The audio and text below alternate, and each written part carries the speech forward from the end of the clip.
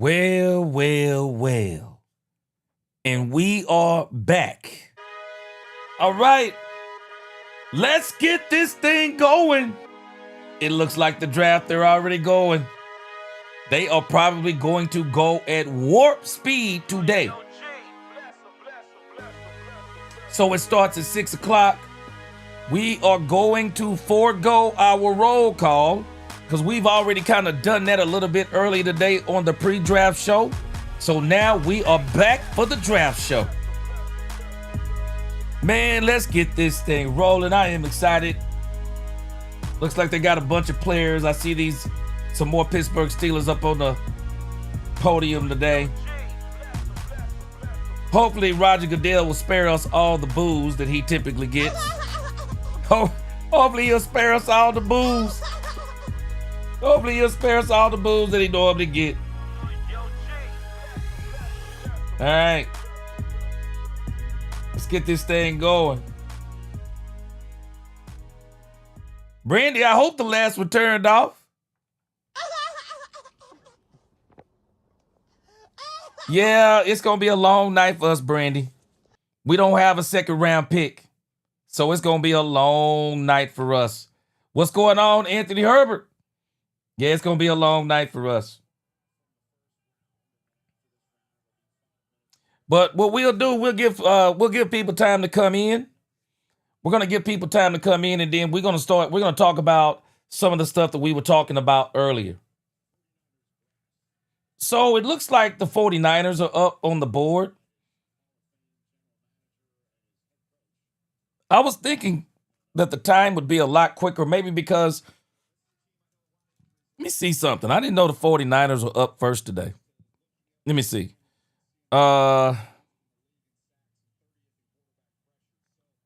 go to the order.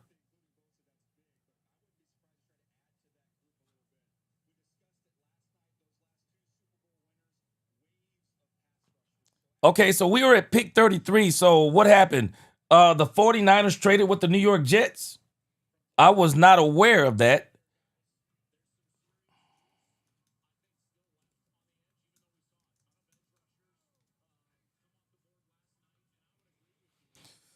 All right, let me see. Picks by round here. Let's go to ESPN. Okay, so I'm assuming that what has transpired here is the 49ers must have traded with the New York Jets at some point in time because the 49ers are up first tonight. It's the 49ers, and then it's the Arizona Cardinals. Okay, so it looks like the New York Jets traded with the San Francisco 49ers from number 12 to 44. So this is where we are. Man, let me tell y'all something. There is an absolute crazy story going on out there right now. This dude, Sean McVay is furious right now. Sean McVay is furious that the Rams GM, I guess on his own, he drafted Ty Simpson. And this sequence of them going back and forth talking about Ty Simpson is priceless. But this dude, Sean McVay, is losing his mind. He is losing his mind. And I'll tell you something else that's crazy if you ask me. Somebody's got to explain to me how is Ty Simpson able to go? This don't even make sense. How was Ty Simpson able to go, what was that, 13 or 15? How was Ty Simpson able to go there? And we got Shedeur Sanders, who went in the 5th round.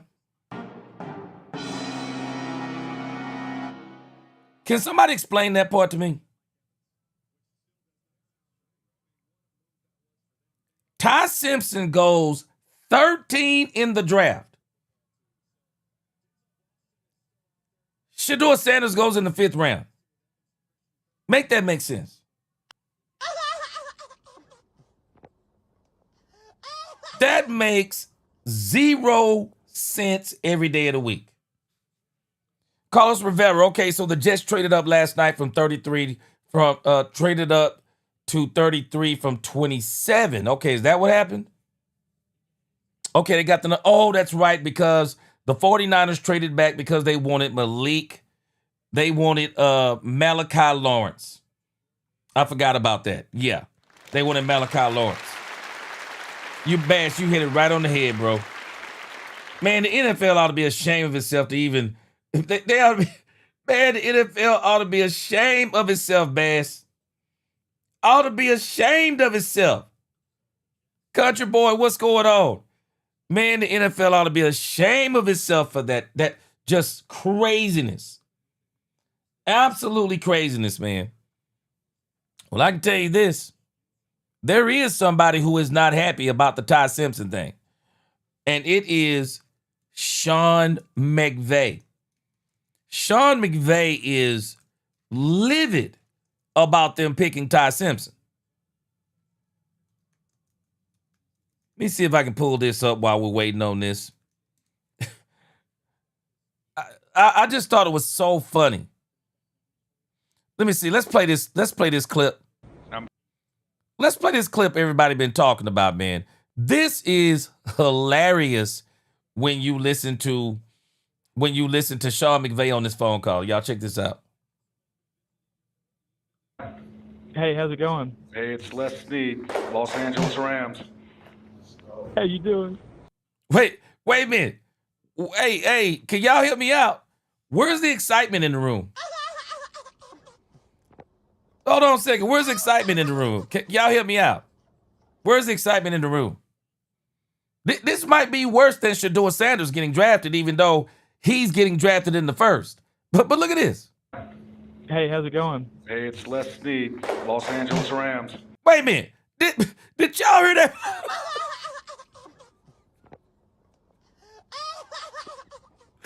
Come on, Rams front office, man. Y'all can do this man better than this, man. Let me play this one more time.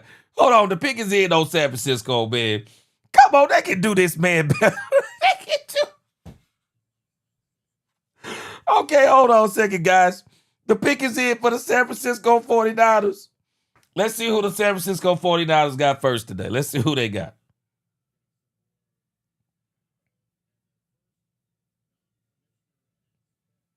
Tatiana, what you think about that? Tatiana, come on. They could have done the man. Come on, Tatiana. They could have did better than this now. They could have did this man. They could have did this man better than this. This is going to be, boy, this clip is crazy work. It's crazy work. Come on, San Fran, give us the pick, man. Come on, man. We Cowboy fans. We're going to have to keep ourselves occupied with stuff today until we get to the third round. All right, the pick is in. Let's see.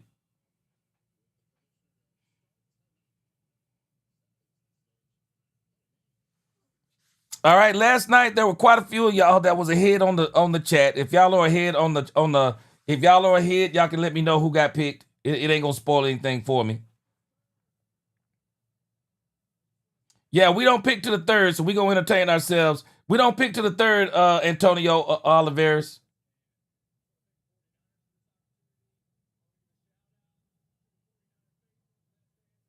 Who is this dude? Shut up. Come on, man.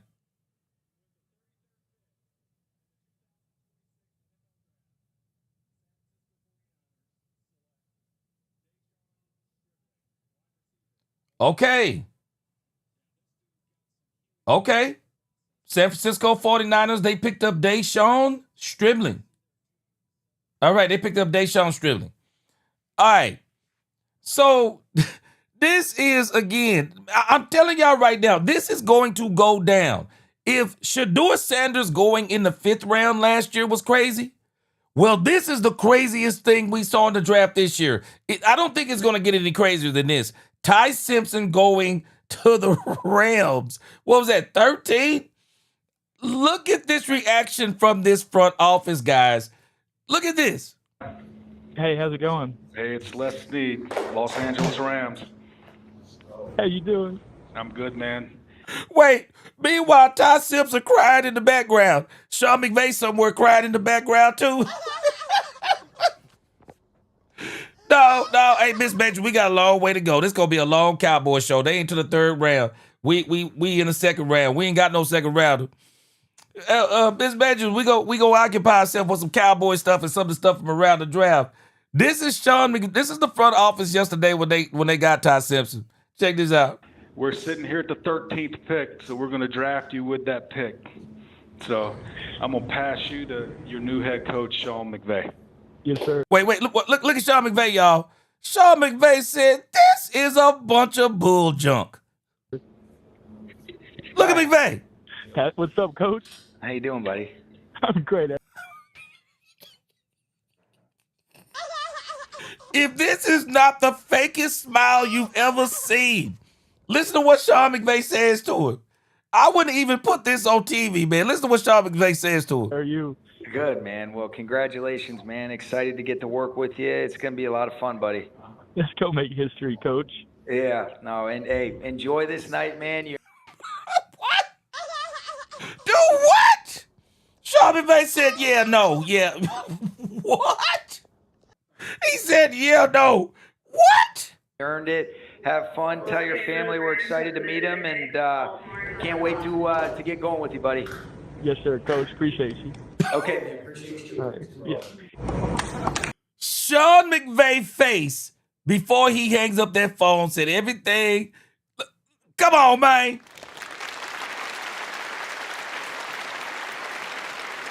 Who looks like this after picking a quarterback at number 13, man?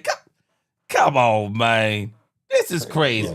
All right, so the Cardinals pick is in. Let's see what the Cardinals pick up.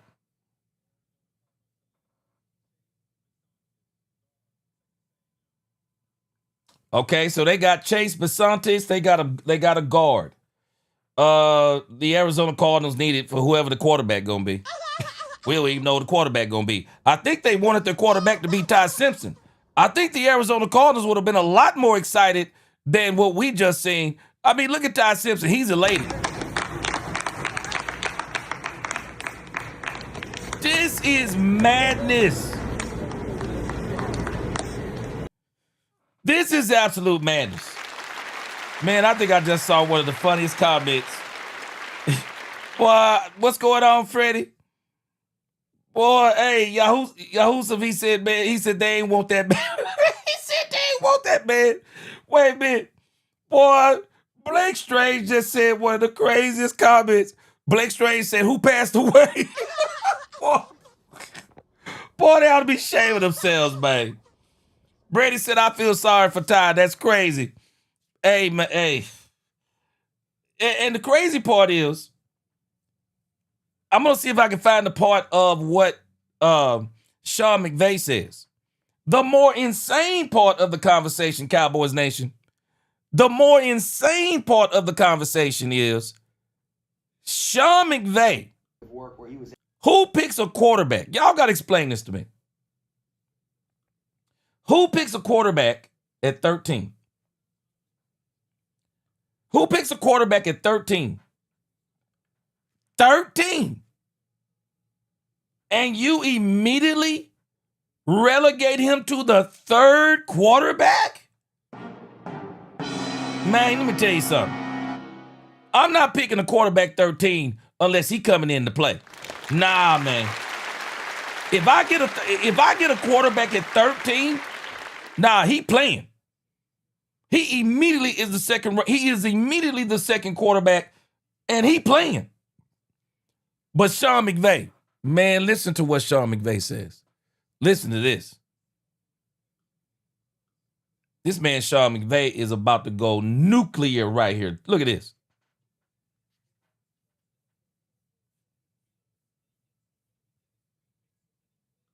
This is Matthew's team. And you get a chance to be able to address, the backup quarterback. We've got Stetson. We've talked about the importance of Jimmy. So to be able to add somebody that you can evaluate a body of work where he was asked to play the position and a lot of things that do translate in terms of concepts, reading with his feet. Sean McVay said this is Matthew Stafford's team. Not when I draft you at 13. Now, if I draft you at 13, I'm drafting you to challenge Matthew Stafford. I'm drafting you to challenge Matthew Stafford. And if you are as good as if Matthew Stafford is only 5% better than you, I'm going with you over Matthew Stafford. Now, you don't draft somebody at 13. Man, yeah, I got it as loud as it'll go. I'm sorry, True Text and howdy, what's going on? Boy, I ain't drafting you at no 13, man, and you on the bench. Ain't no way. All right, the Bills selection is in. Let's see who the Bills got.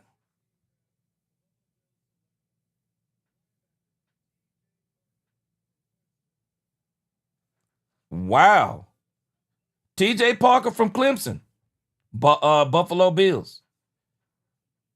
Some of the different things in the drop back in the play action game, the movement game. So there's a lot of things that Coach Grubb did that's very similar to kind of how we operate. So it made it an easier evaluation to be able to kind of say, all right, what would that look like if you did translate it to our level? But there was a lot of players that we liked, and there was a lot of thought that kind of went into it. And we do feel really fortunate that when you look at the 13th pick, we were able to get that where, Atlanta had an interest in getting a player last year. We would have taken Ferguson with our first round pick last year to move back to still get the guy that we wanted, and then to basically be able to get an extra pick. And then, oh, by the way, with your original one, go get a player like Trent McDuffie. So stop playing. Do y'all hear what Sean McVay is saying? He is schooling that man to his right. Sean McVay knows full well.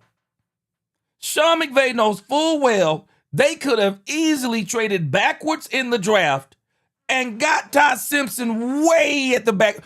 Who else is going to get Ty Simpson? And if they were going to do that, they could have had him. I guarantee you Sean McVay would have said that. I guarantee you Sean McVay would have said that.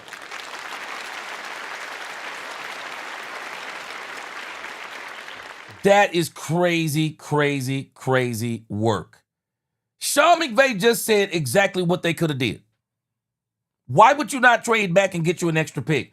I don't think anybody was checking for him. Maybe when Arizona came back around, but I still would have traded back. A lot of different things, but we're always going to make decisions that we think are best for the short and the long term. But I saw that Texas moved up 2 spots. We get to work with him, and that's where we're at. This is the craziest draft pick. This will go down in this draft. If Shedeur Sanders was the craziest drop we saw last year, this is the craziest reach we've seen in this draft, and I don't think it's going to get any better than this. This is crazy work. Man, if I was Sean McVay, I would be furious right now. Demetrius Noel, I guarantee you, Sean McVay's thought process is they could have had him if they wanted him. I guarantee you his thought process, they could have had him if they wanted him. Could have had him if they wanted him. Yeah, he's not. I could tell you he's not happy about this. You can tell this man is not happy about this. The Dallas Cowboys have showed us what it looks like this season. The Dallas Cowboys have showed us what it looks like when you are elated about the pick that you have picked up. We know what that looked like. Because right now, that ain't what this looked like. All right, let me go over here. Freddie says, do you think Lorenzo Styles will drop to us in the 3rd? Let me see real quick. All right, Lorenzo Styles. Let's look at the big board here.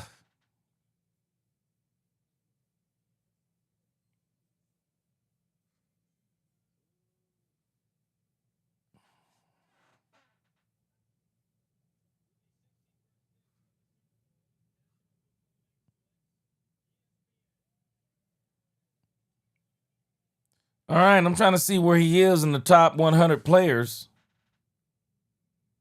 What position does he play, Freddie? So I can kind of see where he is in the top players. What position does he play? Because at this point, he could drop to us because I don't see his name up here anywhere. I think the 2 positions the Cowboys are going to target tonight. I think the 2 positions the Cowboys are going to target tonight, I think it's going to be cornerback and Mike linebacker. I think it just all depends on who's on the board. But I think that it will be those players.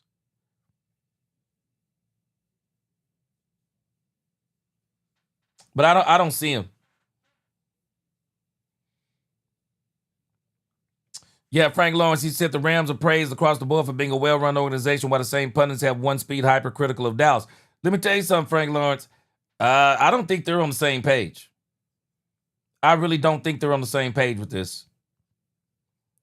Demetrius Noel said, gee, McVay haven't slept since that pick. he hasn't slept since that pick, and he might not tonight either at the rate the Rams are going. Yeah, they're not having a... We're going to see. But that was a very bad pick because McVay is in win-now mode. Ty Simpson is in a win-now mode. Rowdy said Downs got knee problems. We're going to see. But I can tell you this, a lot of teams still had him in the top part of the draft. All right, let's see. Texans.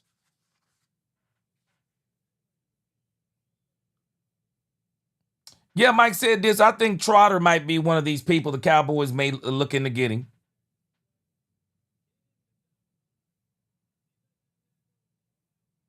Wow, Caden McDonald. Caden McDonald. Caden McDonald. And so again, man, when you start looking at some of these players that people have projected, they're not following the order of that draft, guys.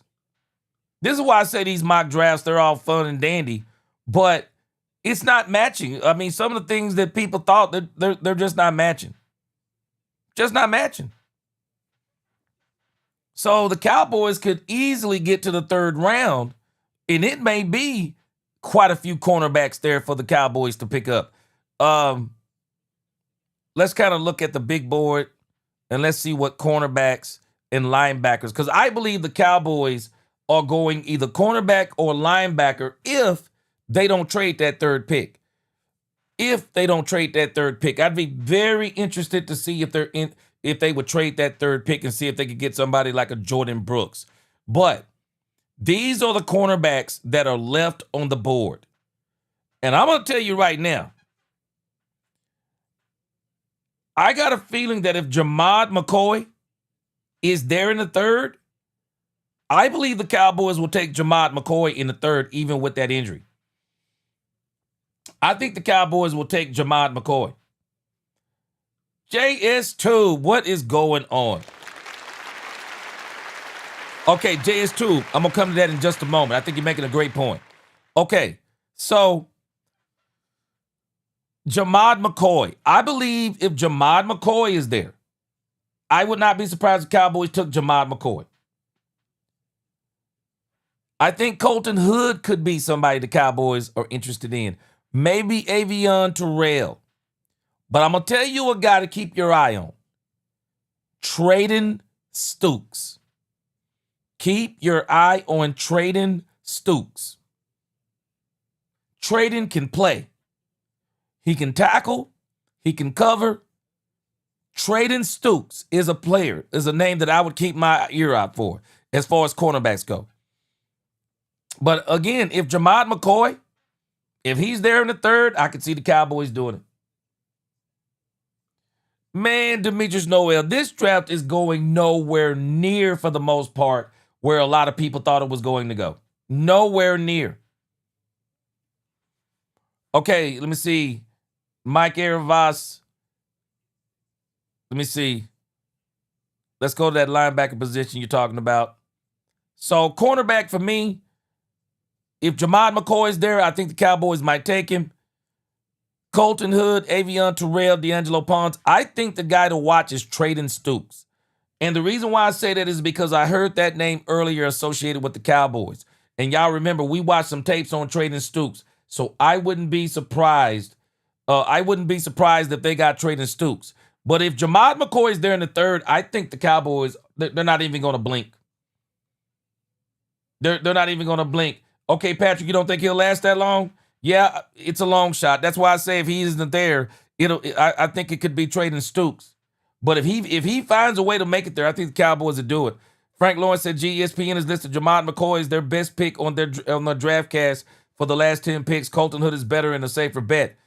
I think the Cowboys, from what I heard, Colton Hood is a name they're interested in too. Colton Hood, Avion Terrell, those I've heard those two names, but I've also heard Traden Stukes. So I'm gonna boil it down to these three cornerbacks if they go cornerback: Jamad McCoy, Colton Hood, Traden Stukes. Those are the three cornerbacks I'm gonna boil it down to. All right, let's look at the linebackers that are left. The linebackers that are left, there are quite a few good linebackers left, and I'm actually shocked that we haven't even started hearing their names this early. C.J. Allen, Jacob Rodriguez, Anthony Hill Jr.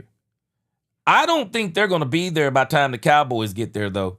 The guy who I would keep my eyes on is Josiah Trotter. I would keep my eyes on Josiah Trotter. He's got the pedigree.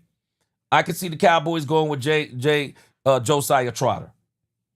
But I got a strange feeling, man, that by the time they get there in the third, Jacob Rodriguez, C.J. Allen, Jacob Rodriguez, and Anthony Hill Jr. won't be there. All right, the New York Giants are in. I would not be surprised if the New York Giants took C.J. Allen, Rodriguez, or Anthony Hill Jr., but we'll see. Maybe they're trying to build their offensive line. Let's see what happens.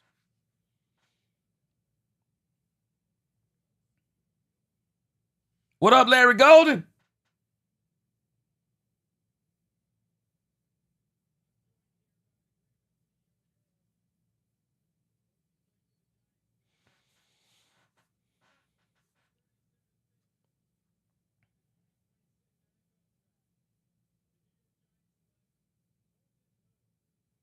Wow.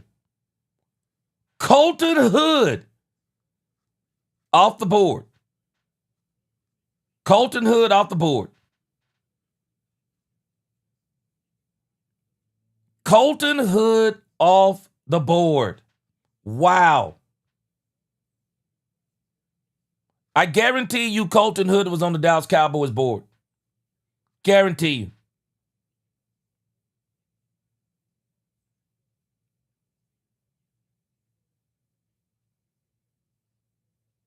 Wow. Yeah. See you later. Colton Hood, gone. Frank Lawrence. You just said that Colton Hood was a safer pick. So there you go. Cornerback, Colton Hood. Colton Hood is off the board. He went before Jamad McCoy. Man, I'm telling you, I think that there is a medical issue. At least this is what I heard the other day. Some are saying that there may be a medical issue with Jamad McCoy. So if Jamad McCoy is on the board by the time the Cowboys get there, I'd be very interested to see what they do. So I think the other two cornerbacks you got to keep on your mind, Avion Terrell, Traden Stukes. Because I've heard those two names associated with the Cowboys too. Yeah, football fanatic. I'm telling you, I said this when Harbaugh first came to the NFC East. Nah, this dude can build teams. Yeah, he can build teams, man. He learned from one of the best. He can build teams. Yeah, you said BB had a first round grade on Hood. I think Hood was a first round grade on quite a few people's list. All right, so the Raiders. If I was a betting man, which I'm not, I would think that the Raiders are going to go offensive line right here. At least this is what I would think they would do.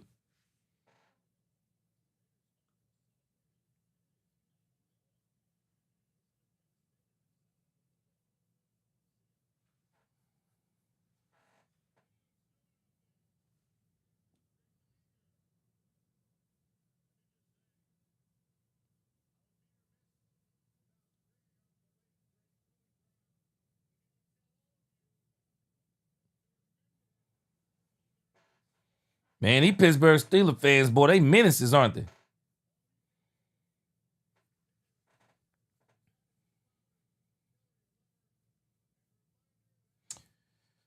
You know what? Let me tell you something, Mike.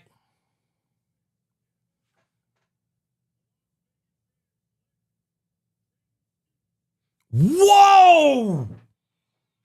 What? Man, I told y'all, man. We talked about trading Stoops a few weeks, or what was it, last week before last? Man, a lot of people like trading Stoops. When you watch the tape, trading Stoops can play, man. Golly, trading Stoops. Wow. Wow. Frank Lawrence, I'll be honest with you. Any hope we get Jordan Brooks, if I'm Cowboys, the way this looking right now, Frank Lawrence, the way this looking right now, if I was Cowboys, man, I'm on the phone with Miami right now, bro. If I'm Dallas, I'm probably on the phone with Miami by midway through the second round. Trading Stoops. Jamad McCoy. I will not be surprised. At the rate this is going, man, Jamad McCoy could be back there in the fourth round. How do you get trading Stoops over Jamad McCoy? If Jamad McCoy was healthy, ain't no way. There is no way you're taking trading Stoops over Jamad McCoy if he's healthy. Wow. That's a heck of a pick, man. That's a heck of a pick for the Raiders. Wow. That's a heck of a pick, man. Shoo. Man, Megan Sedone, man, you either gonna have to trade, you either gonna have to trade up or get on that doggone phone, man. Shoo. Good googly muggly, man. Angie the Rebel Chicks, appreciate that super chat. Caden McDonald looked like Big Mo the ball baby. It makes sense Houston took him. Yeah, I see. Big Mo. Man. Hey, Ed, he 50 more one of them Houston dudes, don't he? Hey, Tatiana. Everybody else is saying the same thing. They're not going to take him. He's injury prone. True Texan said, we don't need no gimps. Let me tell you something. If he's back there at the back of that fourth round, I wouldn't be surprised the Cowboys took him and put him on ice in the fourth round. But this lets you know that there must be something out there that, as someone mentioned, that he needs that second surgery. Because I'm blown away that Jamad McCoy, we have now watched Colton Hood and Trading Stoops both go over Jamad McCoy. Wow. That's all I can say to that. And those two cornerbacks in particular, they had been tied to the Cowboys. Colton Hood and Trading Stoops had both been tied to the Cowboys. So if I'm a betting man, the next cornerback that has to come off this board would have to be Avion Terrell, because there's been quite a few people talking about Avion Terrell. He would have to be the next cornerback off this board if they go in corner. Now, Angie, tell me what's going through your mind right now, Angie. Why do you think they're taking these cornerbacks over C.J. Allen, Jacob Rodriguez, and Anthony Hill Jr.? And I'm asking that question seriously because I'm actually shocked that Jacob Rodriguez is still on the board. I am shocked Jacob Rodriguez is still on the board. I don't know about anybody else, man, but I'm shocked. All right, Delta Roots, he said Christian Miller, defensive tackle from Georgia. Let me see where he is on here.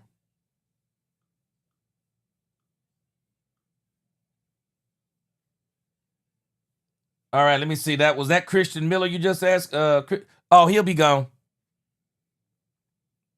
Hey, Delta Roots, book it. Christian Miller will be gone real soon.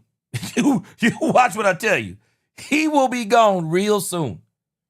Okay, Cleveland Browns, I'm wondering if they're going to go offensive line again. Because a lot of people are really mad at the Cleveland Browns for taking KC Concepcion, because they're saying that KC Concepcion got a drop problem.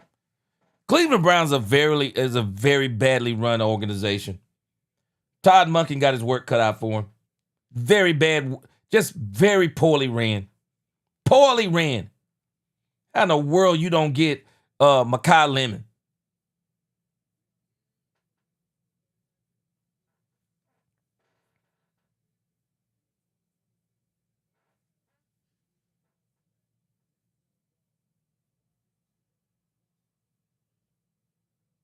All right, so they went and got Shador Sanders, another wide receiver. Okay, let's see where Denzel Boston was. So Denzel Boston was ranked right below KC Concepcion. So they went and got, man, let me tell you something. He's 6'3 and a half. I like the size, 6'3 and a half, bigger body wide receiver. Get Jerry Judy butt out of there, man. Man, I'm telling you, once I got KC Concepcion and Denzel Boston, man, I'd call Jerry Judy. Is that his name? Man, if I were Cleveland, I'd call Jerry Judy right now, bro. Pack up your locker, bro. Pack up your locker, man. It is over if I am the Cleveland Browns. So the Cleveland Browns, they have went in here and got Shador Sanders what he needs. And I've been hearing people talking crazy because, man, let me tell you, these people up in Cleveland, boy, they are some of the biggest haters. They're poorly ran and their media is terrible. Their media hates Shador Sanders so bad that they've been talking all this noise about the Cleveland Browns going to get a quarterback tonight. Man, shut up. Build this team around Shador Sanders and be done with it. Denzel Boston. Yeah, who's that said that? Jet Li. What up, Jet Li? He said, no, that wasn't Jet Li. Who was that? Somebody said that, okay, Aussie, he said Boston is a beast. I bet he's better than KC Concepcion. But they got both of them. So they got Shador some help. All right, let's see Kansas City. Well, the Kansas City Chiefs, let's see, they probably will not go. I wonder if they go running back right here. Now, they did lose 2 cornerbacks, so maybe they'll go cornerback right here.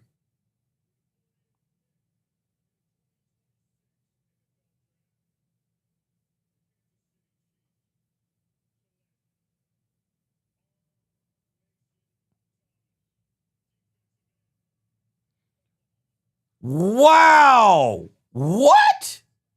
Man, this draft ain't going nowhere near like people thought. Whoa. R. Mason Thomas. They got him over Cassius Howell, Zion Young. And let me go back to something that Patrick said. Let me go back to something here. Let me see if that was Patrick M that said this. Now, Patrick M, let me tell you something. I actually agree with you on this part because some people say you get the best player available. I don't believe you get the best player available. I believe you get the best player according to your need. And because if these teams were getting the best player available, some of these players that we're looking at would already be gone off the board. But they don't seem to be going necessarily by the best player available. They're going by the best player that they need because that's what I would be doing. I'm not picking no kicker if he's the best player available. Why would I do that? I'm not picking no doggone kicker. Not picking no punter if he's the best player available. Travis Beck, what up? He said, gee, is there any way we can trade up to the second? There is. You're just going to have to give up some of those 4th round picks. And I'm not sure the Cowboys are willing to do that. I'm telling you right now, if I was Joe Burrow, if the Cincinnati Bengals don't pick an offensive lineman right here, I'm going to crash out if I'm Joe Burrow. I would crash out right now if the Bengals didn't get somebody, get this guy somebody on the offensive line. DC Charles said, gee, I think I'm glad we're getting this new changeup. I think we need to get rid of bad apples. I agree. Because I think some players got too comfortable and we need players that are bought in. I agree. All right, let's see here. I'm just telling you right now, Angie and everybody else, I am not an expert at this draft. I'm just guessing right now. I would just think that the Bengals would need somebody on the offensive line. I mean, that's just what I'm thinking. They need somebody on the offensive line.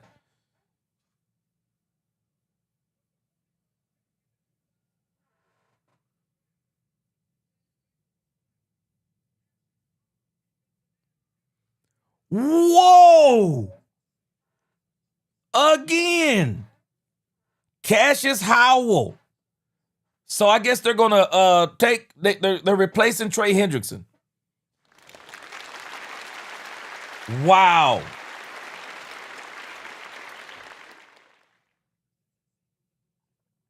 Okay, so again, I'm just guessing, so my feelings ain't hurt, but this is crazy work. So when do the linebackers start coming off the board? When do the linebackers start coming off the board? So we got R. Mason Thomas, just had Cassius Howell. So I think we are out of, Zion Young is one of the top 10. He's one of the top 10 edge rushers. So we'll see if Zion Young gets called next. That'll do it for the top 10 as far as edge rushers go. But when we go to the linebacker position, this is crazy. You only got 2 of the top 10 linebackers off the board. You only got 2 of them off the board. So the Cowboys may actually be able to get somebody here. We'll see.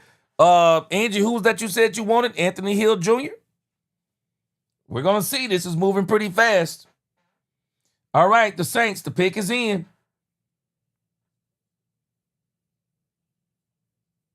Yeah, football fanatic. Yeah, just need them linebackers to fall. Yeah, Tatiana, it looks like we on an edge run. Like we on an edge run. Let's see what the Saints do.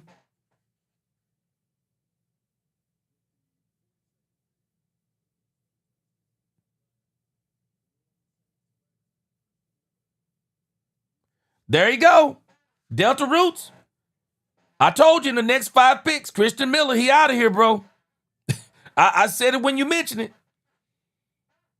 When you look at where Christian Miller is, it was only a matter of time. Let's see, what did you say he was?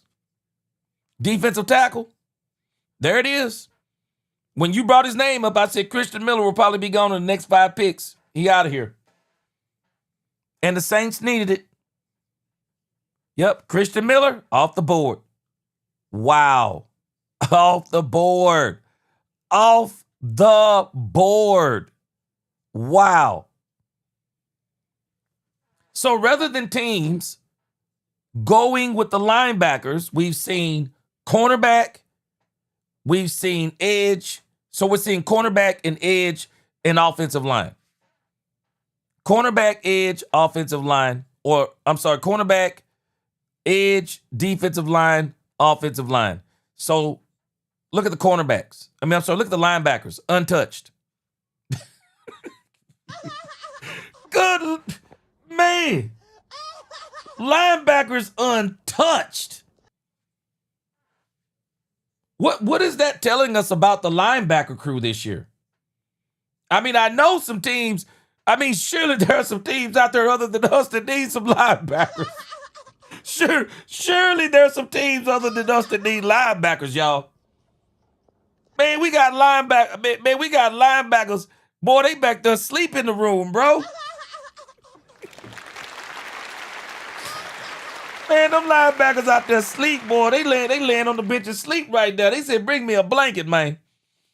Boy, them linebackers is... Boy, them linebackers said, what, man? What in the world, man? The linebackers said, what about us? What about us, man? Look at this. C.J. Allen, Jacob Rodriguez, Anthony Hill Jr., Josiah Trotter, all still on the board. What? Wow. Wow. I guess we the only ones that need linebacker, man. Guess we the only ones that need linebacker, boy. Shoot. Man, what's going on, man? Y'all tell me in the chat, man.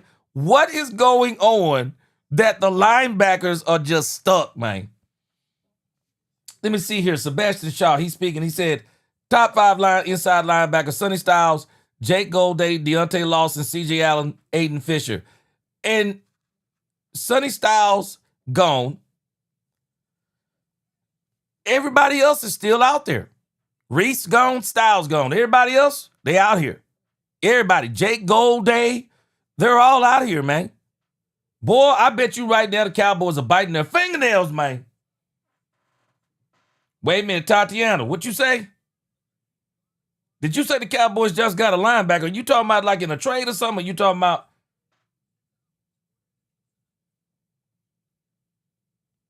You said the Cowboys got a linebacker from the 49ers. Did this just happen?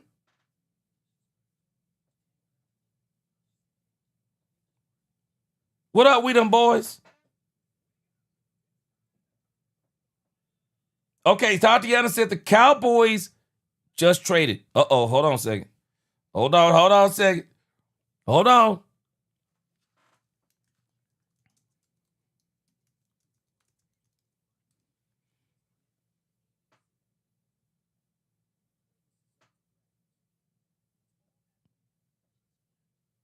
Okay, I don't see anything to see.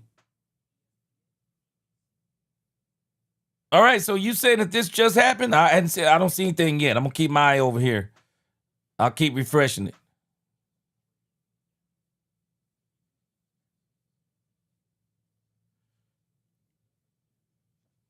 All right, I hadn't seen anything yet.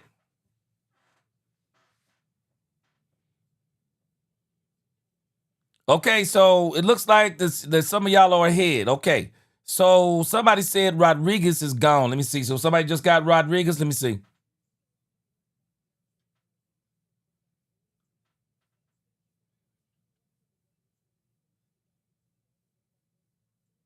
Wow. So you telling me that the Miami Dolphins?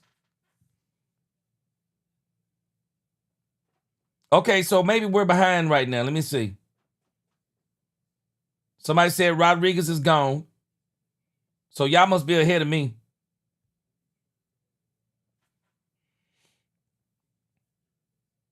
Okay, Miami Dolphins. Let's see what we're working with here.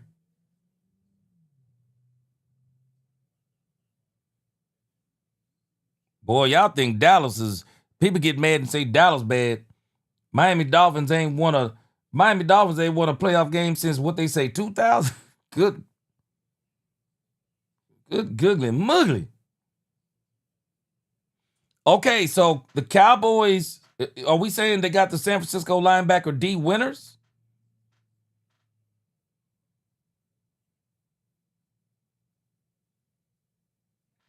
Now, Delta Roots, I think they need to go linebacker or cornerback.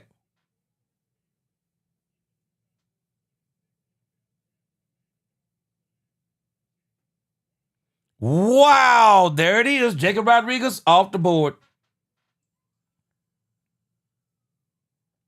Off the board. Off the board.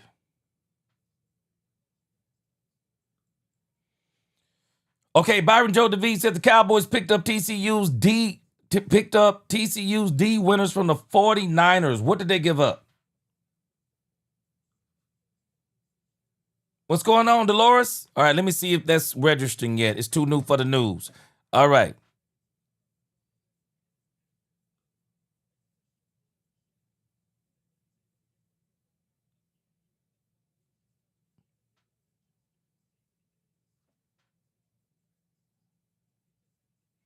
Okay, what's going on, Kippy? All right, it's too new. Okay, let me go over on X. X is a little bit more up to date. Let me see what's going on.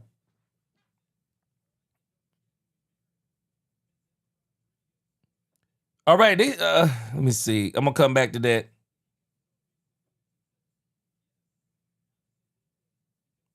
Okay, it says sources say the Cowboys are trading linebacker D winners to the Cowboys as Dallas addresses a huge need at linebacker. All right, I'm seeing it right here. And what did they give up? They gave up a 4th rounder. All right, I'm seeing it right here. Appreciate you, Tatiana.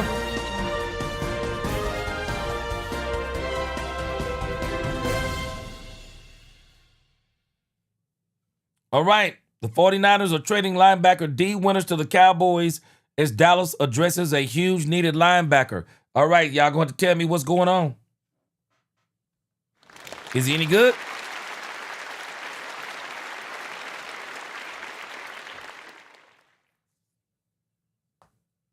Okay, Jets trade pick to Lions.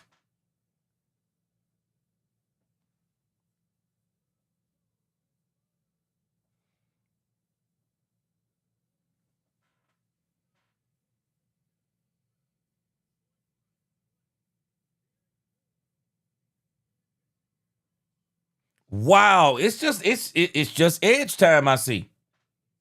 See, I'm telling y'all right now, if the Cowboys had not got Malachi Lawrence, if the Cowboys hadn't got Malachi Lawrence would have probably went before all of these guys because Malachi Lawrence was projected to go at the top. Okay, Derrick Rose, you say he's a small linebacker. Okay, I'm going to dig up some stuff on him. Let's see what's going on with D. Winter. 25 years old. Yeah, Jose, Anthony Hill Jr. is still available. So the Cowboys gave up the 157th pick, 52nd pick. That's what I'm hearing. So I'm sure, let's see.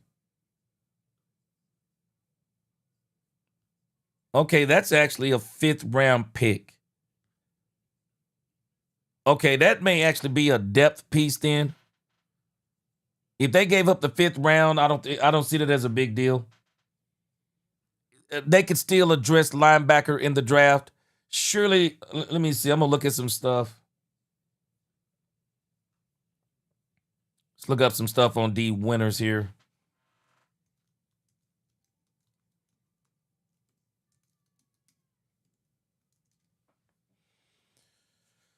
Okay, so this is what we are looking at with D Winters. This is what we are looking at in a nutshell. Let me pull up some a little bit more detail because I've never even heard of this guy.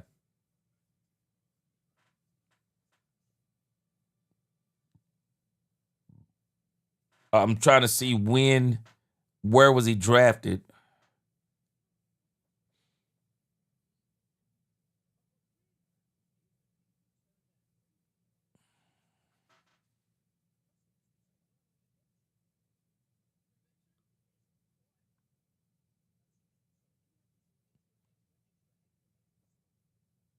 All right, he was drafted. I'm sure. Anybody know what round was he drafted in? That's kind of what I'm looking for here.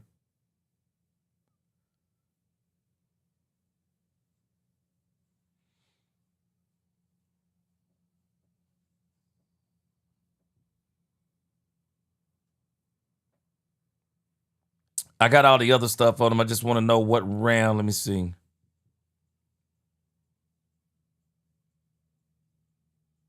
Oh, man, he's small, bro. Like 5'11". He 5'11", 227. Okay, I'm not understanding that one. He 5'11", 227. 6th round pick. Football Fanatic, you think it's a great trade? 6th round, 2023? Let's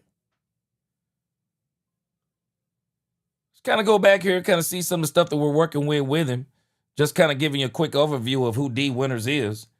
So 10 tackles in 10 combos, 4 assisted. Well, 10 overall, 4 assisted. 2024, he had 27 tackles, 18 assisted. 2025, he had 67 tackles, 34 assisted, 1 interception, 74 yards, and 1 touchdown. Okay, maybe they think he's better than somebody in than what they could get in the 6th round.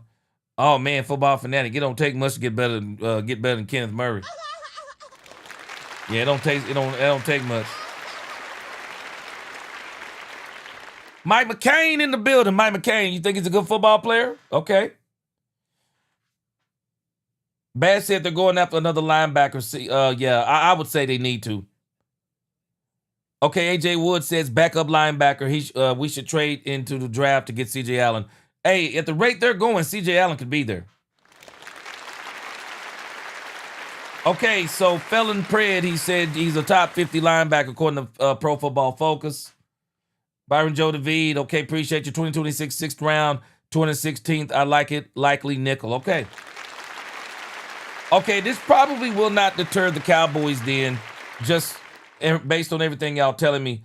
I don't think it would deter the Cowboys from still getting a linebacker if they are available in one of the spots the Cowboys are in. Yeah, because I'm still going to go. There are still some good linebackers on the board. Jacob Rodriguez is gone. I know the Cowboys like Anthony Hill Jr. So you got C.J. Allen, Anthony Hill Jr. I heard Jake Golday and Josiah Trotter. I've also heard that name mentioned with the Cowboys. So, all right, we're gonna see. Yeah, that shouldn't deter the Cowboys from still getting a linebacker. I still say get Jordan Brooks. I still say get Jordan Brooks. Well, at that rate, let me see something here. At that rate, if the Cowboys gave up that 6th round pick, I believe that was.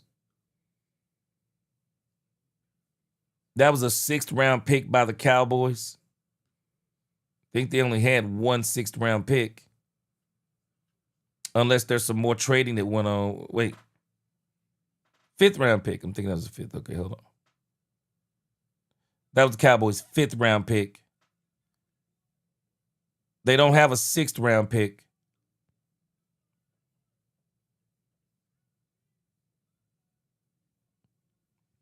So the Cowboys are pretty much done. They're going to do 3 4s, and a 7th. A 3rd, a 4th, and a 7th.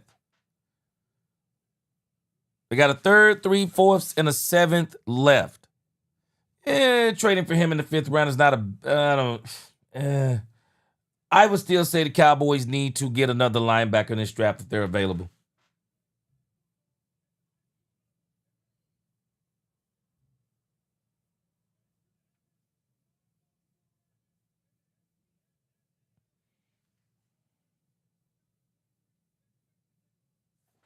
All right, man, come on with that pick.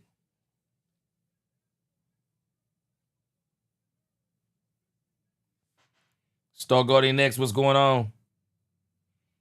He said, remember, guys, Marcus Dixon's D-lines have a history of making average linebackers look great. Still not ruling out linebackers from the Dolphins. I would love for him to get Jordan Brooks.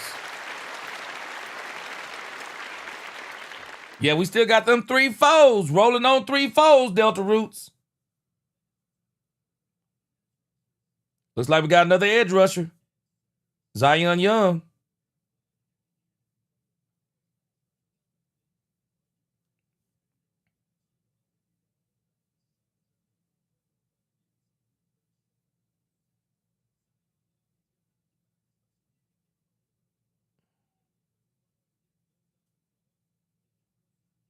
All right, Zion Young, another edge rusher. There is a rush for edge rushers today.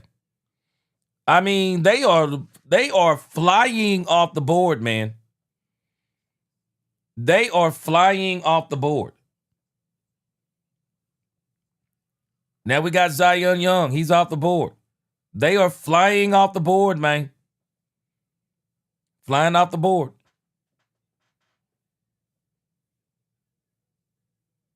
Zion Young, one of the top 10. He was in that top 10 edge rushers.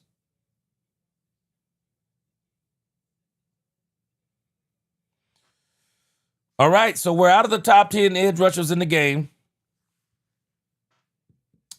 Gabe Lucas, Danny Dennis Sutton, Romello Height, Kieron Crawford, Joshua Josephs. We'll see. See who's going to be left in that 4th round. Yeah, Delta Roots, that 4th round is a really good spot to get some really good blue-collar players that could actually turn into something really, really special. Okay, Trotter went to the Bucks. Okay. Larry Golden, good to see you too. What's going on? Yes, best chat on YouTube. Let's go. Well, hey, Felon Prayer, let me tell you something. I'm just glad he went into the offseason healthy. Because the last 2 off seasons, he has not been healthy. So we'll see what happens coming into this season.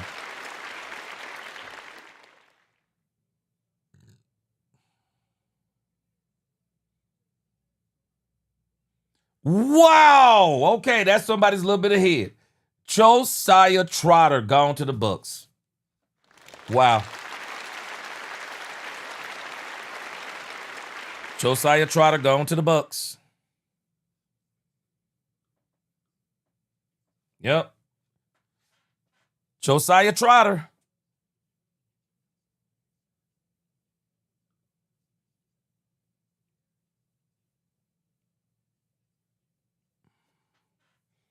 Josiah Trotter is off the board. He is off the board.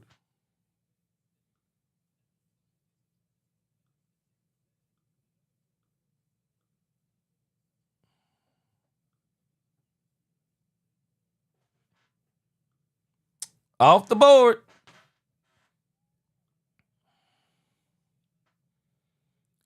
Josiah Trotter. So we got Rodriguez and Trotter gone.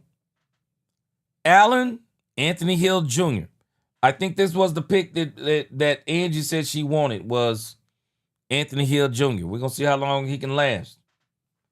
All right, Pittsburgh, the pick is in. Pittsburgh Steelers were very perturbed that they didn't get a wide receiver. They wanted the Mekhi Lemon guy. So maybe they'll go wide receiver right here.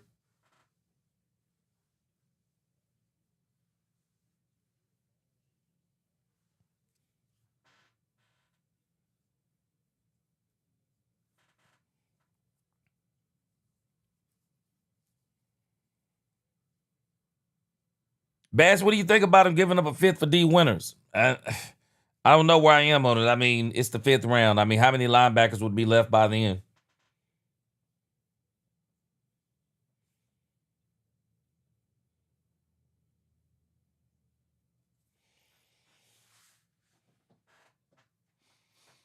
No, we gave up 2 fives. We gave up 2 fives for 2 fours and the 9th pick, 72 Chevelle. So we have no 5th round picks now. If I'm not mistaken, we have no 5th round picks. I'll go back and look, but I don't think we have any 5th round picks. Yeah, Sydney's Fan Show. I was thinking the same thing about Joe Dan Brooks. I was thinking the same thing.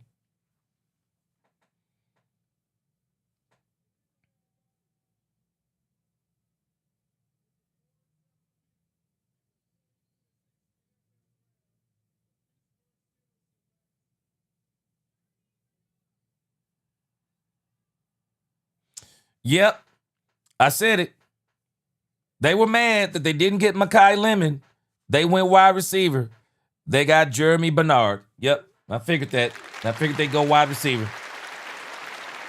Yeah, they were pretty perturbed that they didn't get that wide receiver they wanted. Matter of fact, the Pittsburgh Steelers were on the phone with Mekhi Lemon and didn't realize the Philadelphia Eagles had traded up. And Mekhi Lemon didn't know what was going on.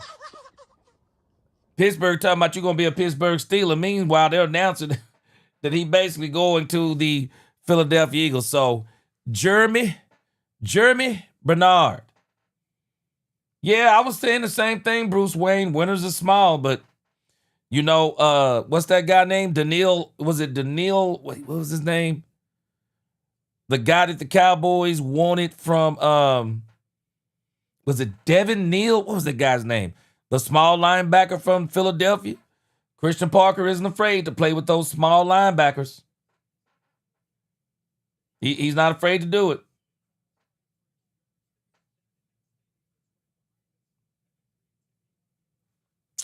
Wow, let's see where we are on this thing, man. The Cowboys may actually be able to get who they want.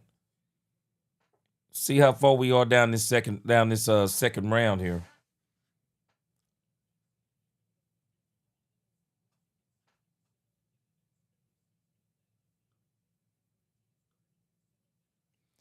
All right, so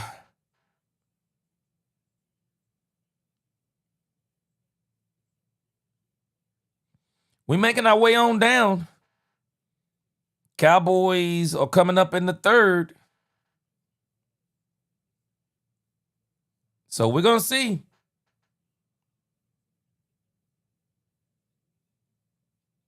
Atlanta Falcons are up on the board.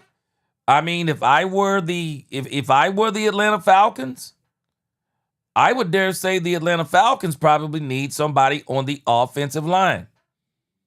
I would dare say they need somebody on the offensive line. If I was just offensive line, if I was the Atlanta Falcons. So we're gonna see what's happening when they come up next. But if I was thinking, it would be offensive line. All right, let's go to the linebackers again. 72 Chevelle. Linebackers. C.J. Allen is still left. Top 10 linebacker. Anthony Hill Jr. Jake Golday. Still got Kyle Lewis. Jayshon Barham. Deontay Lawson. Caleb Elarms Orr. So this is kind of where we are. We got quite a few top 10 linebackers left. Quite a few top 10. So maybe Angie will get her wish. I think she was saying it was Anthony Hill Jr., if I'm not mistaken. Either Anthony Hill Jr. or C.J. Allen. So at this point, we're going to see.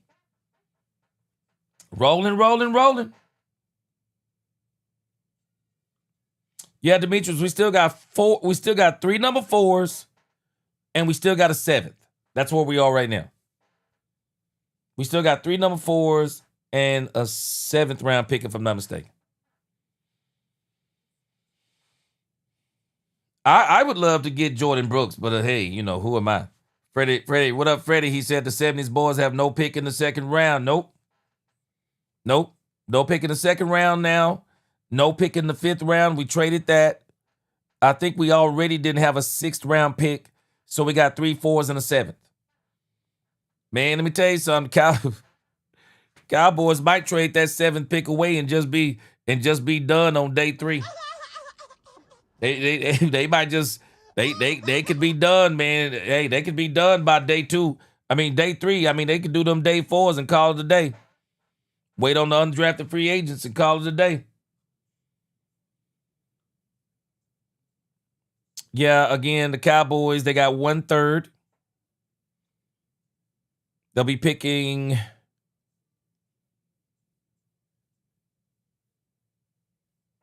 Okay, where are they picking? Let me see here.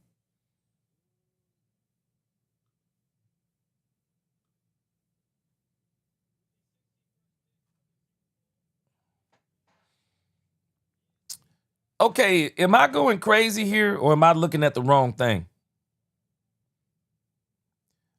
The Cowboys were supposed to pick 12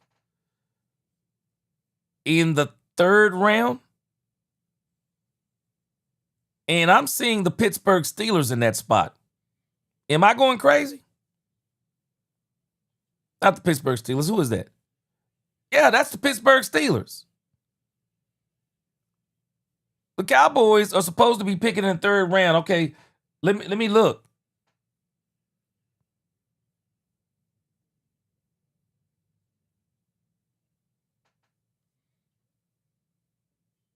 Oh, we're way down at. Wait a minute, what? How did we get to the 92nd pick in the 3rd round?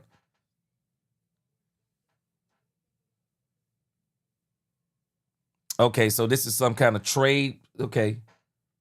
Oh, it's the Pickens trade. It's the Pickens trade. I got you, man. I got you. Forgot all about that Pickens trade, man. Yeah, it's the Pickens trade. I got you. Oh, gosh, man. We way down there. Oh, my gosh. Well, there's another cornerback the Cowboys wanted. Avion Terrell is off the board. Avion Terrell is off the board.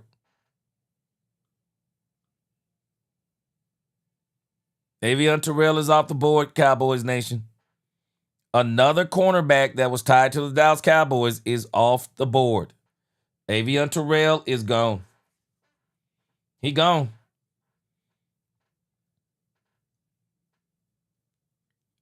I don't know of anybody else now. I mean, I'm just telling y'all, man. If Jamad McCoy slips all the way to the 3rd round, man, y'all, hey, we better hold our breath. We better hold our breath if Jamad McCoy is there at 92. We better hold our breath. That's all I can tell us. We better hold our breath. Somebody's going to take a chance on Jamad McCoy. Somebody's going to take a chance. Felon Pratt, he says, so far, what grade would you give the Cowboys' new defensive coordinator? I don't know yet, Felon, on him. I don't really know. The guy who I'm putting the most stock in right now until Christian Parker shows me otherwise, I'm more confident in Brandon Jordan. The one thing I do know is that our pass rush is going to be better. So we got to see Christian Parker in action. Now, just going off of what I'm feeling, I'm like, yeah, Christian Parker, man, going off what I'm feeling, I'm like, Christian Parker is an A. But I got to see him coach. I got to see what the defense, I got to see him put these pieces together. I got to see what this looks like under him.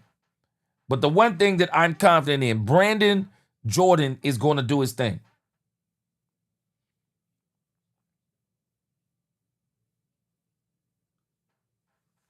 Brandon Cupp said we need a middle linebacker more than a corner. Gonna be tough. It's gonna be tough trading in that linebacker position, man. And it's about to be tough trading in that cornerback position, man. Well, linebackers, you still got quite a few, but the Cowboys are so far away. So we'll see. C.J. Allen, Anthony Hill Jr. still out there. Jake Golday still out there. We'll see how it goes. Kyle Lewis, Jayshon Barham, that's the top 10 pretty much. Deontay Lawson, they're still out there, so we're going to see. But I'm telling you, man, we may see at the rate we're going, Jamad McCoy may slide all the way to the third round.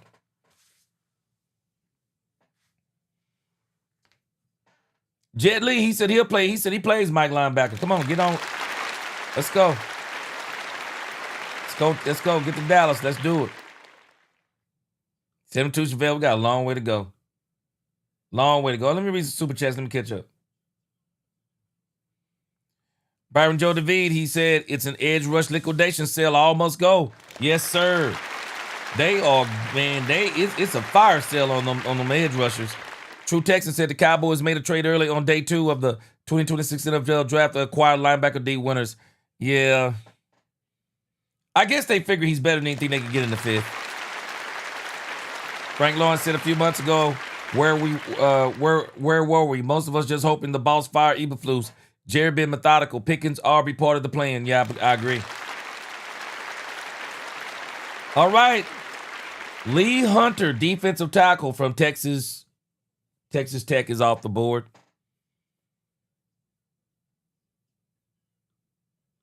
Defensive tackle off the board.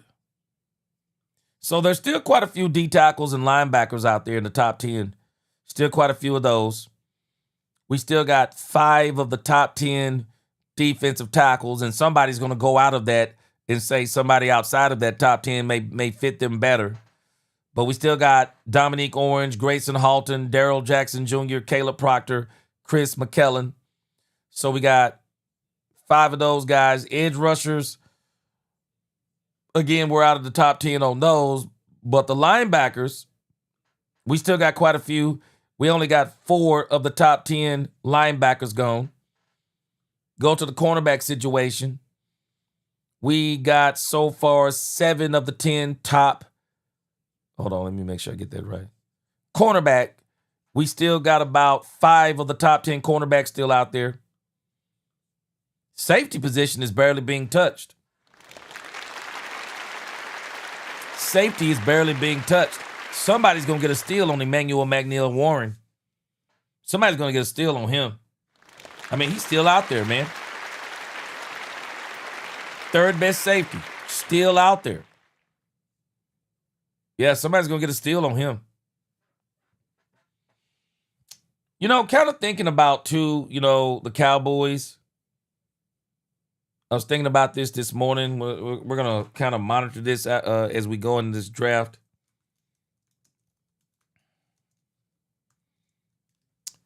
When you look at the Cowboys roster right now,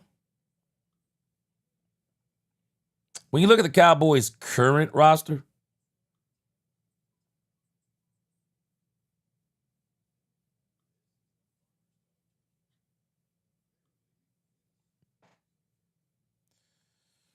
when you look at the Cowboys' current roster on defense, the Cowboys, at least to me, they already look better than they looked last year.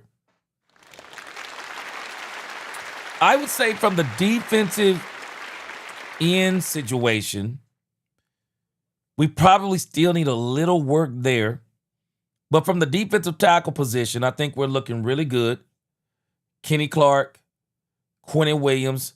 I want to see what Jay Toya developed into from last year. And then we got Odedayo. When you look at the linebacker position, we got a little bit better. We got Rashawn Gary. We got Malachi Lawrence. And we'll see how they arrange all this. Still got Maurice Leofau, Isaiah Land. Overshown, let's hope he's healthy. They're hoping Justin Barron is going to turn into something. And then, of course, you got Shamar James. And then you got Ezra Raku. I like James Houston. Not big on Sam Williams. We'll see what happens. Maybe he'll be better coming off of a full year being healthy. And then we got Tyrus Wheat. Cornerback.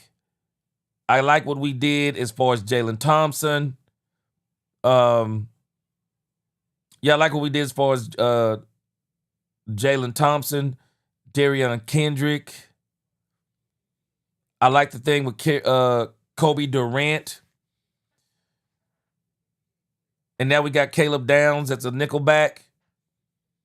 I would definitely say the defense is looking better than last year. I would say the defense is looking better than last year. We still need some pieces in here, though. I would still like to see a guy like Jadeveon Clowney come back. I hope the Cowboys circle the block on Jadeveon Clowney because I just think it would be good to have a veteran in there. I would love to see Jadeveon Clowney. Maybe even I still wouldn't mind if the Cowboys would go and get maybe a more veteran linebacker. So we still a few pieces away. We still got a few more pieces to go, but I like the direction that we're heading in. Linwood, appreciate that super chat. Linwood Riddick. He said, I just watched D Winners 2025 highlights. He started all 17 games for the 49ers, 101 tackles. And Christian Parker don't mind going with a smaller linebacker. He just doesn't mind doing it. What up, Doomsday?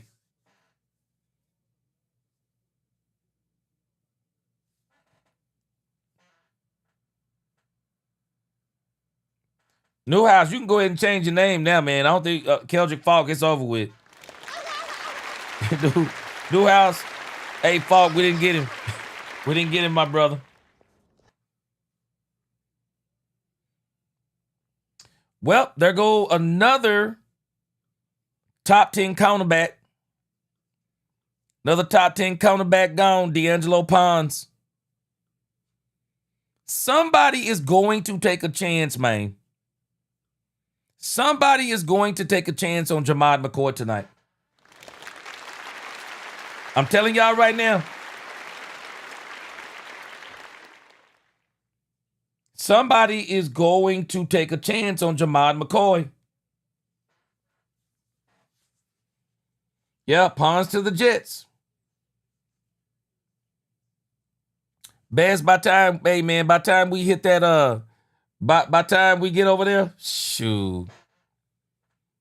Angie said this is boring. It'd be nice to trade up. Angie, it looks like they're not going to trade up because if they were going to trade up, they would have done it before some of these people got off the board.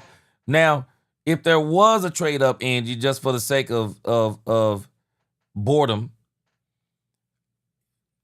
maybe they would trade up to get C.J. Allen and Anthony Hill Jr. But the only way the Cowboys would trade up is they need to be in striking distance because they don't want to give up too much. So they want to be in striking distance. See, they were in striking distance of Caleb Downs because the further you go up, the more you have to give up. You try to go up right now and get C.J. Allen or Anthony Hill Jr., you probably giving up a seventh and 2/4, man. You probably done for the day.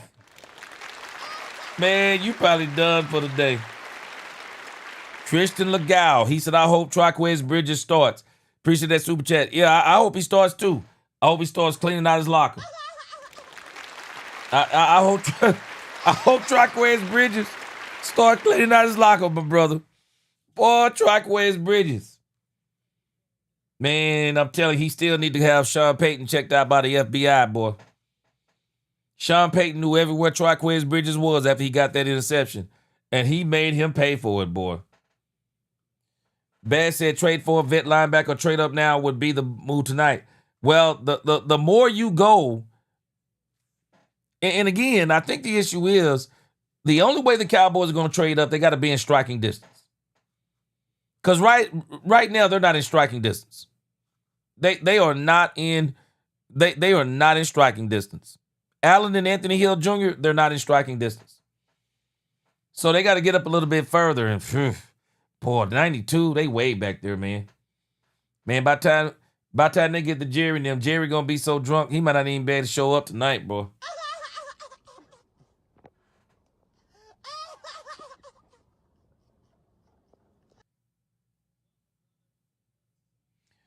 Another linebacker gone. Jake Golday is off the board. Man, you know what? I'm being 100% real. I'm not even being funny when I ask this question. Can somebody explain to me how C.J. Allen and Anthony Hill Jr. are still on the board? Can somebody explain that part? How is Anthony Hill Jr. and C.J. Allen still on the board? How is that even possible? How is this possible? Anthony Hill Jr. and C.J. Allen are still on the board. How? How are these guys on the board still? That is crazy to me. Shoot, but no, I feels, hey, you say you on that Johnny Walker Blue. Man, Jerry on that jungle juice, man. Okay, right here. Right here, I believe C.J. Allen or Anthony Hill Jr. is about to go. I believe the Green Bay Packers are about to take either C.J. Allen or Anthony Hill Jr. I'm guessing. I'm not using science. But with Rashawn Gary gone, I believe that the Green Bay Packers are about to get C.J. Allen or Anthony Hill Jr. They have to with Rashawn Gary gone. They have to. They have to. There is no doubt in my mind. C.J. Allen or Anthony Hill Jr. will go to the Green Bay Packers.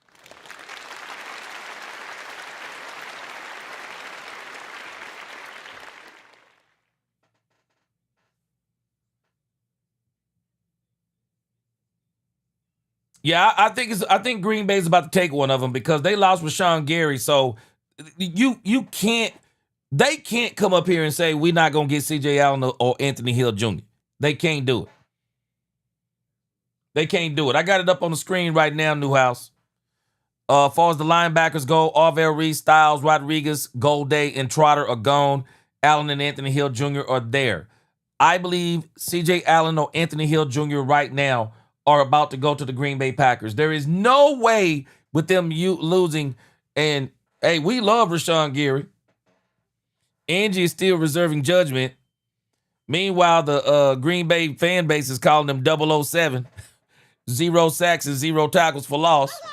Man, they went ham on that man. But I'm confident he'll be okay here. Green Bay lost Rashawn Gary. I believe C.J. Allen or Anthony Hill Jr. is about to go.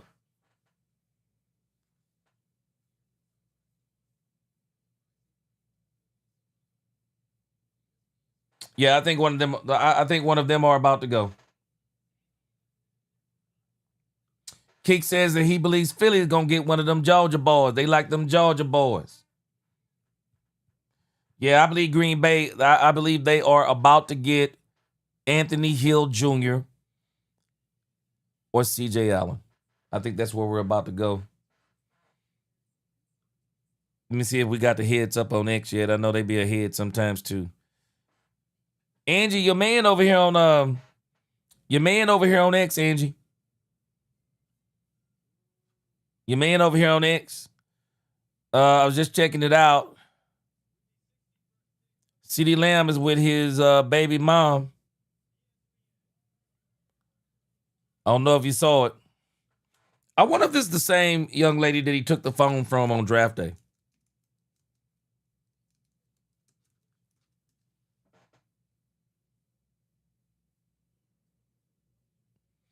I wonder if it's the same girl. Because I saw a picture over here of him earlier. I can't find it now.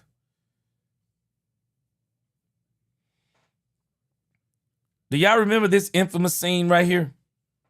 Man, this scene was crazy, wasn't it? Y'all remember this? Y'all remember what CeeDee Lamb? Y'all remember this? He can do that. He's a kid who's very explosive. He'll take that. That was Angie calling on that other phone, man. That was Angie calling on that other phone. CeeDee Lamb had to take that phone from her. That was Angie on that other call. He can do that. He's a kid who's very Y'all remember this? Take that big hit, hold on to the football. Angie called CeeDee Lamb at the draft. Angie was going to congratulate him. Lamb took that phone. He said, no. That's Angie. Hold on.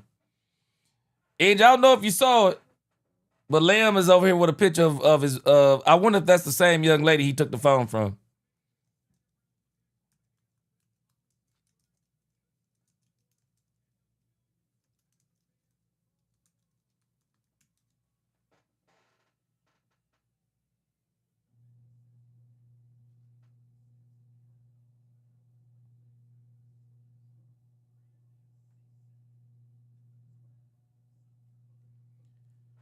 Wow.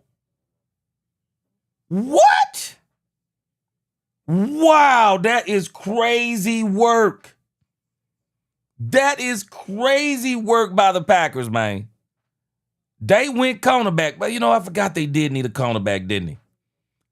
Because they brought in Trayvon Diggs, and they released Trayvon Diggs. Me and my wife still got an ongoing bet. I'm betting that I still say Trayvon Diggs. I still say Trayvon Diggs is going to. I still say Trayvon Diggs is still going to be back with the Green Bay Packers. That's going to be a favor for Michael Parsons. All right. Brandon Siss, one of the top 10 cornerbacks. Oh, he crying, bro. He crying. Hey man, 1971 Big Rob, man, Bass. He tried to get my blood pressure up, man. He tried to spike my blood pressure for a moment. He tried to spike my blood pressure just for a moment. All right, Indianapolis Colts. It is in. Man, Indianapolis Colts, they might need to go offensive line themselves. Oh, is that Pat McAfee?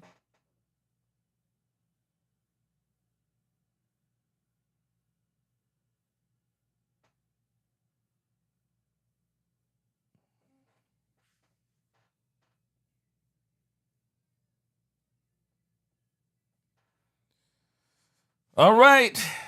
Got quite a few corners gone. Quite a few corners gone.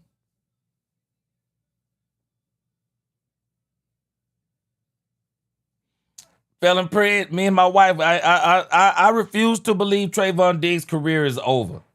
I believe Trayvon Diggs is going to be back with Green Bay. I believe they're going to do it as a favor for Michael Parsons.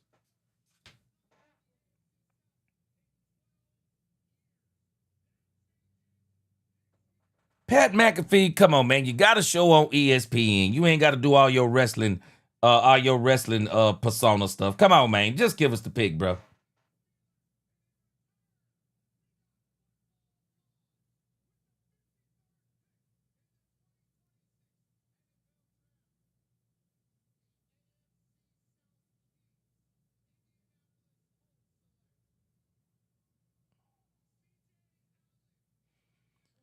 Well, CJ Allen is off the board, Angie. CJ Allen is off the board. It's official. CJ Allen is off the board. It's official. Anthony Hill Jr. is left.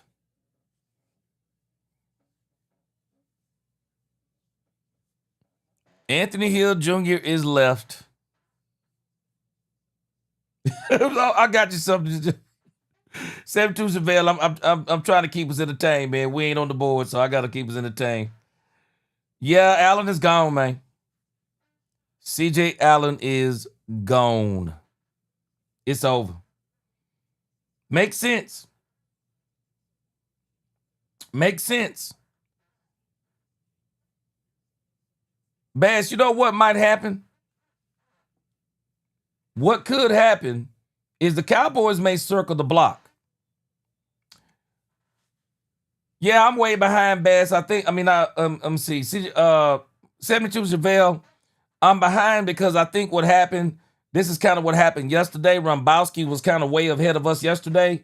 And so I think what happens is because, like watching it on the NFL Network or whatever, I think a lot of the commercials have to cycle through. And then once the commercials all cycle through, it starts catching up somewhere around midway. It starts catching up. Yeah, it'll catch up around midway if I'm not mistaken. That's what happened yesterday. All right, the Philadelphia Eagles, the pick is in. If I were a betting man, I would say Anthony Hill Jr. is about to go off the board to the Philadelphia Eagles. I believe Anthony Hill Jr. is gone. Out of here.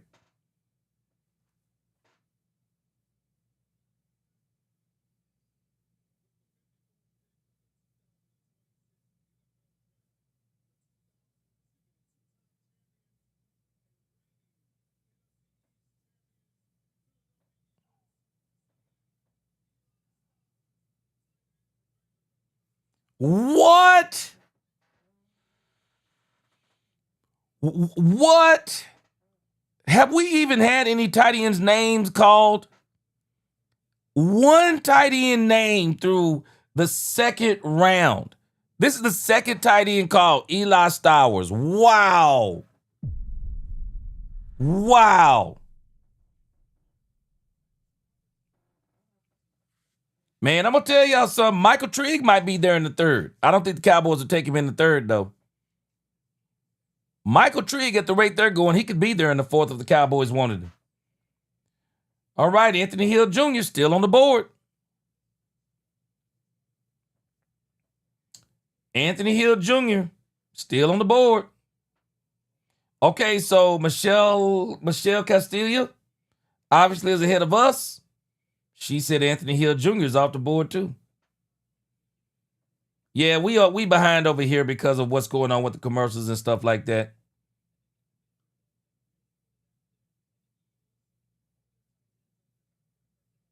All right, Chris Legal, he said G. Diggs will be back in Green Bay as the water boy. I think he's going to be back playing corner. I think he's going to be back playing corner, Christian Legal. I do. I think he's going to be back playing corner. I do. Yep, I believe they're going to have him playing corner. All right, so we got another player off the board. Another player off the board.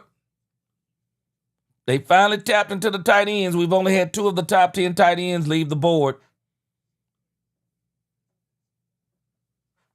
Man, this might be a real good opportunity for the Cowboys to up their tight end room. We'll see what happens by tomorrow in that 4th round. Cowboys should be able to do some damage in that 4th round. But there may be a tight end on here the Cowboys could maybe invest in. Because it's about time to let Schoonmaker make it, man. Schoonmaker, man, he just ain't panned out, man. It's time to let that dude, it's time to let Schoonmaker walk or trade him. I would trade him.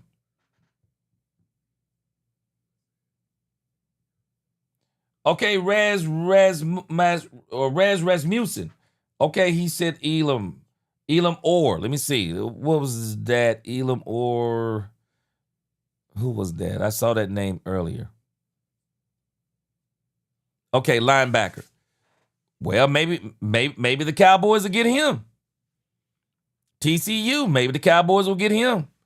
Caleb Elarms, or maybe the Cowboys will get him. Yeah, maybe the Cowboys will get him. But hey, I'm telling you. Mike T, come on. You don't think Diggs going to play no more, man? I think Diggs going to play again. I really think Diggs is going to play again. And I also think Diggs, I'm telling you, I'm booking him to the Green Bay Packers. Yeah, I think it's going to be the Green Bay Packers. I really do. Yeah, Schoonmaker. Hey, Bernard Fields, it's time for Schoon to get out of here, man. How you gonna trade Mozzie Smith and say you gave up on Mozzie, but you ain't giving up on Schoonmaker? I mean, what's the hold up, man? What's the hold up on Schoonmaker? Get your draft pick for Schoonmaker tonight or tomorrow. Get your draft pick, man. Just get your draft pick for Schoonmaker. It's okay. Go ahead and get your draft pick. Man, boy, about time the Cowboys get back on here. Woo. Boys, our boys got a way to go, man. The boys got a way to go.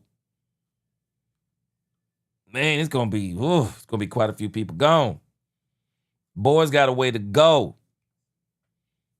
Yeah, they really do. Mike T, come on, man. I think Diggs is gonna rehab. I think he's gonna get himself back right. Diggs is gonna play. I think he's gonna play. All right, it says here, hold on. It says the Patriots traded second round pick. Chargers received second round, fourth round, sixth round. All right, the pick is in for the Patriots.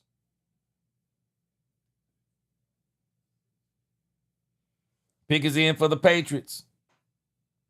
Chris Legal, you like Schoonmaker? I don't like. It's not that I dislike him. I just don't think he's dynamic enough. Especially for a second round draft pick. Nah, he ain't dynamic enough. Demetrius Noel, I'm with you. I think he's gonna play for the Packers.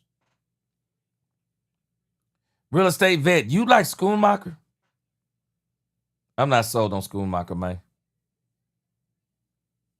But all it feels, Njoku would be nice, but you're gonna pay for him. Yeah, you gonna pay for Njoku. You ain't bringing in Njoku cheap. You gonna pay for Njoku. If Njoku come to your team, bro, you paying. You paying. Man, I'm struggling with Schoon, man. I'm struggling with Schoon. Bad said, Jerry, I put my faith in the fact that you said y'all called Miami about Brooks. I heard the same thing today. I'm just gonna pray Anthony Hill goes so it forces Jerry to get Brooks. I don't think any other linebacker in the draft is good enough. And this is why I think they also traded for D. Winters. All right, let's see who Mike Vrabel gonna pick. They ain't fooling me. Talk about Mike Vrabel is away from the team. Mike Vrabel on the phone right now.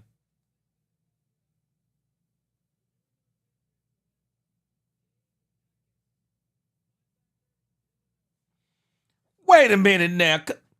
Man, now, wait a minute. Now somebody gonna have to update me on something. Did Anthony Hill Jr., is there a scandal out there about Anthony Hill Jr.? Somebody gonna have to update me on Anthony Hill Jr. Please update me on Anthony Hill Jr. Because I'm trying to understand. The New England Patriots, they just took Gabe Jacques. They just took Gabe Jacques and left Anthony Hill Jr. on the board again. What? Wow. Wow.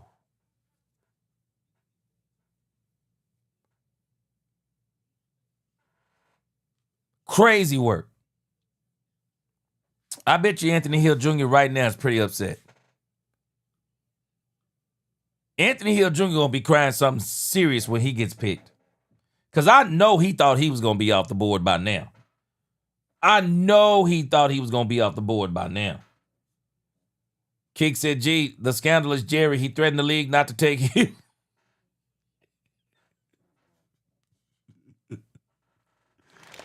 You said Jerry, that's threatened threatened the league.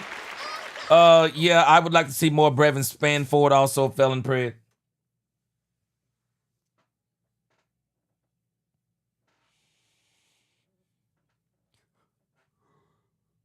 Mike T, I think you're actually watching some scouting going on right now. This is why I don't buy when people say best player available. I don't buy it. I don't buy best player available. If you're going by best player available, you're just probably going right down the line on some of these on the picks, but you're not. They're not picking best player available. They're picking the player that fits their systems.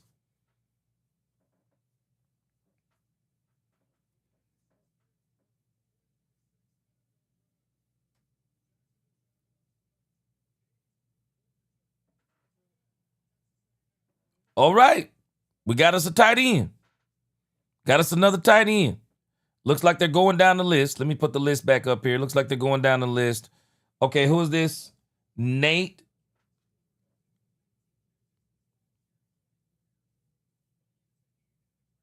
Wow, he's not even in the top 10 tight ends. Let me see, but it's not that many tight ends. I think there's only, let's see.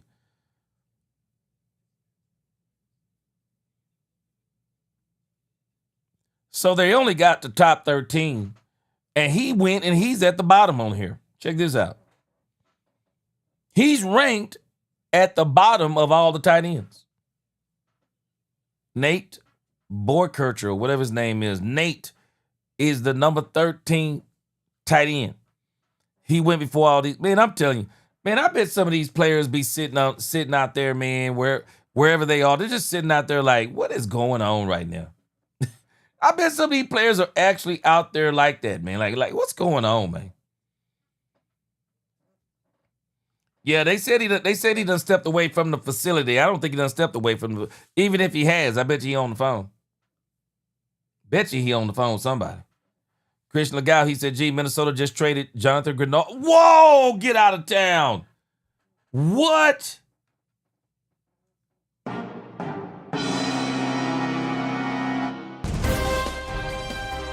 Christian Legal. Breaking news. The Minnesota Vikings just traded Jonathan Grenard to Philly. Wow. Wow. Crazy work. What did they give up? Let's see if we can bring that up.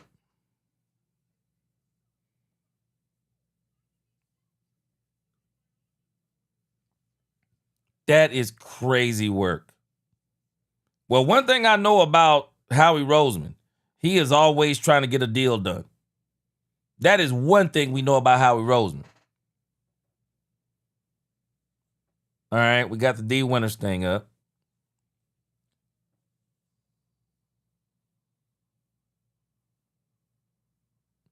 All right, got a few highlights there from the D Winners. Somebody putting up some plays.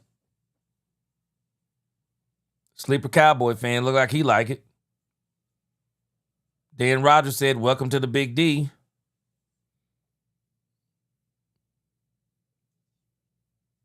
Okay. All right. Wow. Wait a minute. I didn't even know this part. Wait a minute. What? This cannot be true. I thought they said that Kayvon Thibodeau was not up for a trade. You're telling me the New York Giants traded Kayvon Thibodeau to the New Orleans Saints? Come on, man.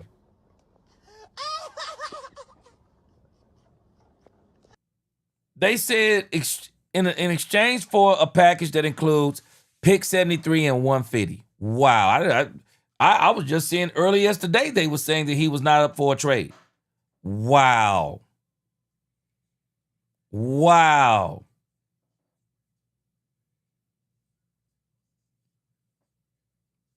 Wait a minute. Look at this right here. This can't be. Wait a minute, man. Hold on. This cannot be true. They are over here saying that Peter Woods, who got drafted number 29 overall, he purchased multiple Maserati SUVs for his mother and sister last night after he was drafted. Wait a minute. $200,000 a car makes $2.4 million a year after taxes? What? Come on, man.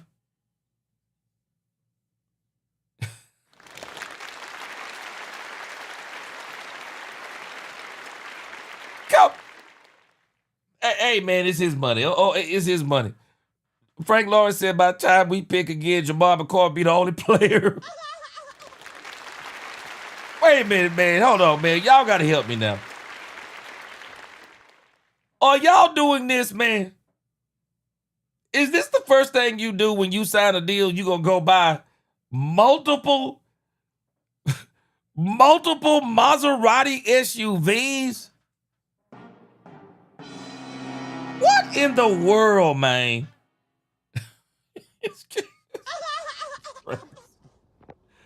Boy, this is mad crazy work right here, bro. This is mad crazy work right here. Not your first year, bro. Oh my gosh, not your first year, man. When you knock 200K, you bet. Man, I guess I wouldn't. Now I could see one person maybe. Golly, more power to you, bro. It's your money, it ain't mine. Also said this is why they don't have any money after their careers are over. It's his money. Hey, it's his money. I know I wouldn't do that. I mean, I think those are some pretty expensive cars, man. Golly. Whew, that's crazy work. I mean, I'm going to at least wait till year 2 or 3.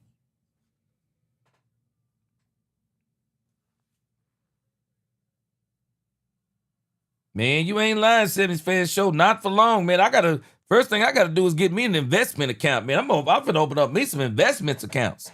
That's what I'm about to do first. I might pay off some bills and stuff, but I don't know who.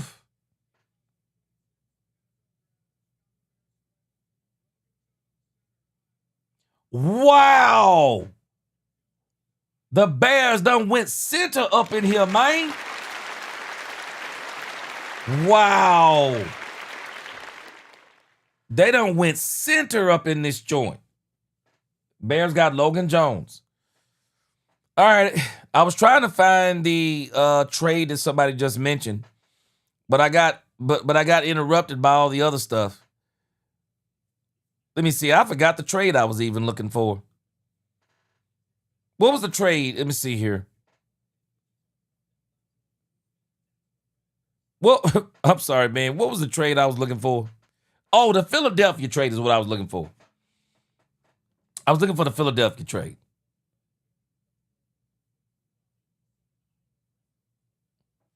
All right, maybe they'll update it here in a moment. All right, look like we got a trade. Cleveland Browns traded with somebody. The pick is in for the Cleveland Browns.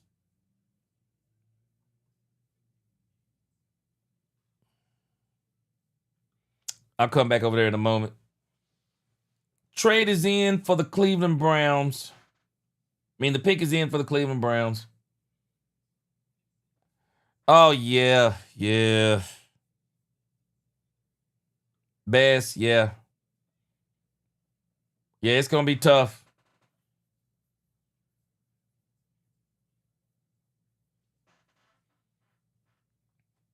This is why we got to keep each other entertained, man. It's tough.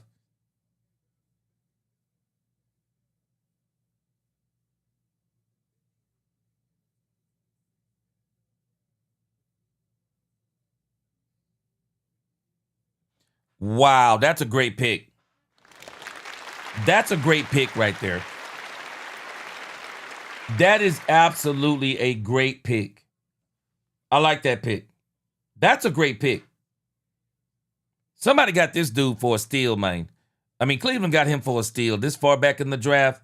Yeah, that's a great pick, man. I would have thought he'd have been gone by now. He was the fourth best safety on the board, at least according to Tankathon. So, yeah. Turnover machine, okay.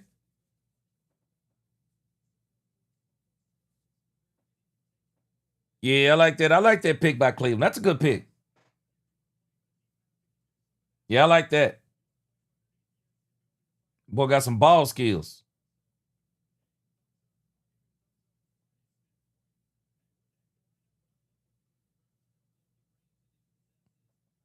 Yeah, Cleveland's having a pretty good draft. Other than KC Concepcion. All right, Rasmussen, he says, here are the terms of the deal. Eagles get Jonathan Grenard, 2027 7th round pick. Vikings get 2026 3rd round pick, 98th overall. 2027 3rd round pick. Ooh. Whoa. Man, they gave up that 2027 3rd round pick. That is major. That is major. The Vikings get 2/3. They get a third this year, which I'm not, this draft ain't the one, but that 2027 draft is supposed to be talent filled. That is a great trade for the Vikings. Yeah, the Cowboys weren't going to make that trade. Yeah, they were not going to make that trade.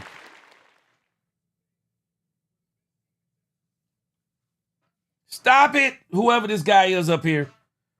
I don't want to hear nothing about the best team in Texas. Just stop it, bro.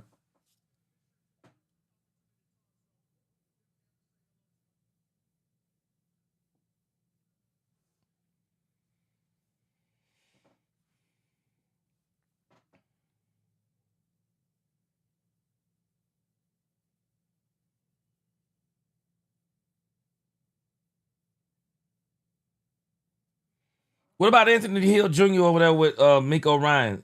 Is that his name? Marlon Klein, tight end. All right. Dalton Schultz. This your last season, bro. This your last season, Dalton Schultz. See, Marlon Klein. Where was he on the list? Okay, Marlon Klein. That looks like about the 11th best. Okay, Marlon Klein. Yep, Marlon Klein off the boat. Another tight end bites the dust. Another tight end bites the dust. I don't know, though. After Schoonmaker, I don't know if I want another doggone Michigan tight end. All right, so we got the Tennessee Titans. Look like we got some kind of trade or something over here.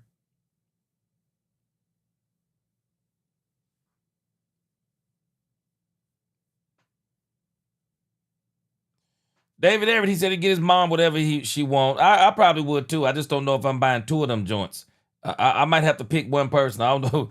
I don't know if I'm buying two of those, man. That's some change. But hey, it's his money, not mine. I ain't pocket watching. I mean, I'm watching because I'm seeing it online. I mean, I'm watching it, but it's his money.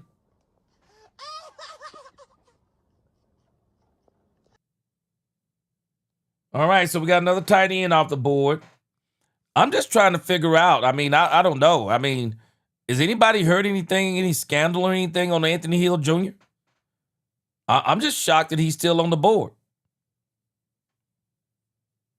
I'm shocked that Anthony Hill Jr. is still on the board. I actually am.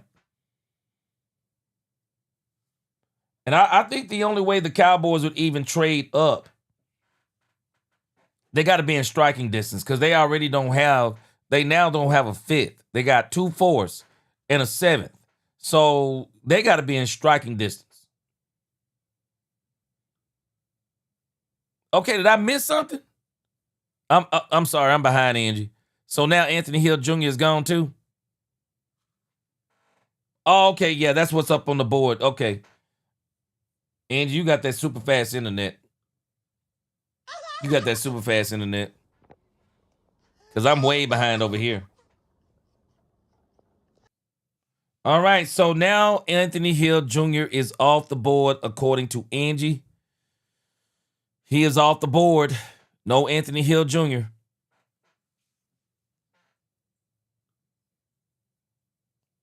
So I would say at this point, I don't think the Cowboys are going to trade up. If the Cowboys get a linebacker, they're going to get whoever is on this. I just heard somebody say Caleb Elarms, or I think whoever the Cowboys get, they're going to be on this list. I still say they need to circle the block on Jordan Brooks. I would trade that pick for Jordan Brooks if I were the Cowboys. Problem is with Jordan Brooks, though, he's going to require Jordan Brooks is going to require a deal. Yeah, they're gonna need a deal. Okay, let me tell you where we are. I'm sorry, Austin, you driving. Let me tell you where we are. Hold on a second. Let me back up on the screen again. Okay, so we are in the second round, pick 60. And it looks like the Tennessee Titans, from where I am, Angie just updated me. We're in round 2, pick 60. And it looks like the Tennessee Titans have actually taken Anthony Hill Jr. off the board.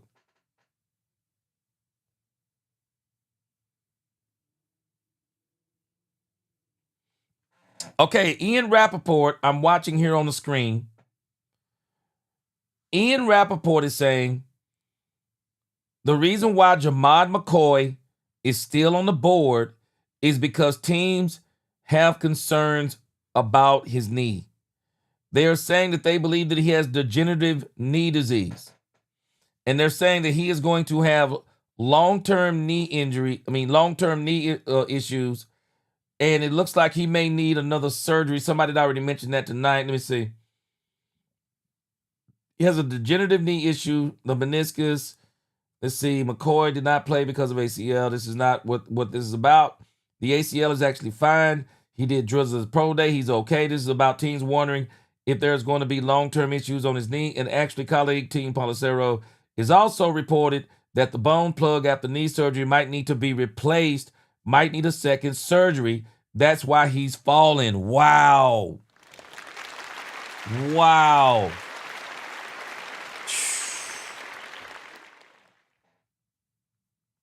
All right. Titans, we already know they're going to pick Anthony Hill Jr. Thank you, Angie.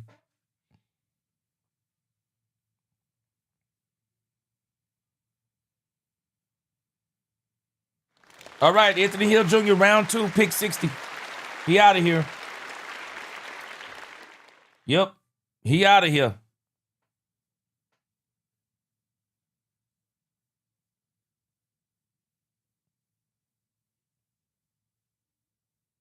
Yeah, he is absolutely out of here. Yeah, he gone. He gone, Angie. You're right. Texans got him. Got him.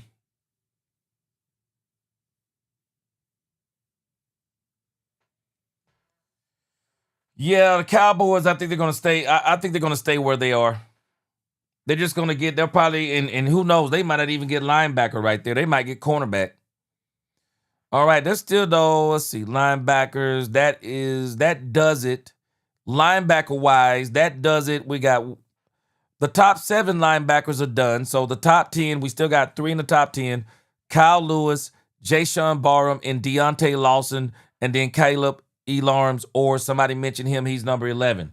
So 7 of the top 10 7 of the top 10 linebackers are gone.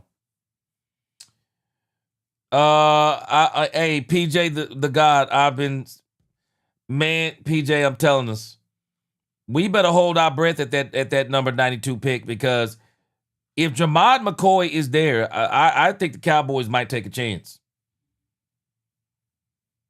I think they might absolutely take a chance.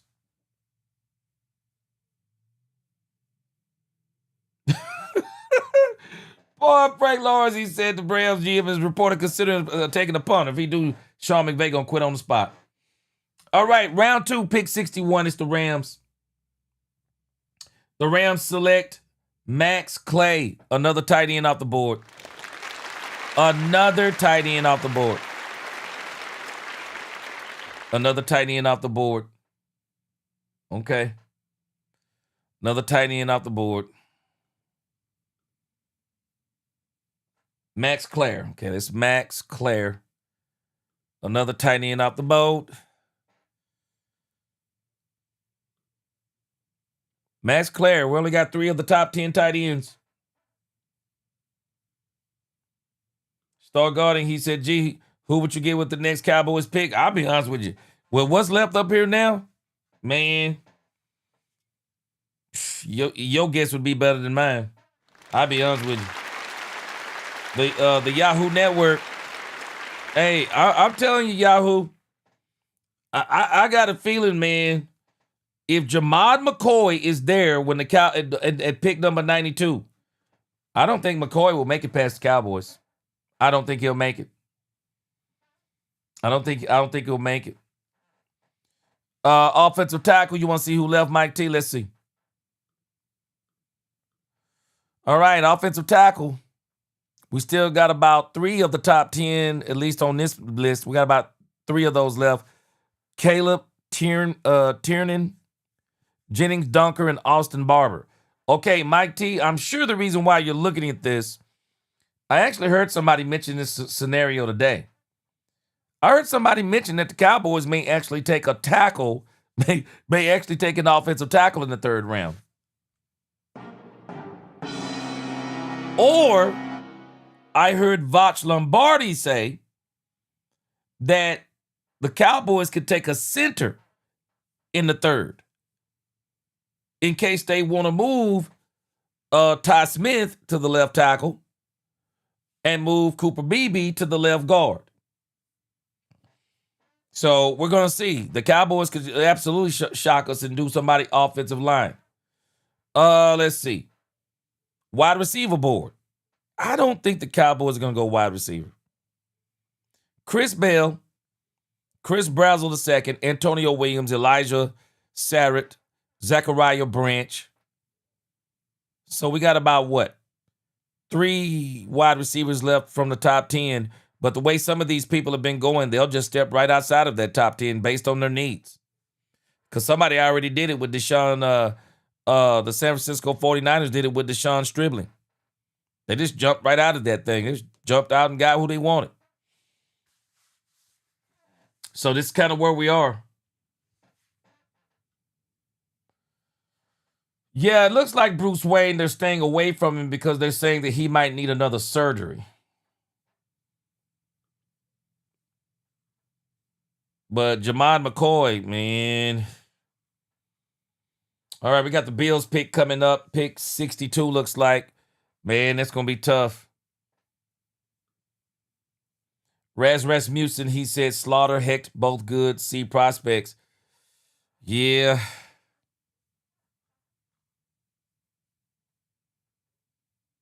Man, I bet the Cowboys are back there bored out of their minds right now.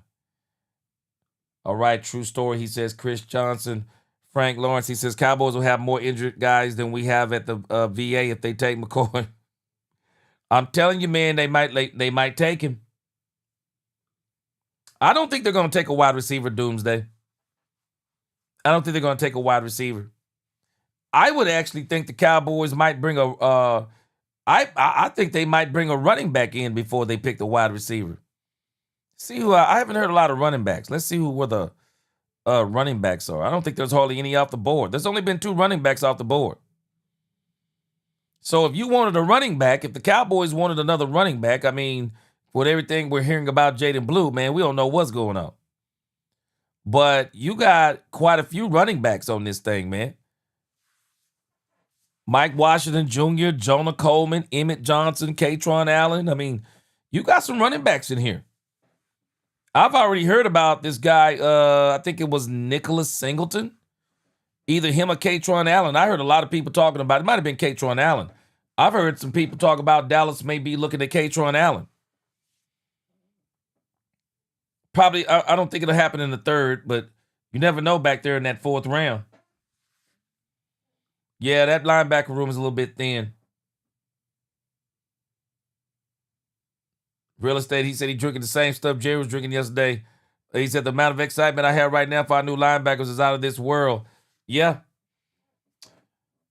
I think it all depends on how they line all this up. Yeah, Bruce Wayne with 20+ picks away. We got a way to go. What up, Jaden? He said, I take a flyer on McCoy. He has the best measurables. I think if he's there at the Cowboys number 92, they're going to get him. I think they're going to get him. Yeah, Jonathan Price out of Notre Dame is a good running back. Let me see. Oh, you talking about Jadarian? Jadarian's gone. They got Jadarian yesterday. Seattle Seahawks got him at the number 32 pick. All right, pick number 62, round 2. Round 2, pick 62. David Igbinosun is out of here. Another cornerback. Man, let me tell you, boy, they are not touching Jamad McCoy, y'all. They are not touching Jamad McCoy. They have made a concerted effort. They are not touching Jamad McCoy. Davison, let's see where. Man, Davison. Let me see where we are here. He's the 12th ranked cornerback, so he out of here. Man, Jamad McCoy gonna be there for a minute, looks like. I think he'll be ready to play, Chris. I think the issue is people don't want him because of the long-term ramifications. That's what it sounds like to me. Yeah, think or die. They got D Winters. Yahoo Network. He said Dallas about to get a steal. Man, they are probably biting their fingernails right now, hoping that Jamad McCoy is there when they get there. Star Garden, you asked who that pick gonna be for the Cowboys. I'm gonna tell you now, if Jamad McCoy is there, man, I just don't know if the Cowboys gonna pass him up. Round 2, pick 63, San Diego Chargers.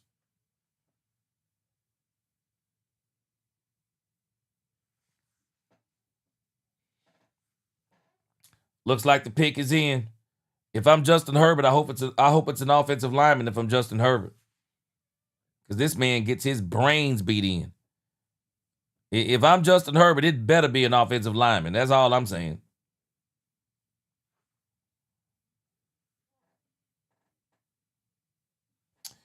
Yeah, Frank Lawrence. When you say degenerative, that means it's only going to get worse.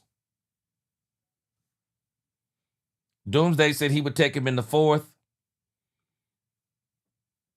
Megan said, take the risk. Yeah, Price went to the Seahawks, 32. Rumbowski said, looks like Guyton better get right in 26 with Philly trading for Grenard. Boy, you are not playing. Boy, you're not playing, Rumbowski.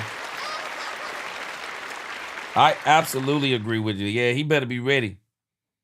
Yeah, he better be ready for sure. All right, Justin Herbert. Who they got here? Round 2, pick 63.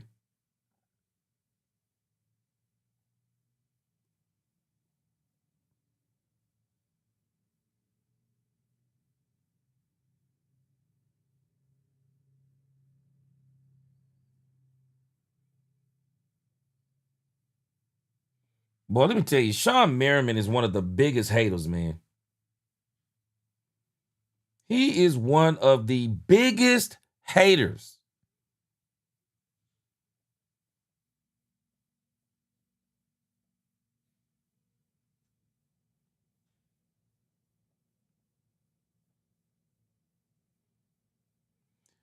They picked a center. Justin Herbert is rejoicing right now.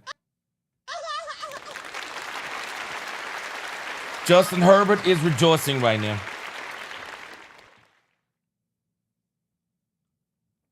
Well, start going next. If Jerry got Dr. Cooper looking at his leg, we getting him. I tell you right now.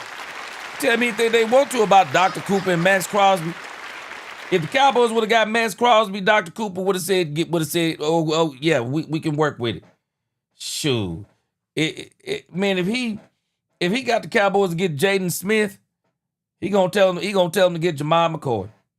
Guarantee you. He gonna tell them to get Jamad McCoy too. Yeah, Jake Slaughter, center.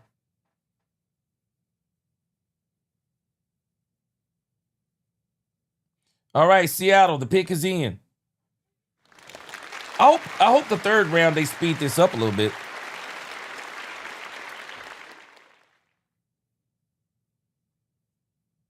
Yeah, they got to speed this up.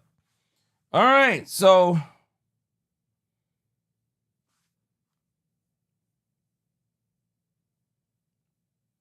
I'm circling Jamad McCoy because it just don't seem like anybody's going to be willing to give him a shot in the second round. He ain't going in the second round, looks like today. It does not look like he's going in the second round. Now, the third round, you may see maybe in the third, but he ain't going in the second round. It's pick number 64. So we are right at about, what, 9 picks out? No, actually, this is the last pick. I'm sorry. My math is wrong. This is the last pick, if I'm not mistaken, of the second round. Last pick of the second. Remember, let's see. Wait.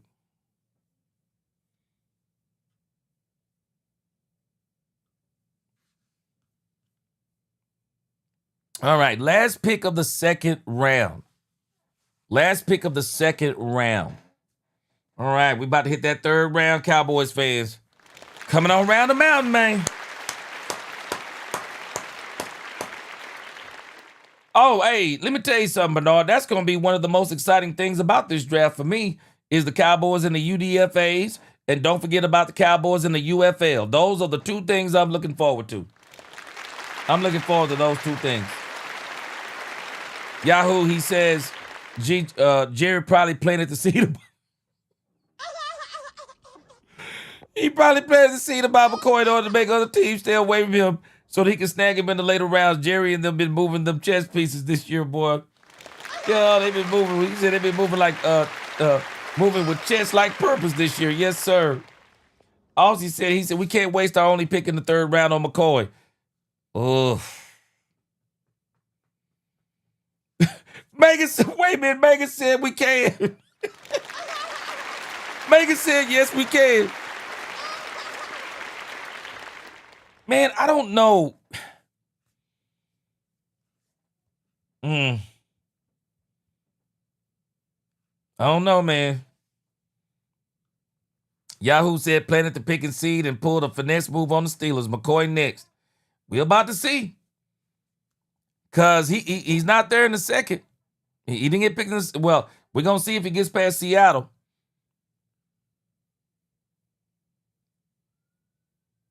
We're going to see.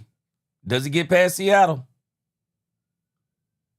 If I'm Seattle, I'm probably going wide receiver.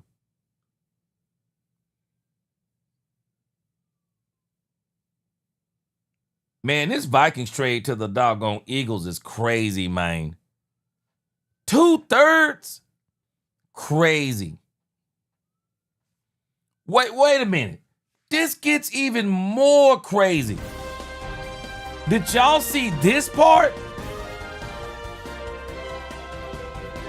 Not only did he get traded for a third-round pick and a third-round pick next year, Grenard and the Eagles reached an agreement for a 4-year, $100 million extension?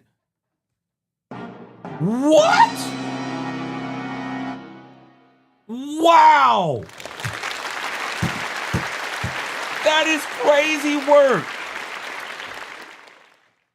All right, safety Bud Clark goes to the Seattle Seahawks. Round 2, pick 64. Wow.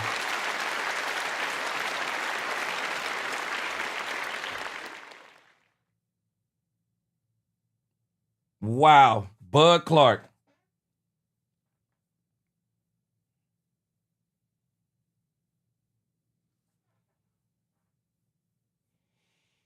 Rumbowski, we're going to see if they're going to stick true to their word, because I think he might be there when they get there in the third. Rumbowski said after seeing what the injury did to Diggs last season, then you want to waste the third on McCoy with still so many holes to fill in. Foolish. He said you take a 5th round or later flyer on him. And we ain't got a 5th. Maybe you take one of those 4ths, because he might still be there.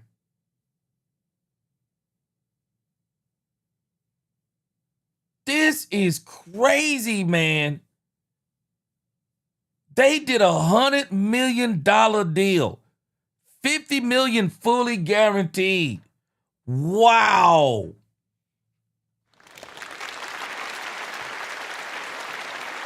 That is crazy, man. All right, they're going to move it along a little faster.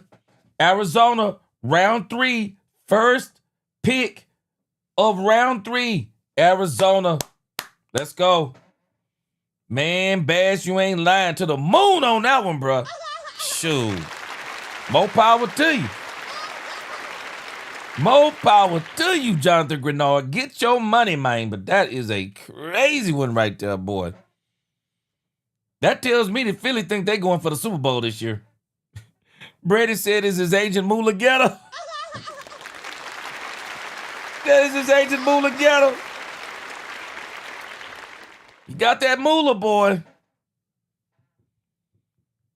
Man, that's crazy work. Mark Davis, what's going on?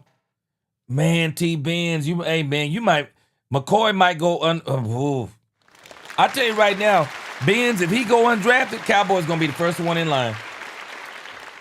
I believe they want him. I believe the Cowboys want him. I just don't think, I'm not sure they're going to waste that 3rd round pick on him. But boy, I think they're going to be whole. It's going to be tough.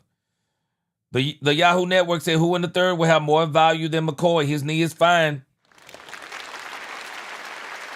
Man, whoo. Yahoo, I'm telling you right now, if he's there when the Cowboys are there, they're picking him.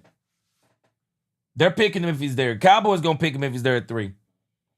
I guarantee you they're picking him if he's there at 3. Yeah, I think he's going to get drafted, Bass, and I think it's going to be the Cowboys. If they don't get him in the 3rd and they got 3 4th-round picks, he will not make it past all those 4th-round picks. The Cowboys will get Jamad McCoy. Jerry will say, I know I said no red shirt, but we got enough players and enough picks to where we can afford to let Jamad get well. I guarantee you he'll say it if it comes down to that. Ozzy said Philly still needs a quarterback that can throw the ball. Boy, man. No, they're just going to blame it on the offense coordinator. Big Ron Bowski says it's all about how Philly pays that $50 million guaranteed. If a big chunk is up front in the form of signing bonus, then they can move on from him after 2 seasons. I'm sure there's, hey, you know Howie Roseman is the king. Howie Roseman is the king of void years. He is the king of void years. He know what he's doing. If there is one person that know how to manipulate the cap, it is Howie Roseman. I'm not even worried.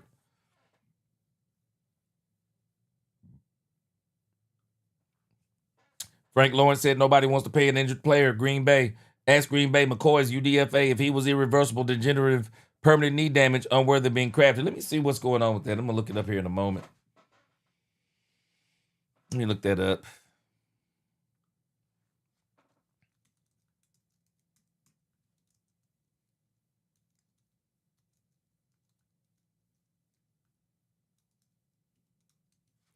All right, we're at pick number 65 again. We're still waiting on the Arizona Cardinals. The pick is in, so they're doing their talk. I'm actually laughing at Jacoby Brissett talking about he's not reporting to camp unless they pay him like a starter. Stop it, Jacoby Brissett. Stop it, bro. Just stop it, Jacoby Brissett. I need to be your advisor, bro. Just stop the madness. Nobody's finna pay you. They're not even finna pay you like Sam Darnold, bro. Sam Darnold is so underpaid, and they're not paying you in the ballpark of no dang Sam Darnold, bro. Stop it. Brandy, I really don't know about D. Winters. I'm gonna make sure I do some research on him tonight. But from everything I've been seeing over here on X, people are excited, Brandy. They are excited about D. Winters. Real estate vet. I think it's Jamad McCoy if he's there. All right, this should go pretty fast on the next as we get closer to the Cowboys, because I think they're going to try to cut this off at 9 o'clock. Wow, Carson Beck to the Arizona Cardinals. Wow.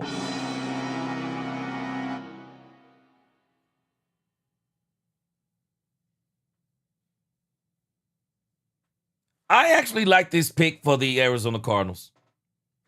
I actually like this pick.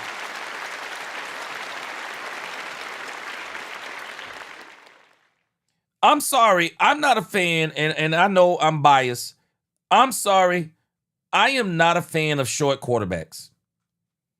The only short quarterback that could play for me is Michael Vick. Doug Flutie and them guys, those are great stories. I don't want Kyler Murray as my quarterback. He's just too short, man. He is just too short. I mean, he basically takes away all of your quarterback under center play. He takes away all of that stuff. I can't with a player like that. I think this is a good pick for Arizona. And think about it. Bass, there's no quarterbacks in this thing. Jacoby Brissett, see you later, bro. See you later. Jacoby Brissett, it's over. It's over. It's over, Jacoby Brissett. You talking about you not reporting to camp unless they pay you. Well, I got news for you. You ain't reporting to camp then. You ain't reporting to camp, man. Okay, Demetrius Noel to live until 10:30. Well, I guess I'll be hanging out. We're gonna see what happens. Big Rambowski, he couldn't have demanded it in the first place for me. Shoot. Man, get your butt out of here, bro. Talk about until they pay you like a starter. You ain't the starter, man. Stop it. You ain't the starter. You're not the starter, bro. We just didn't have any other option. You're not the starter. All right, pick number 66, the Denver Broncos. Pick number 66, Denver Broncos. All right, let's see what's going on here.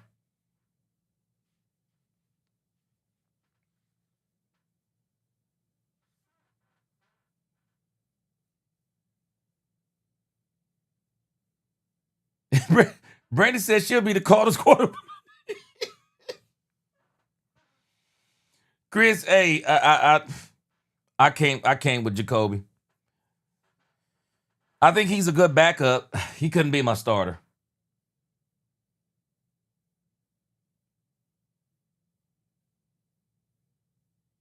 Wait a minute. You said, Bass, you said the Cowboys war room is really excited right now. It's being reported. Okay, Tony Oni Edom, defensive tackle, pick number 66, round 3. So you said the Cowboys, they said the Cowboys war. Wait a minute, what you talking about, man? They said the war room is really excited right now. Uh-oh. Hold on, what done happened?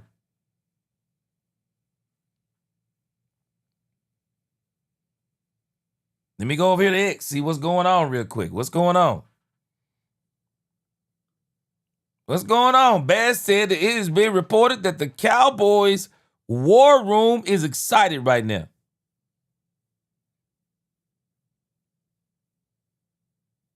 Man, let's see what's on X real quick. Didn't I tell y'all this earlier? Did I not mention this earlier? How Ty Simpson goes number 13 and Shedeur Sanders, goes in the 5th round. Man, NFL ought to be ashamed of itself.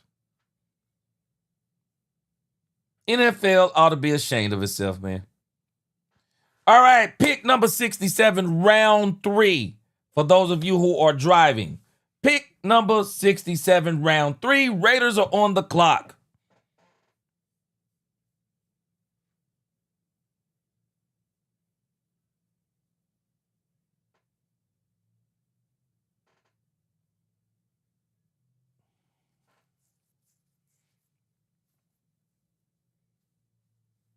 Kieran Crawford, edge. Wow, man, it's an edge. Man, it's a good day to be an edge rusher. Kieran Crawford, off the board.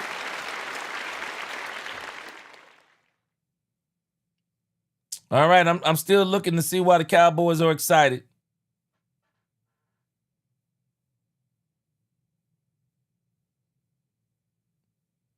They said the Cowboys war room is excited. I'm trying to figure out why.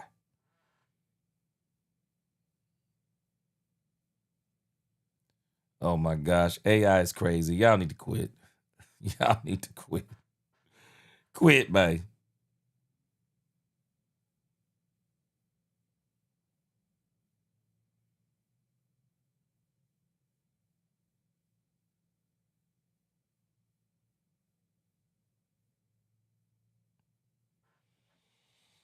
All right, I'm still trying to. We'll see. I'm pretty sure the update. They said the Cowboys. Bass is reporting the Cowboys war room is excited right now.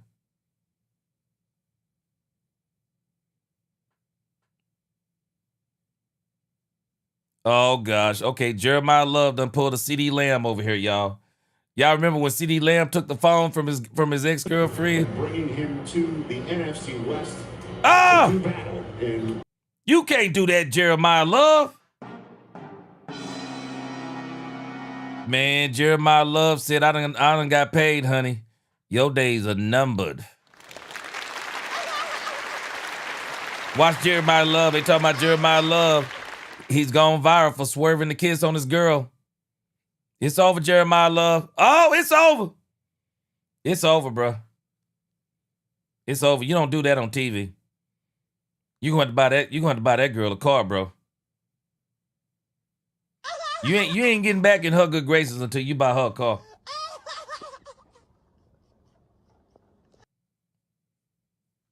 You ain't getting back in her good graces until you get her a car. It's over. All right, so we see the thing with the Cowboys and the 49ers. All right, we on pick number 68. The pick is in for the Eagles. 3rd round, pick 68. All right, it says the Vikings have saved $34 million in cap space.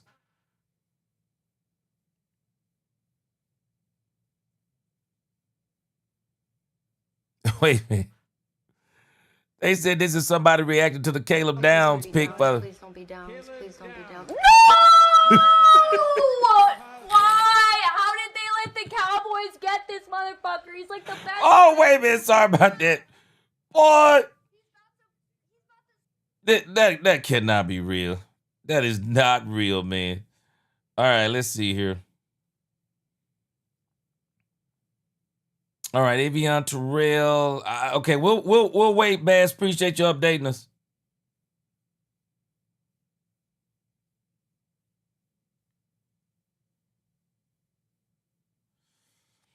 All right, we'll see if we can catch it here in a moment.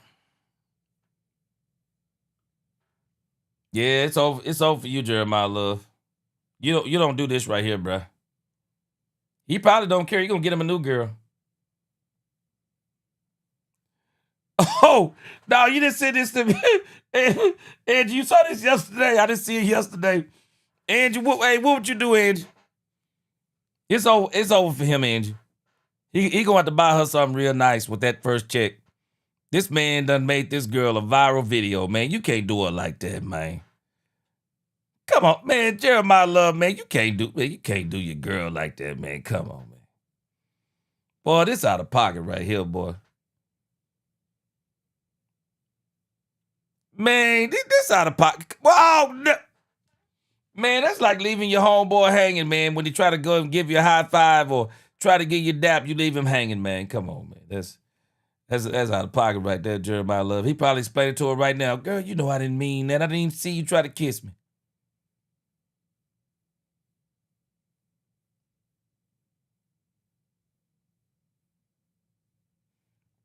All right, we're gonna see what's up. You said they said the Cowboys war room getting excited. They might be getting excited because they're watching what's the name getting ready to land over there. Jamal McCoy. All right, the Philadelphia Eagles pick tackle Markel Bale. Markel Bale. Yep, Markel Bale. Markel Bale to the Philadelphia Eagles.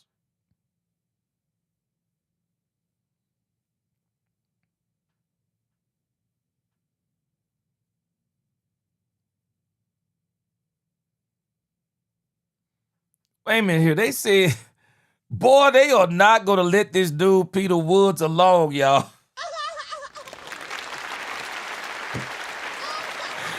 Boy, they are not going to let Peter Woods alone, boy. Peter Woods got the whole family, bro, in wedding. They all in white wedding attire, man. Peter Woods, look at Peter Woods, boy. Everybody in white and he in green. That green mean money.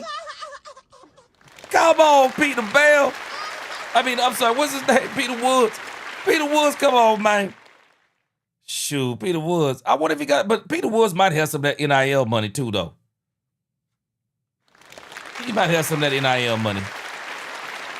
All right, we're pick number 69, round 3, getting close to the Cowboys. Round 3, pick 69, Chicago Bears. They are up. They are up. Let's see what they're doing.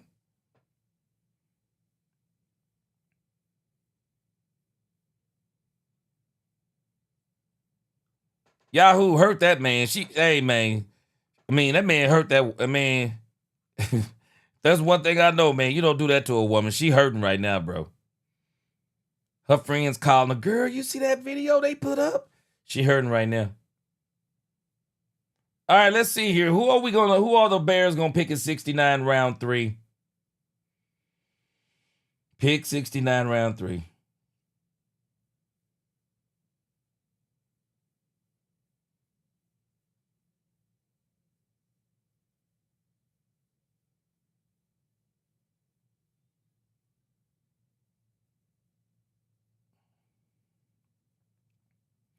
All right, Sam Roosh.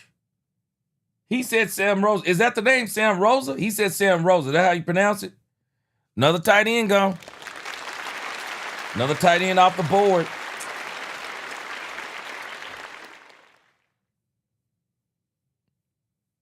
I'm wondering who is this guy back here? I mean, I see everybody in the room black. There's one guy standing behind him. I wonder if that's his agent or somebody. Man, look at all these hats he got on the table, man.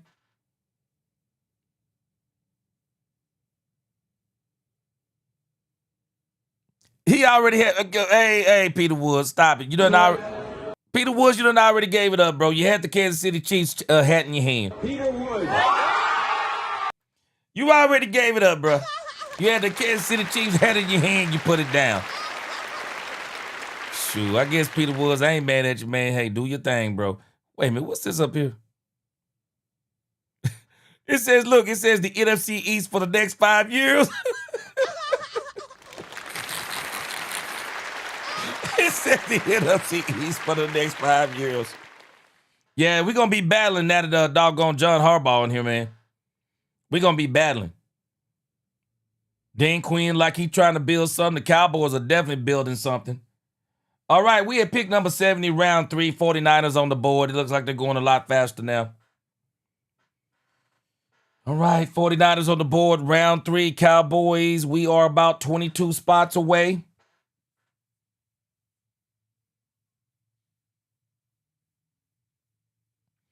Okay, Romello Height, man. Edges are going. Okay, Edge, I must did see it. Edge said, but I wouldn't. She said, I did, G, but I wouldn't try to kiss him at that time. Man, hey, Angie, it's over. If he really like her, he going to get her something. Ron Bowski said a Mercedes G-Wagon makes all mistakes all right. Man, he done made this girl into, man, he done went viral, man, doing that girl like that, man. Come on, man, you got to make up something. Yahoo Network, I'm telling you right now. I'm sorry, but I'm with you, man. I think McCoy is loading. I think the Cowboys going to take a chance on McCoy if he's there. If somebody don't snatch him up, for anybody who don't want McCoy, y'all better be praying right now McCoy is gone before the Cowboys get up there. I'm just telling you now. I'm telling you right now, y'all better be praying. Because I think of Jamal McCoy. Now, hold on. The Washington Commanders are up here.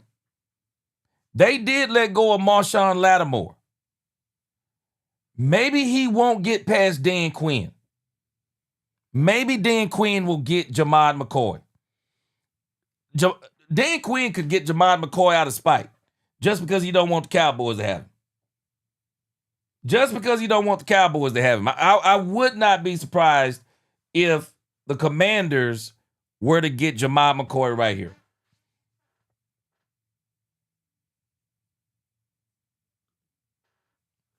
Jeremy Best said, don't haul. Let's see, Steven said they wasn't trading GP. Yeah, he said they're not doing it. So, and I can tell you right now, there is no way this deep into the third round, there's no second round what in the world would you be trading George Pickens for?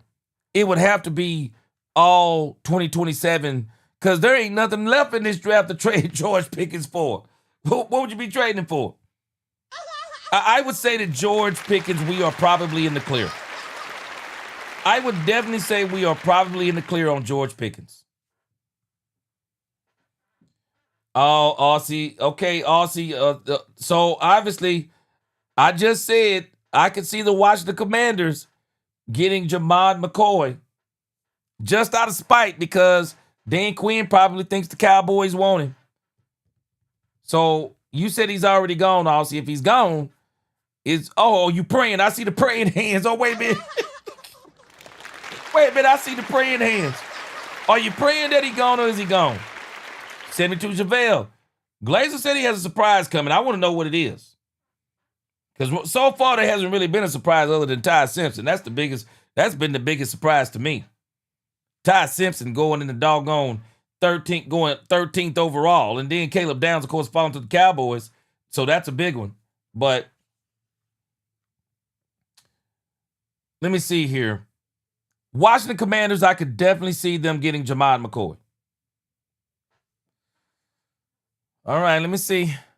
Let's go back over here, see if we can get a little update.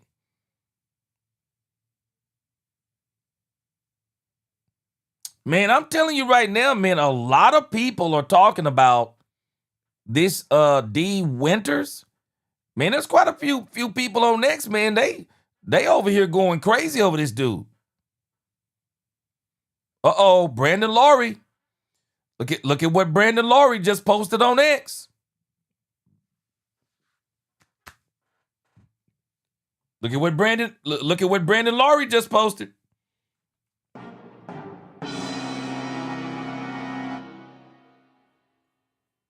What if the Cowboys got Jamad McCoy, number 92? We gonna see. But I'm telling you, I'm not gonna be surprised at the Washington Commanders. It would just be such a Dan Quinn move. It would be a Dan Quinn move. What's going on, Roxy fan? He said, I'm clocking out right now, listening for good news. X, we at pick number 71, round 3. Jamad McCoy. Daniel Jeremiah, Jamad McCoy is the number 1 pick on Jamad McCoy's list right now of best players available. Keontae Scott, Kyle Lewis, Emmanuel Pregnon, Antonio Williams, Caleb Tiernan, Malachi Fields, Jennings Dunker, AJ Halsey, Chris Bell. So that's what he's got up.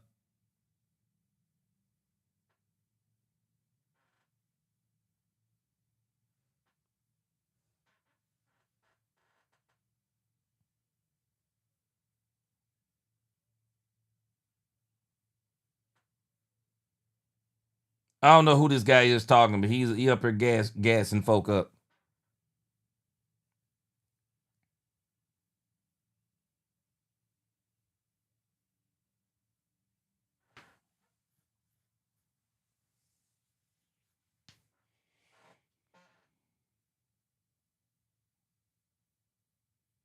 Come on, man.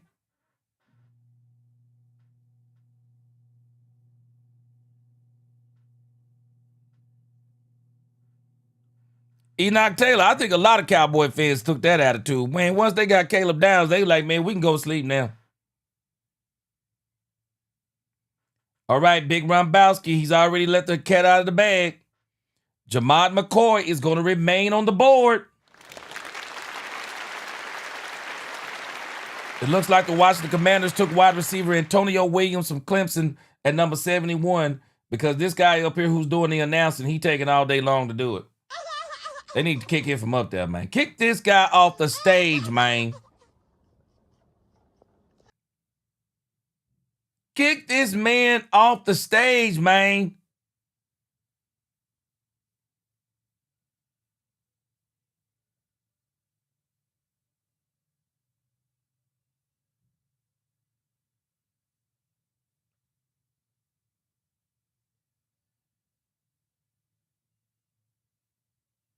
Who is this dude, man?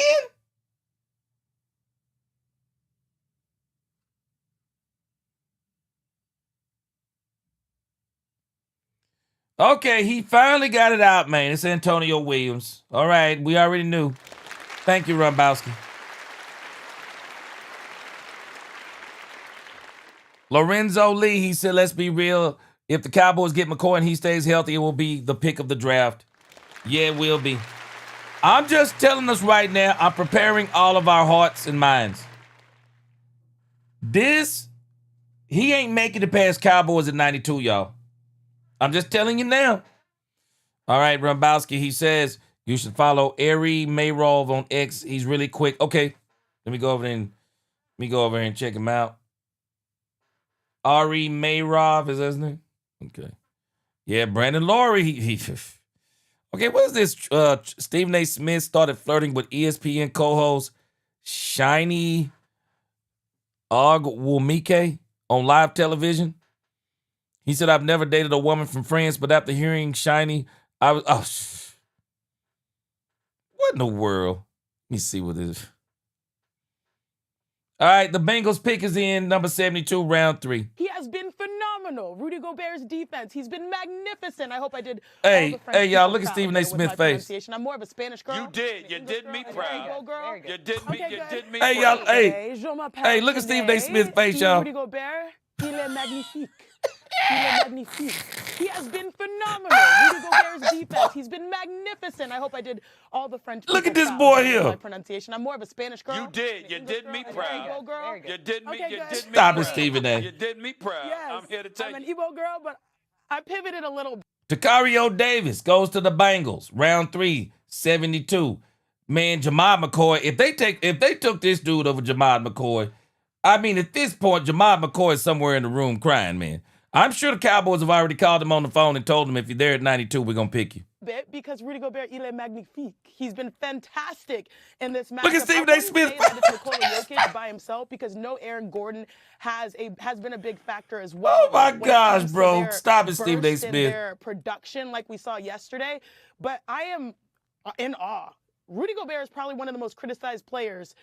We've seen multiple. I'm just trying to see what Stephen A. Smith say. I have to. I got to get a little personal here first for a second here, Shay and Chanae. I mean, listen. I'm living a good life. I'm pretty damn happy, to say the least. But I must admit, in all my years on this earth, I've never dated a woman from France or anything like that. But after hearing Chanae, I was like, what have I been missing? What have I been missing? I mean, that language, that verbiage right there, that kind of turns me on. Anyway, let me get back to the focus at hand. I got to tell you, when you look at HR, come get Stephen A. Smith. HR, come get Stephen A. Smith. He about to get himself fired. He about to get himself fired. Okay, pick number 73, round 3, pick 73. The pick is in for the Saints. We are 19 picks away from the Dallas Cowboys.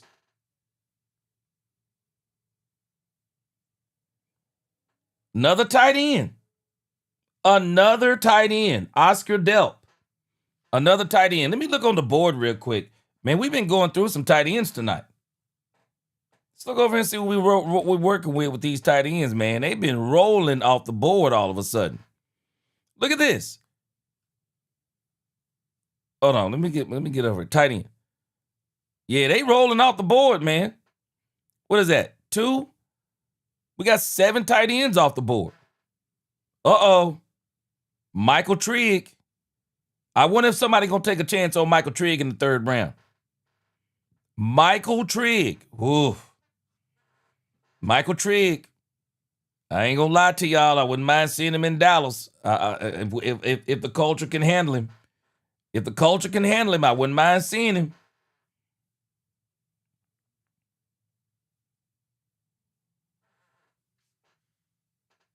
All right, let me see here. All right, let me go back. I'm sorry. Ari Mayrov. All right, let me go back over here. Got sidetracked on Stephen A. Smith over here tripping.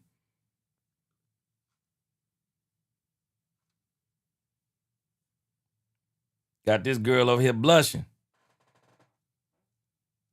Got her blushing, even with the brown skin. I can see it. She over here blushing. All right, let's see.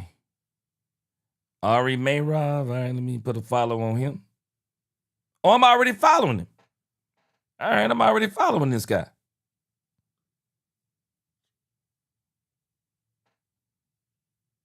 Okay, I'm already following him. Okay, I got him.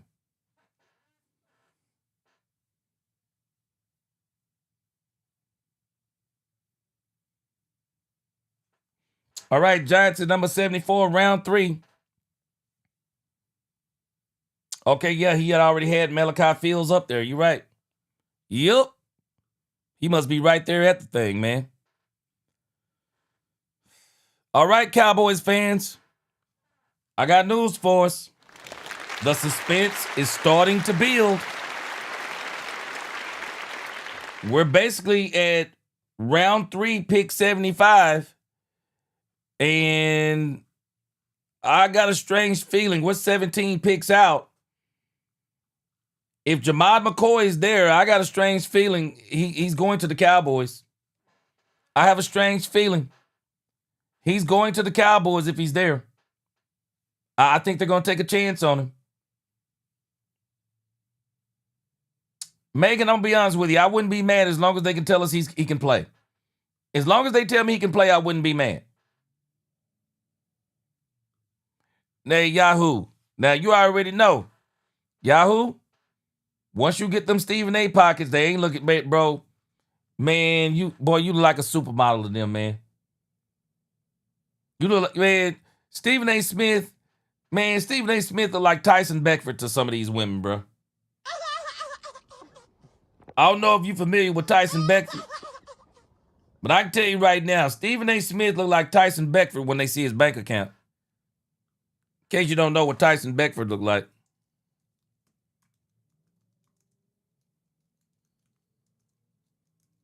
Y'all know what Tyson Beckford look like?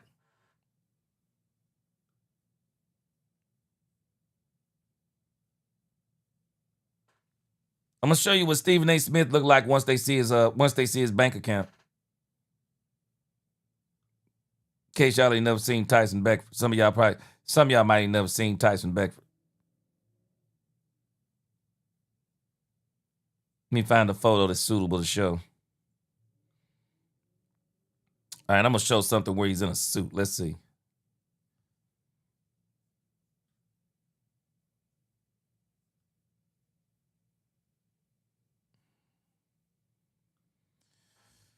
Yeah, Stephen A. Smith.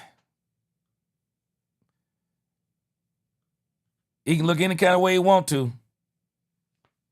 But when they see Stephen A. Smith bank account, this is what he look like. That's what he look like when they see him. Hey, when you got them kind of pockets, man, they ain't caring. They ain't caring how you. There are some women out there, man. They ain't caring how you look. Hey, when you got like, when you got like 3 commas, and what would that be? Probably about 8 to 9 digits. You got like 9 digits, 11 counting the decimal point. This how you look to them. They don't care how you look. You actually look like this no matter what you do. This is what you look like. Brandy, we love you being on live with us. Brandy, I was just telling somebody, this is what Stephen A. Smith looked like to women who like money. That's what he looked like right there. He like Tyson Beckford once they see that bank account. All right, Miami Dolphins, we're at pick 75, round 3. We are about 16, 17 picks away from the Cowboys. The suspense is building. Start guarding next, and if McCoy can play with downs, crazy work. I'm just telling you right now, the suspense is building. Straight up, the suspense is building. Baz, you know it's true. Man, with some of these women, boy, when you got, man, I'm sorry, man, but when you got 3 commas in the bank, 3 commas and 9 digits, man, shoot.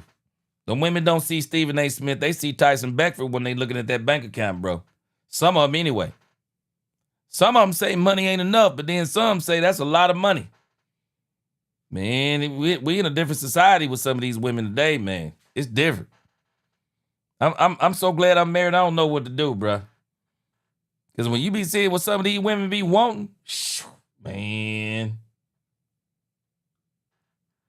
Rabowski, so you need that purple suit and you need that sheer see-through shirt. Yep, you need that, bro. You need that outfit.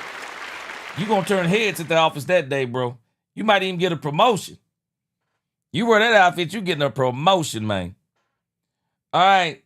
The pick is in for Miami, number 75, round 3. Oh, I can tell you, if they're getting excited, Baz, I can tell you why they're getting excited. The Cowboys might be getting excited because of Jamad McCoy.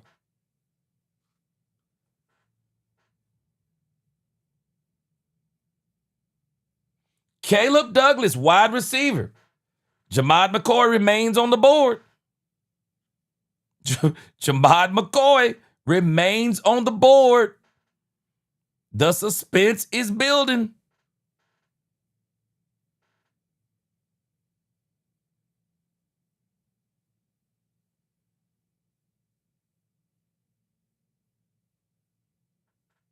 Wait a minute, this cannot be real. Hold on a second. Have y'all seen this story? This cannot be real. It says insane draft story. This cannot be real. It says the 49ers intended to draft wide receiver Jeremy Bernard, but a joke was made about drafting wide receiver DeJon Stribling. Tariq Ahmad, the director of player personnel, submitted the pick, and the 49ers draft room went into panic mode. You can see the frustration. Do what? All right, let me see if I can find something as we get ready. Okay, Pittsburgh Steelers, pick 76, round 3. Let's see if they get Jamad McCoy. Because somebody's going to take a chance on it. All right, let me see.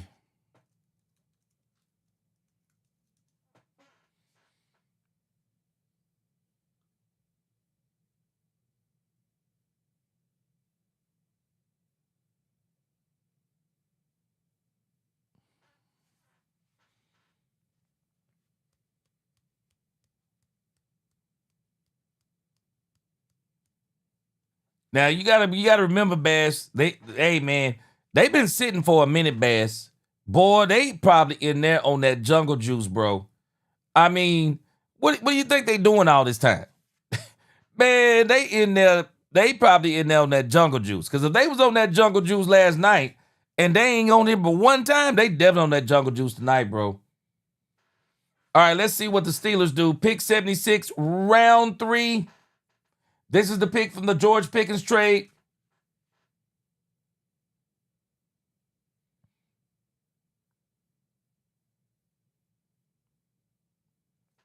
All right, let's go.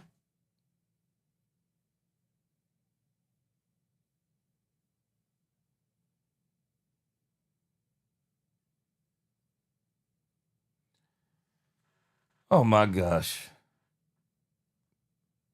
Pittsburgh.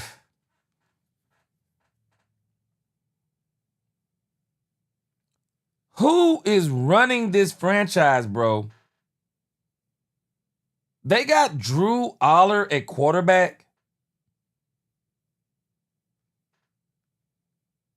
I guess it's better than waiting on Aaron Rodgers, but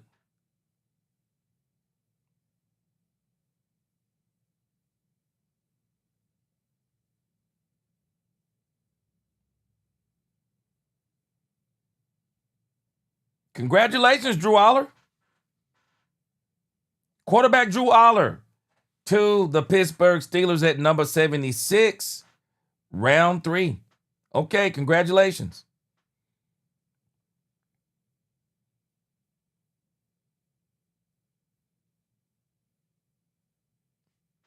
Man, I'm sorry, but Pittsburgh, and I'm not even hating on this guy. They just terrible at they're just terrible at drafting quarterbacks, bro. They're just terrible at drafting quarterbacks.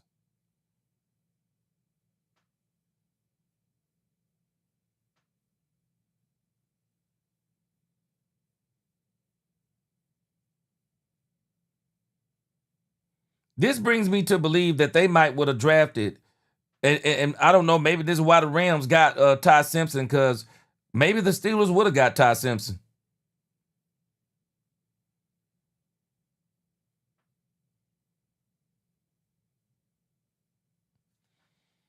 Man, I'm telling you right now. Yeah, you talking about that Nasir dude or whatever his name is, Demetrius Noel?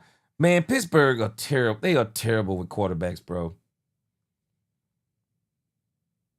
They even kept Ben Roethlisberger too long, man. They even kept Ben Roethlisberger too long.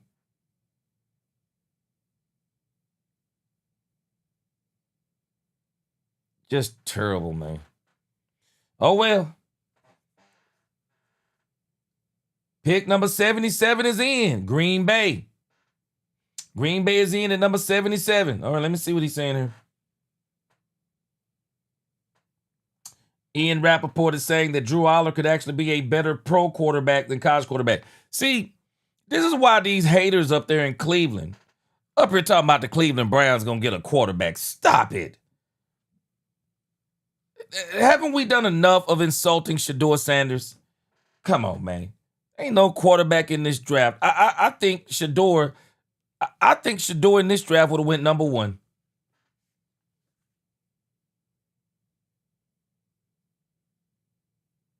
All right, Packer selection is in.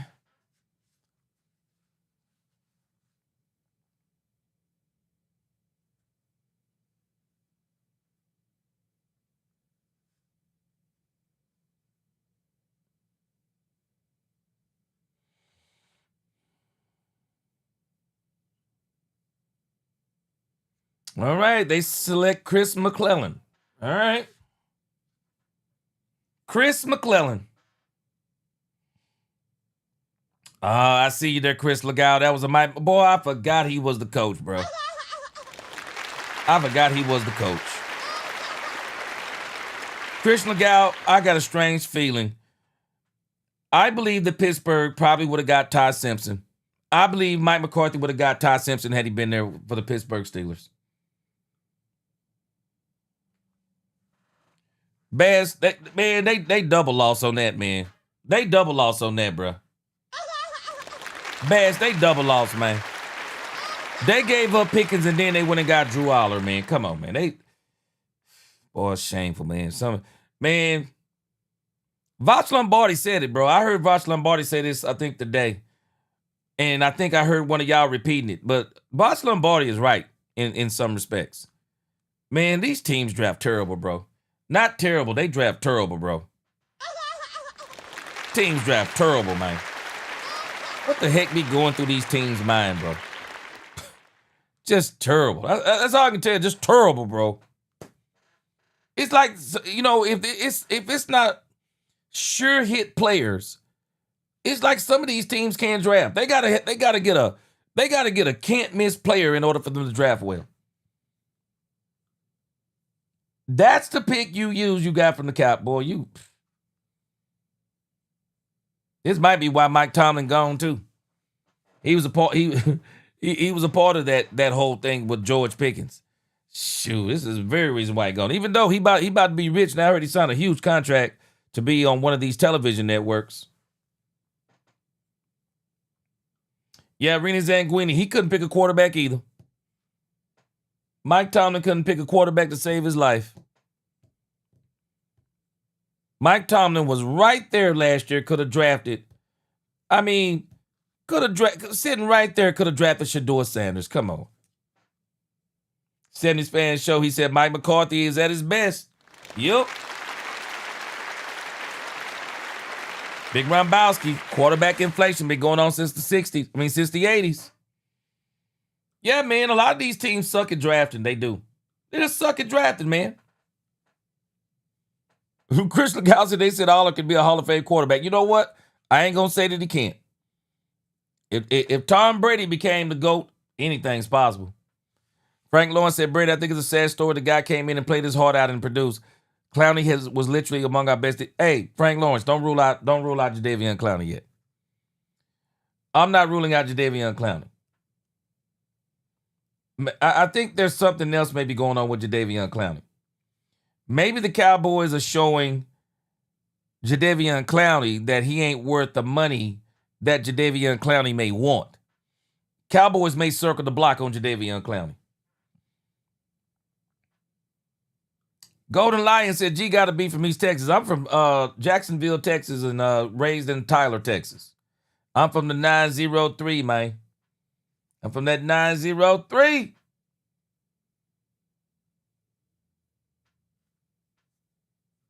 Keith Washington, man. Hey, man, Howie Roseman could get GM of the year every single year. The dude just good at what he does, man. The dude is just good at what he does. Ain't no doubt about it. Howie Roseman is just good at what he does. All right, the Indianapolis Colts, the pick is in. The pick is in. Derrick Rose, Dak is about to get him a ring. Watch what I tell you. Dak Prescott is going to get him a ring. I believe it's going to be this year. I believe Dak's going to get him a ring this year. I believe he gets it this year, no later than next. Yes, sir. Hey, Golden Lion. Hey, some people, you talk to some of these people, man, they'll be talking about East Texas as far as Greenville. I'm like, ain't no way. They be talking about Greenville, Texas, man. That ain't what we call in East Texas. All right. Pat McAfee is back. The Colts are on the board.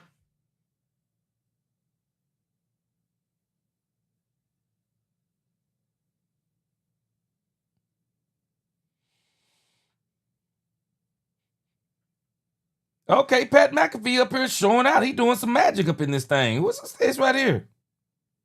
He up here doing some magic. Oh, okay. I see, Pat McAfee. You done made a deal with the devil. You up here doing magic tricks in front of us now. I see.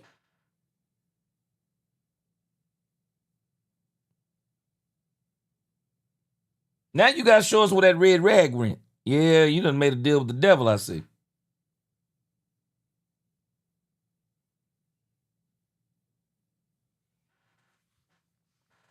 Doggone Pat McAfee up in there doing witchcraft.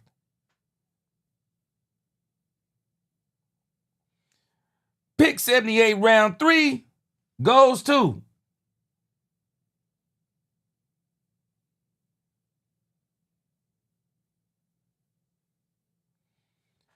man, I'm telling y'all right now.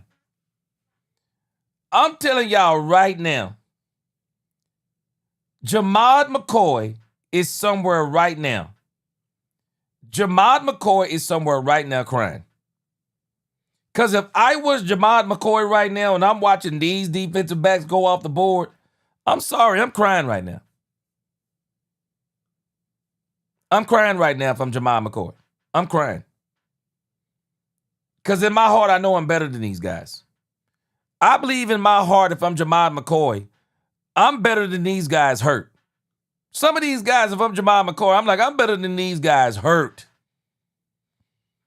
A.J. Halsey is off the board. And let me see something here. I'm going to show you how crazy this is. LSU A.J. Halsey is off the board.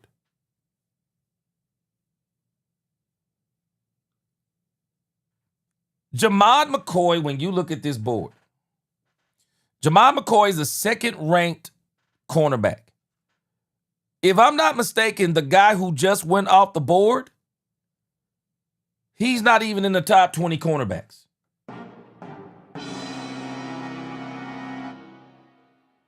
He's not even in the top 20 cornerbacks. That is crazy work right now. All right, pick 79. Wide receiver Zachariah Branch goes to the Atlanta Falcons. I'm sorry, Bass. I'm crying right now. I'm crying right now, man. I mean, you've worked your whole life to get here. You've worked your whole life to get here. David Jeremiah has Jamad McCoy as the best player left on the board tonight. He is the best player on the board. And they have taken, they've taken cornerbacks that are not even top 15 cornerbacks over this man. Oh, I'm crying somewhere right now. I ain't gonna lie to you. I'm crying somewhere right now. I'm praying and crying right now. That's tough, man. That's tough for you, Jamal McCoy. And this is the business of this draft, too. When the word gets out on you in a draft, man, I don't care what it is. When the word get out on you, okay, he a safety. I got you. But even then, Christian Legal, he a safety. He ain't even one of the tops. He ain't even one of the top safeties. Jamad McCoy is listed. Okay, so Halsey is number 4. But Jamad McCoy is number 2 at cornerback. Man, if this dude wasn't injured, Jamad McCoy, I'm hearing Jamad McCoy would have been gone before even Mansour Delane. Man, if I'm Jamad McCoy, I'm crying right now. I mean, you got defensive backs, Halsey, and he's ranked number 4 in the safety position, but man, McCoy, bro, that's crazy work. We're at round three, pick 80. Ravens on the board. And it looks like we got this ex-running back up here talking noise again.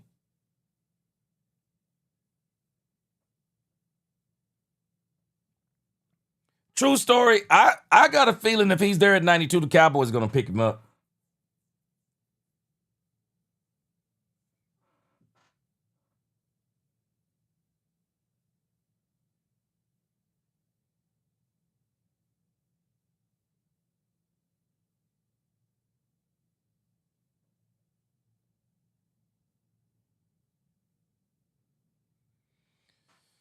Okay, so the Baltimore Ravens picked up Jacoby Lane. Chris, I'm telling you, I agree. I'm telling you, they are taking Jamad McCoy if he's there. The suspense is building. 11 picks to go. 11 picks to go, and the Cowboys will be picking at number 92. 11 picks to go, and the Cowboys will be picking at number 92, y'all. I'm telling you right now, I'm not a betting man. But if I were a betting man, if Jamad McCoy is there at 92, Jamad McCoy is going to be a Dallas Cowboy. And the Dallas Cowboys are going to have, in the first 3 rounds, the Dallas Cowboys are probably going to have one of the best drafts they've had in years. In years. You know what I'm thinking, though, Mike T? This thing with Jamad McCoy may be more of an issue of, it's not that he's injured. And I'm going to read you the story in just a moment. Because when you read the story, he's not injured per se. No, he's ready to go. I'm going to read it to you after we get this pick. Round 3, pick 81. Jacksonville Jaguars. The pick is in. The pick is in. I wonder, will it be edge or corner? Edge, corner, or tight end?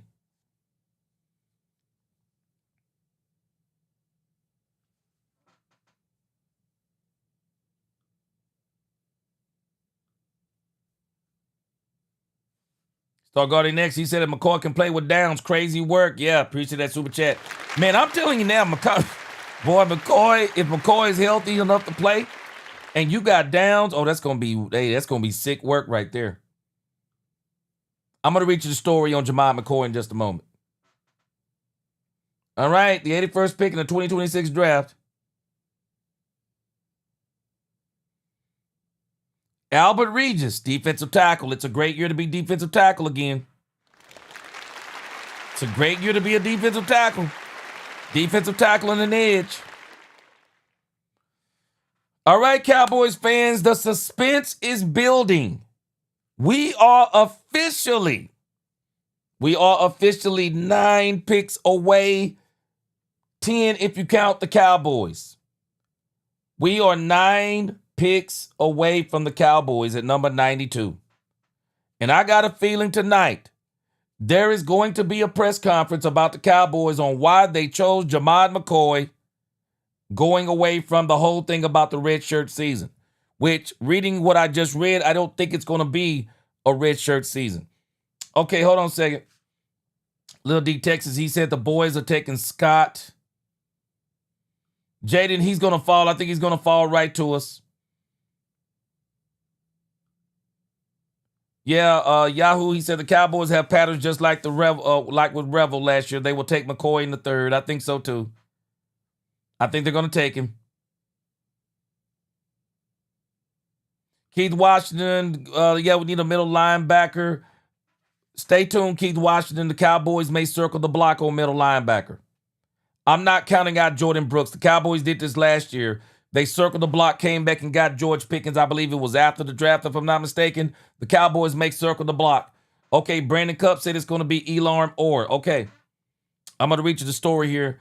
All right, round 3, pick 82. The pick is in by the Minnesota Vikings. Hey, the Minnesota Vikings, they might take a chance on Jamad McCoy. All right, so let me read you this issue with Jamad McCoy. Jamad McCoy is not injured.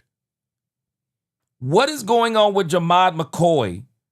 They're saying that there was a bone plug that was used in his previous surgery. They say that it may need to be replaced. And so they are saying that if it has to be replaced, it would require him extensive recovery, and it would force him to miss the entire rookie season. So that's what they're talking about. So the question becomes, has Dr. Cooper looked at him? I'd like to know if Dr. Cooper looked at him. So it's saying that the medical uncertainty has caused him to slide out of the first round in the draft, which with some teams flagging the issue as degenerative or risky for long-term longevity. It says conflicting views. It says while some team doctors believe another surgery is likely, other teams may be more optimistic. The situation is reminiscent of other prospects who fall due to knee concerns but had successful careers. It says McCoy has expressed confidence in his health. The potential for a second surgery scenario makes his 2026 availability a major question mark for all teams. All right, let me get an update here. It's an update on ESPN. Says Jamad McCoy injury update. Surprise medical concerns cloud NFL draft stock amid massive slide.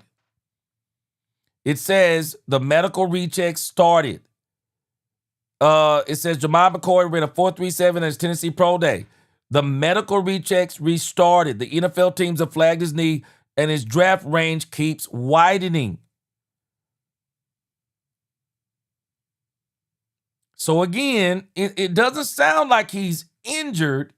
They're concerned about the bone plug in the knee.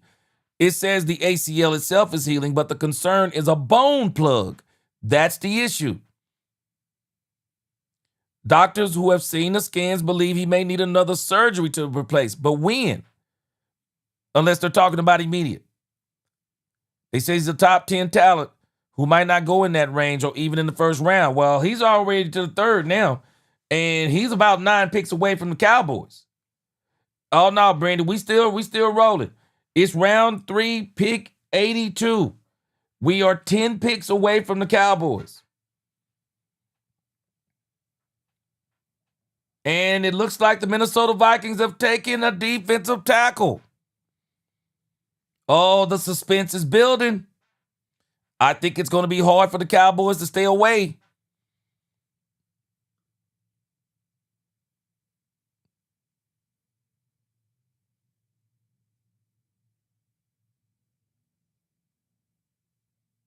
Okay. I'm just telling you what the report is saying. Jamad McCoy's 2026. Are y'all ready for this? Jamad McCoy's 2026 NFL projection It says the mock draft as of draft week has widened significantly. According to PFSN's mock draft simulator user data, McCoy's current ADP is at 14.4. Despite the new injury concerns, he was still projected to be a first-round pick. However, with round 3 starting, he is still yet to be picked. I think this is where Jamad McCoy is about to go. If he don't go in the 3rd, I say the Cowboys will get him in the 4th. I think they will get him in the 4th if he slides to the 3rd. I think they will get him if he slides to the 3rd. There's no doubt in my mind. All right, Panthers selection.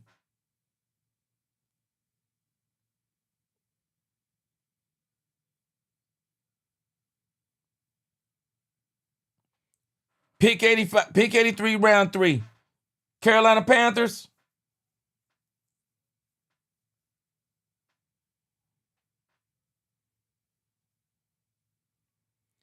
Chris Braswell II, wide receiver. Wow.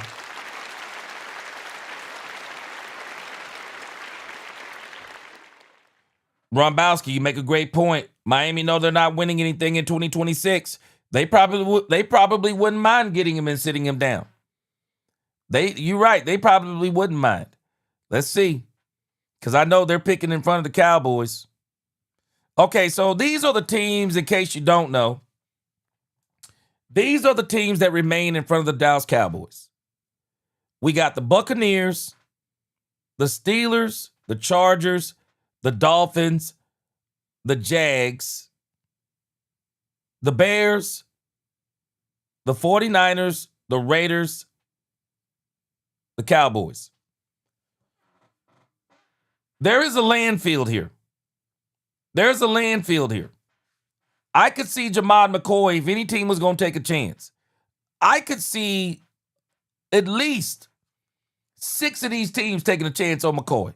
Tampa Bay, Pittsburgh. I could see the Bears, the 49ers. I could see the Raiders. I mean, Raiders ain't going nowhere this year. 49ers are kind of in win now mode. The Bears are just winning now. It just is what it is. He's got to make it past this landmine to get to the Cowboys. That's a pretty thick landmine to get through. Wow, True Story said he will be a free agent. I don't think so. Rena Zanguini, I was saying it's a landmine now. I could see the Bucks, the Steelers, the Dolphins. I could even see the Bears, even though they're in win now mode. I could see the 49ers, struggling with the 49ers, but I could see the Raiders. So I could see 5 teams giving him an opportunity. Yeah, I agree with you that the Cowboys should stay away from injured players. But man, he might be hard to resist for the Cowboys. All right, Rambowski said Tampa Bay is coming off a down year and they want to win now in 26. Chicago coming off a hot year would want to keep it going. Man, I'm telling you something about Hot City. We're gonna see what they do now that they got Kyler Murray. We're gonna see what they're gonna do with Kyler Murray. All right, the Tampa Bay Buccaneers, the pick is in. JCT, he said, gee, I like where we're at, bro. We're going to be special this year. I think so, too. I really think I think Caleb Downs is that, Caleb Downs is the pinnacle of the draft. But I think what's going to make the Dallas Cowboys season is going to be the 3rd round pick and the 3 4th round picks.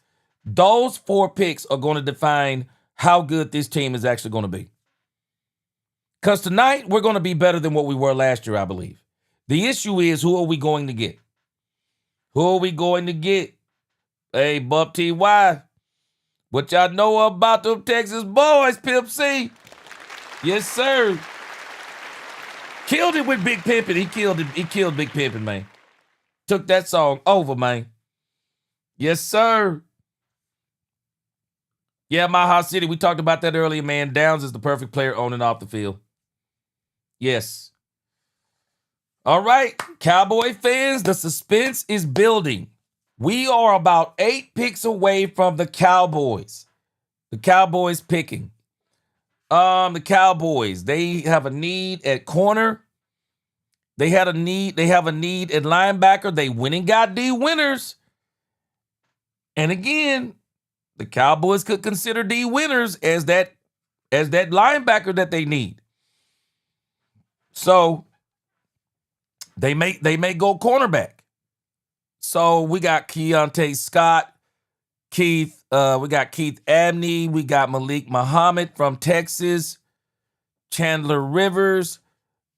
I don't like the height on him. They got Dalen Everett from Georgia, cornerback from Georgia.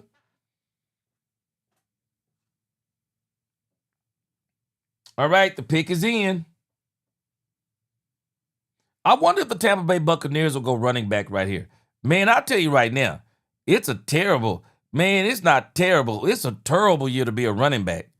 Man, it ain't but two running backs off the darn board, man. It's a terrible year to be a running back.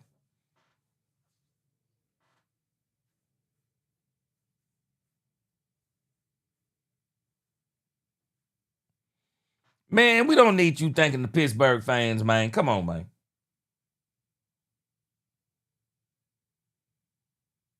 We don't need you thanking the Pittsburgh, man. We don't need you thanking them, man.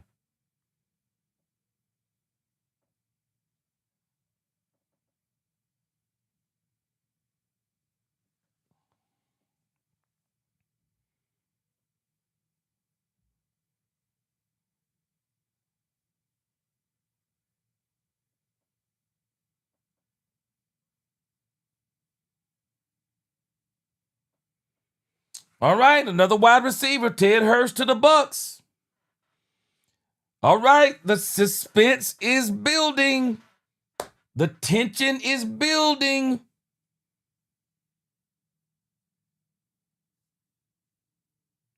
We are 7 picks away from the Dallas Cowboys continuing to improve their defense. Now, I'm going to be honest with you, Frank Lawrence. I think there is a collective selection of what's going on. And I really wouldn't be surprised if the Cowboys themselves would want him. All right, let me see. Dan Rogers said he think they're going to select Malik Muhammad at 92 and check off a box on all 4 of their position needs before we even get to Saturday. Okay. What are y'all thinking? What are y'all thinking?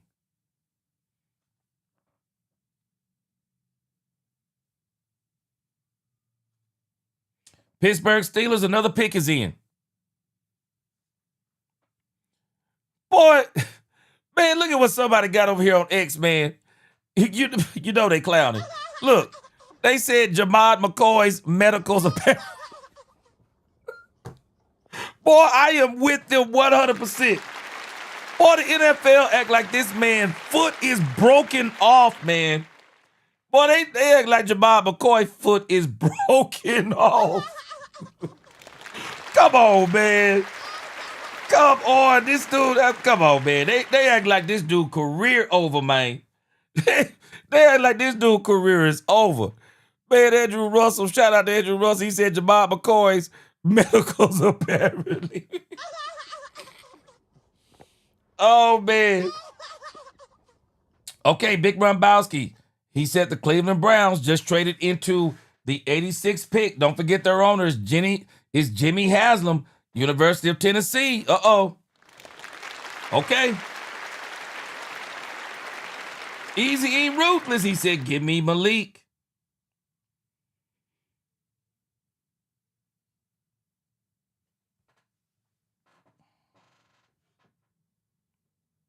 All right, cornerback Dalen Everett. Bass, I'm sorry, bro. I'm sorry to bring this up again, but I'm crying right now. If I'm crying right now, bro. If I'm Jamad McCoy, I'm crying right now. when you got that kind of talent and you were going to make that kind of money, and now you'll be lucky to even get drafted, man, I'm crying right now.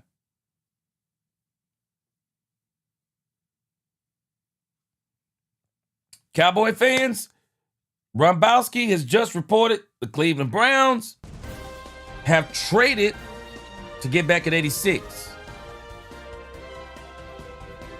So we're going to see what the Cleveland Browns are doing. Andrew Barry, the type of person, he would take Jamad McCoy. He that type of person. Let's see what happens. I'm going to see if the Cowboys going to circle the block on Jordan Brooks, though. I really am. They might circle the block on him tonight.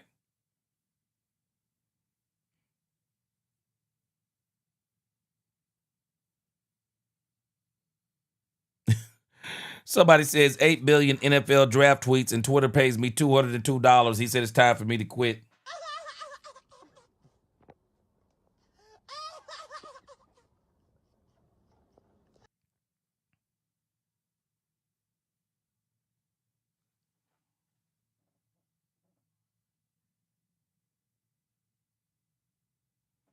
Well, they got Shedeur Sanders, another offensive lineman. Somebody wrote over here on X, they said that Jamad McCoy need more fried than Jaden Daniels' arm.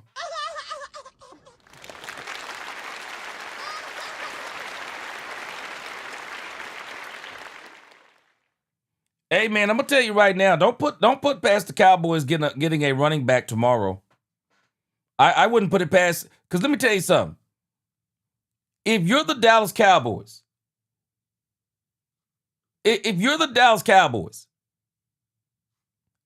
and all of these running backs are on the field, man, I'm just telling you right now, you're picking for the Dallas Cowboys, and there's only been 2 running backs off the board.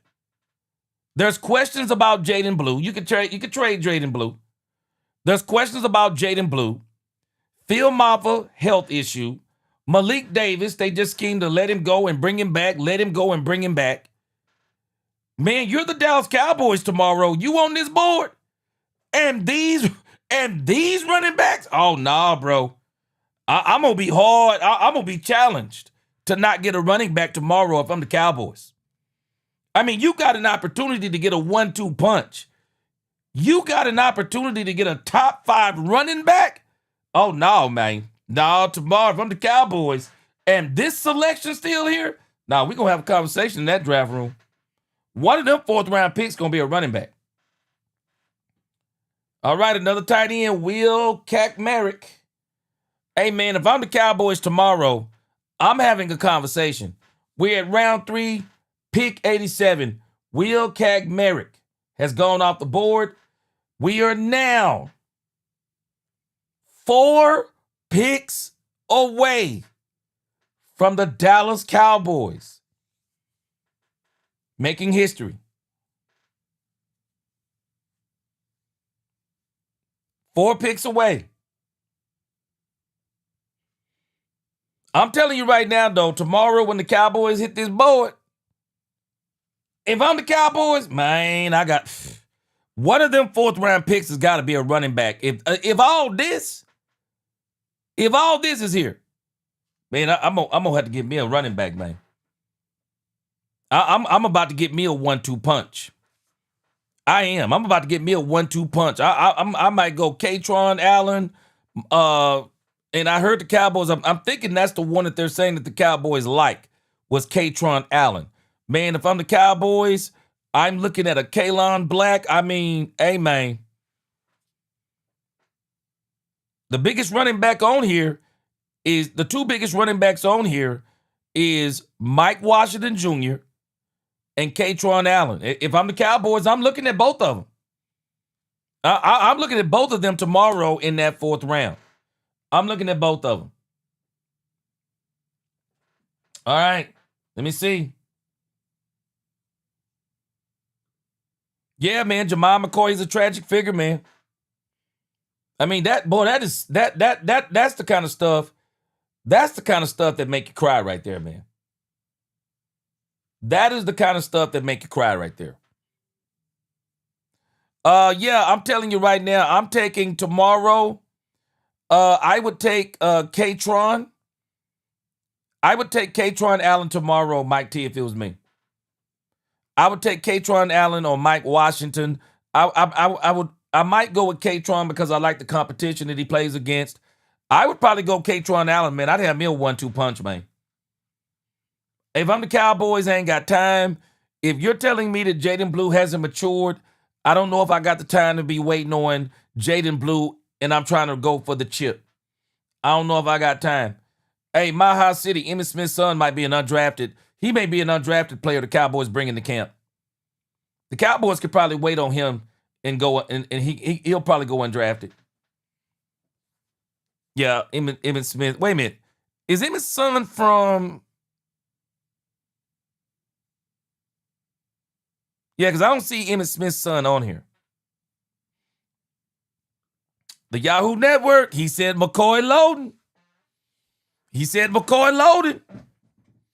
We about to find out. We 4 picks away from the Dallas Cowboys. The Jacksonville Jaguars, round 3, pick number 88 is on the board. He's on the board. Yeah, I'm telling you, Kirk, if I'm the Cowboys, I'm telling you I'm getting a running back tomorrow. There are too many good running backs on the board. There's just too many of them. There's only been 2 running backs off the board. There's only 2 running backs off the board. Tomorrow, I'll probably get me a running back, linebacker, cornerback. I'll get all 3 of them. Angie said, in my opinion, this is the time for Shotty to be selfish. Speak up, get someone running back, leave with something after the club. Hey, I'm telling you, Angie. Angie, look at all these running backs on this board. It is too many running backs on this board. If the Cowboys come up here tomorrow and a bunch of these are oh, no, I got to get me one. Angie, I got to get me one. I got to get me one. I got to get me a running back. All right, round 3, pick 88. Will McCoy go off the board at 88 to the Jags?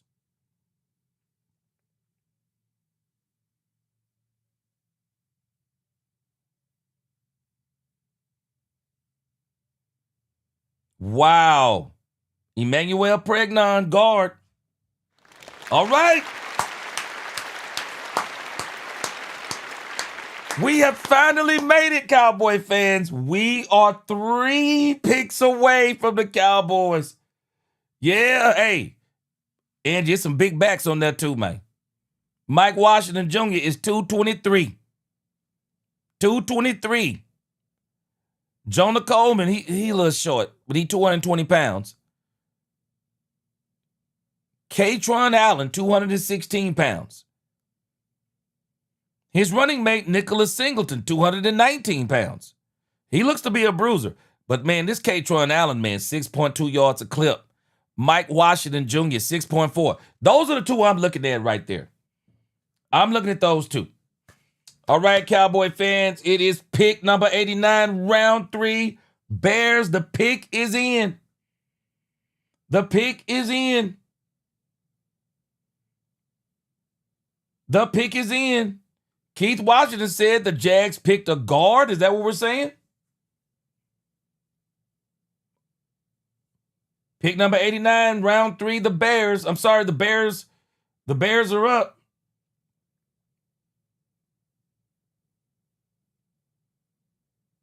All right, let's see what the Bears do. Let's kind of see where we are. Oh, I'm sorry. Okay, Emmanuel Pregnon, offensive guard. Okay, what did I say? Okay, offensive guard. And the Bears, they picked Xavier Thomas out of LSU. They picked a wide receiver.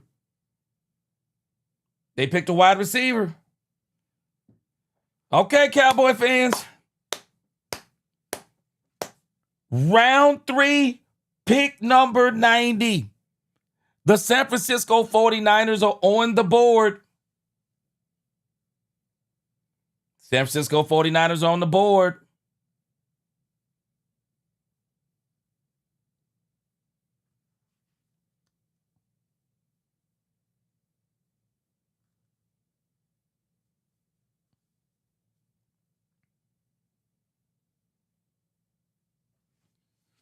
All right, Xavier Thomas, man, he looks pretty nice.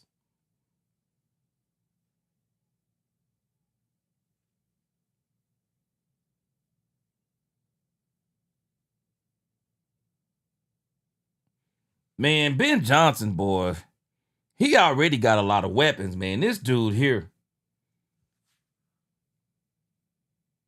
Christian, hey, man. Chris Legal said, Dallas, please don't pick McCoy. Please don't pick McCoy.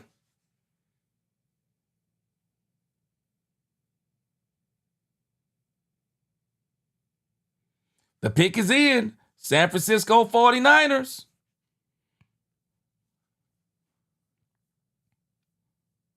Let's see what we rolling with, Cowboy fans. Let's. Woo-wee. Yeah, we at San Francisco. Topic, Chicago, they've already picked. So we at number 90 with the 49ers. Kaylon Black, we got a running back off the board. We got a running back off the board. We got a running back off the board. All right, let me see. That was Kaylon Black, and he's not even rated as the top he's let's see, 2, 4, 6, 8. He's the 10th rated running back, but he's out of Indiana. I'm telling y'all now, guys, tomorrow, get ready. I think we may get a running back tomorrow. With one of those 4th round picks, I see a running back tomorrow, and I'm here for it. I'm here for it. Cowboys need a 1-2 punch. Malik Davis a little too inconsistent, if you ask me. No, they need somebody that can come in and match that energy of Javonte, of Javonte. They need somebody that can come in and match that energy. They need a young stud running back that can match that energy. All right, the Raiders are on the clock, Cowboys fans. Oh, we are 1 pick away. Let's go. Rasmussen. I guess he can see the war room. He said the war room looking a bit nervous right now. Okay. He said the war room is looking nervous. Man, I'm telling you right now, I bet they're having a pretty intense discussion. They got to be having a pretty intense discussion right now. I mean, Jamad McCoy is right there. They got to be having a serious discussion right now. If they haven't already had it, they have got to be having a serious discussion.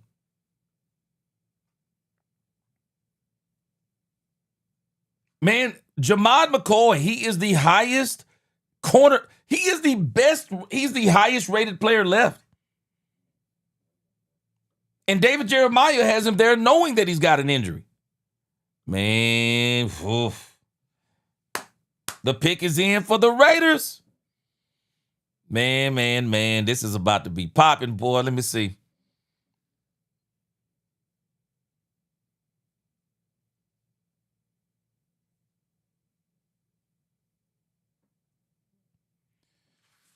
All right, let me see.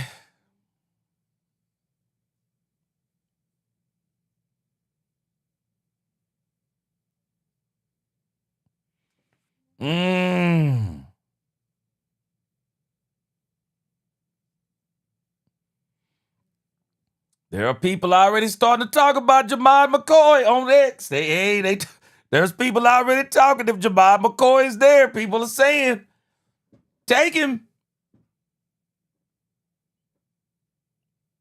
Oh, wow. Look at this, guys. Let me see.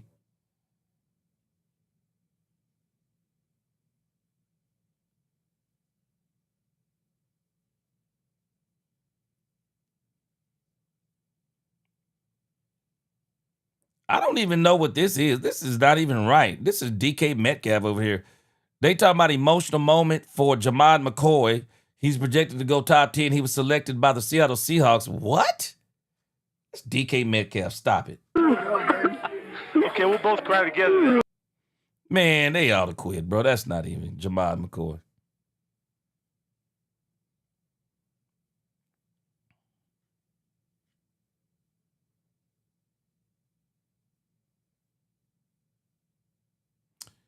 Somebody said, all right, let's see who the Raiders signed. They pretty excited over here. Bryce DeGroat said Jamad McCoy falling to the third round will go down as one of the biggest mistakes in NFL history. I can't wait to prove everyone wrong. Whoever lands him is getting a steal. Man, I just don't think the Cowboys going to be able to resist.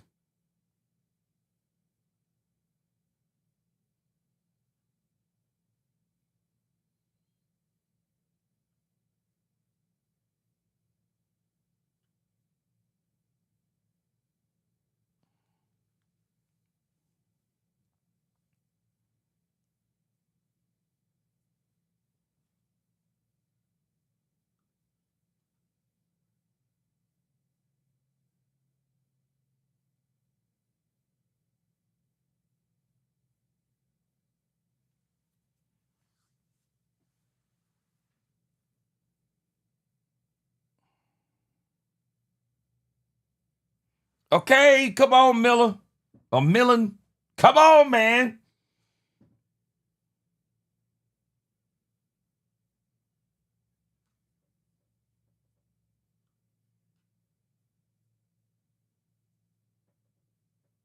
Millen done took so long I had to go to ESPN. Trayzon the third. All right. Cowboy fans.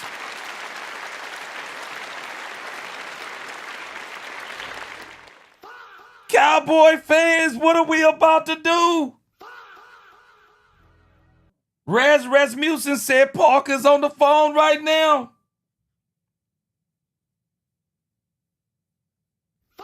What are we about to do?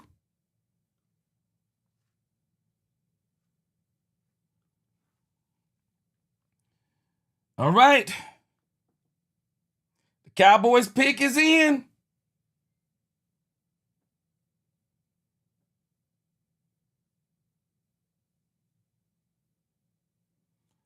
I'm not even going to look at the chat. I got to see it on the screen. I'm not even going to look at the chat.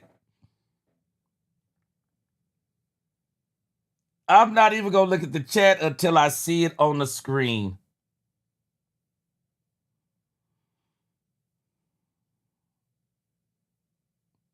Tony Dorsett, Drew Pearson. Cowboys may shock all of us and go offensive tackle, man. May shock all of us. All right, chat. Y'all probably already seen the pick. I can't look at my computer screen. I can't look at the chat. I gotta see it on the pad. I gotta see it right here first with my own eyes. I gotta get that reaction. I gotta get it.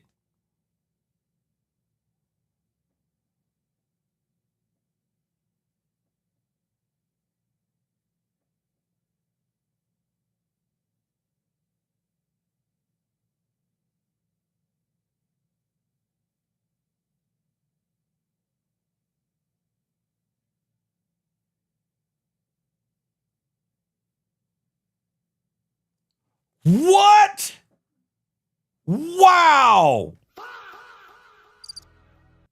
The Cowboys? What? Wait a minute. They went with the edge. Whoa. Wow. Get out of here. USFC, he said D. Winters was a great trade. Sonny Styles, top of coverage linebacker. Super happy with this. Whoa! What? Man, hey man. I'm gonna tell you right now. For as shocked as I am, I gotta be for real. I am proud of the Dallas Cowboys. I know it was hard for them to resist getting Jamad McCoy. I know that had to be hard for them to resist. The Cowboys went with a need, which it goes to show you they don't see any value at the linebacker position. And I guess maybe they see D. Winters as that linebacker. But it's also telling us they are staying true to what they said. True story, you took the words right out of my mouth. No, it's not true story. It's Ra X a fan. No red shirts.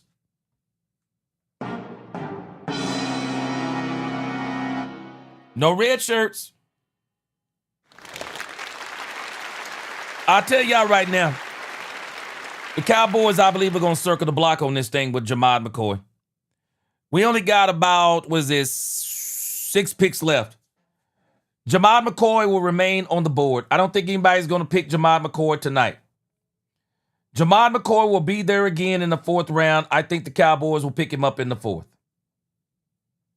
I think the Cowboys will pick him up in the 4th.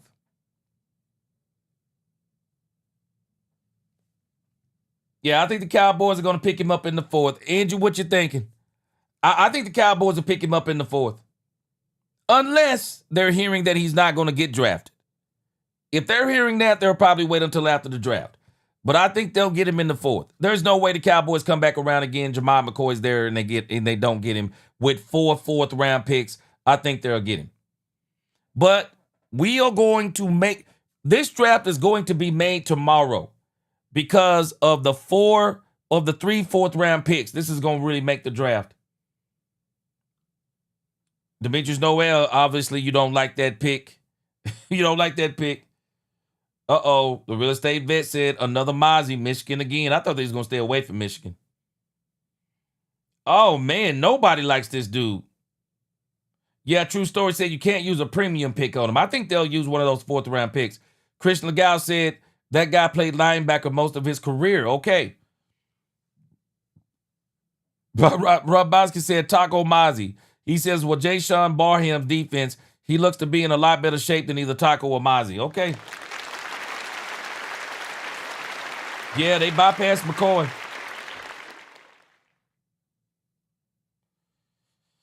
Yeah. Oh, man. Angie, tomorrow's going to be interesting. I want to see what they do with those 2 4th round picks. Poobie D. We got D Winner in a trade. Yeah, we got D Winner in a trade earlier tonight. Cowboys traded their 5th round pick with the San Francisco 49ers, and they got D Winner. Okay, Angie, you hearing he's good. Angie, I think you've been making a good point, though. I think there's something that we all have to consider. Man, we think, a lot of people think everybody we pick is good. It is what it is. All right, T-Benz, what you think, man? T-Benz, what you think? Wow, Kippy said, what a friggin' waste of a 3rd pick. Wow. Freddie, you just make a great point again. This is about coaching. Freddie Morales said, wait till you see what the boys' new DC does with the pick. Yeah, I got you. This is one of those things where we're just going to have to let him get it on the field. We got to let him get it on the field. I think the Cowboys, y'all stay tuned. I think the Cowboys going to circle the block. I think the Cowboys may circle the block. Yeah, Angie, Facts G, I'm like, I don't know. I'll be honest with you. Because, who going to say, you going to see very few people that really, oh, yeah, he bad. Yeah, they ain't going to say he bad.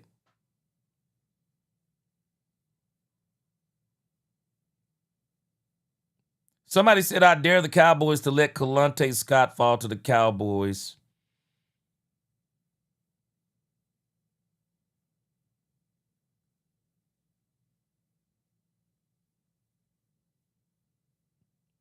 Yeah, see, this is a coaching thing. So Joseph Hoyt reports, he said that Cowboys go defense again. They select Michigan edge Jay Sean Barham, a former linebacker, number 92 overall. Had this in my most recent 7-round mock to the Cowboys, another athlete for the Cowboys to mold. See, this is a coaching draft. This is what this seems to be. Some of this is a coaching draft for the Cowboys. They said he'd be a great rotational piece to add to with Rashawn Gary and Donovan Ezaraku. All right. I'm going to go find some tape on him. Y'all don't worry about it.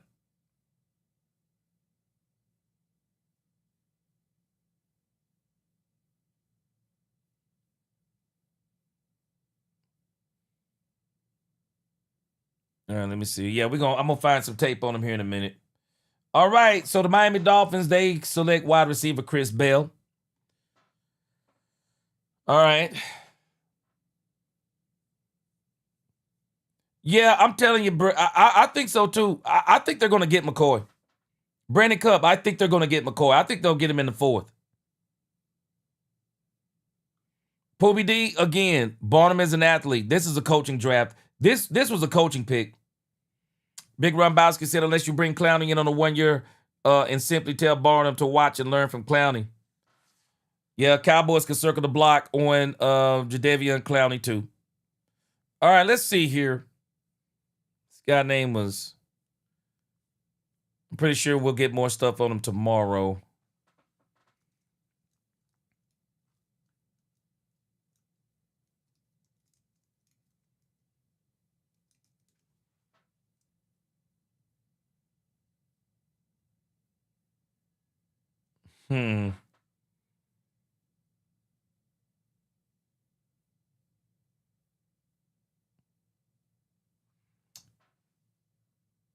Bad said he does not like the pick. I guess when you kind of look at some of the stuff they're saying about him. Jayshon Barham, defensive end, Michigan. 4.84. He's got elite speed. Competitive size grade is poor. Explosion grade is great. All right, we're going to find some stuff on him.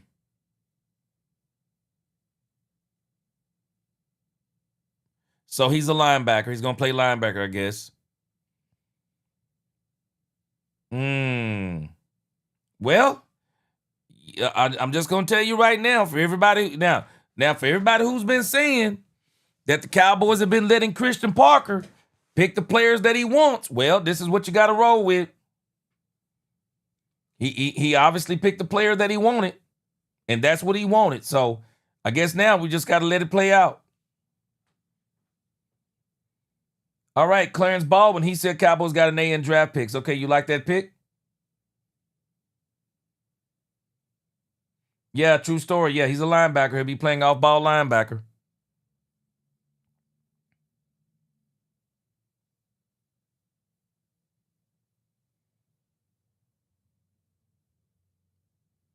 Trying to get a feel for what people are saying about him. All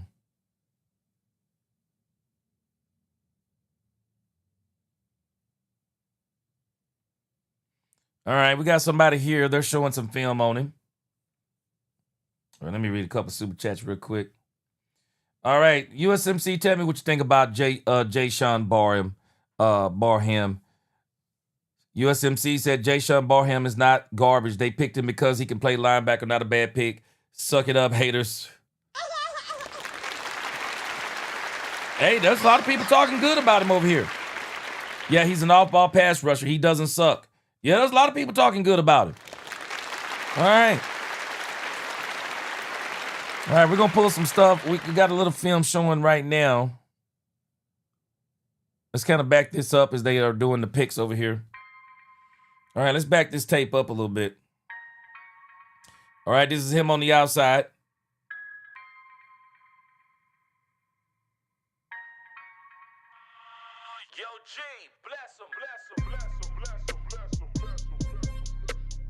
Now, one thing I can say about him, he's at least played against some good competition.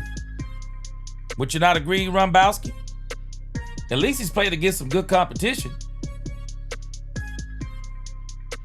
Yeah, he's played against some good competition, I would say.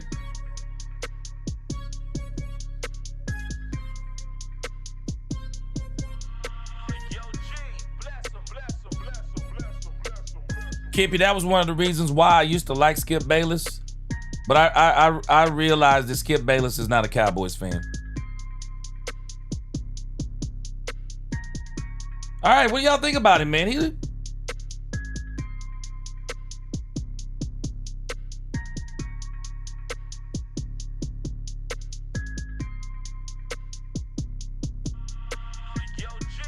What do y'all think?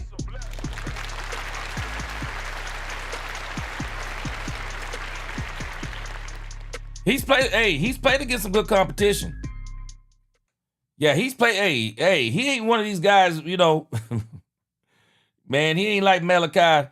I mean, and don't get me wrong, I think Malachi Wallace, what's his name? Malachi Lawrence. Y'all got to forgive me. I got to get used to these names. But Lawrence has not played against the same kind of competition that you would play against playing for Michigan. So he's played for Michigan. He can play. Yeah, Zach Woolchuck, he said Havoc type player, fun chess piece for Christian Parker. Connor said he was my 68th ranked player in the class. Production was limited as a rusher due to stepping in the role in 2025. He's a dog against the run, despite the lack of size, and a maniac as a rusher. And again, I still say the best coach on this team until it gets proven otherwise is Brandon Jordan. So BT Jordan is going to have this guys ready. He's going to have him ready, so we'll see. Kippy said he likes D winners. Okay. So, hey, I mean, we got to just trust. At this point, we got to trust the process. That's all I'm going to tell us. We got to trust the process. The theme of this year is going to be coaching. A lot of people, I mean, I don't see a lot of negativity around him. Alex said they should have gone Kyle Lewis or Jahmai McCoy here, but Jay Sean is awesome, so great pick. He said my number 64 prospect, Barham is average through and through. Explosive athlete with impressive power, active hands, bendy, and solid run D. Wicked fun player, Malachi. Him. All right. All right. Somebody says, I'm fascinated with this pick. They picked Lawrence, but Barham is a former off-ball linebacker, so maybe they're thinking he can play there. He plays with malice in his heart, but he's got to be taught how to rush the passer. Okay.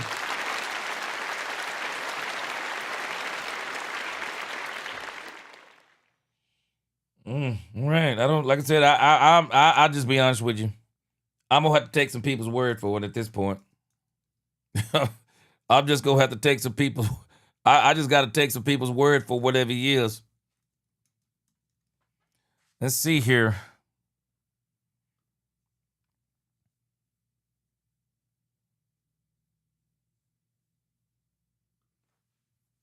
Okay, no available information on him. Okay, let's see. Let's go back.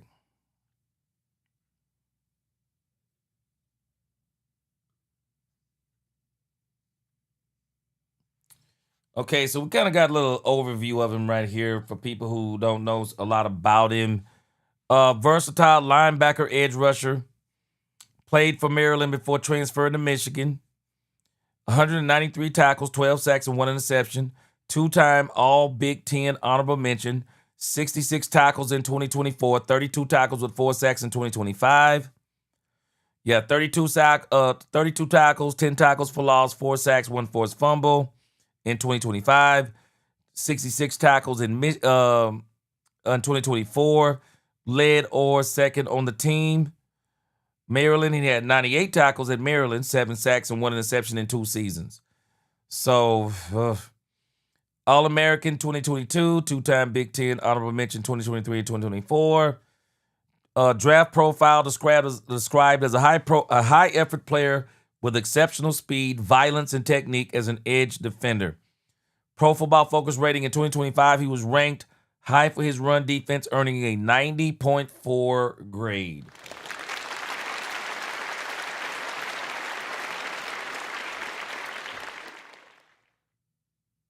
Yeah, they going all defense. No doubt about it. Poobie D said him and Overshawn can wreck stuff together. Yes, sir. All right, we're at pick number 97. Pick number 97, pretty much over with. All right, we're gonna hang around for a while. Cowboys, I mean, they were quick to come on last night, so I'm imagining they're gonna come on again tonight and explain to us why they did what they did in the 3rd round. Right.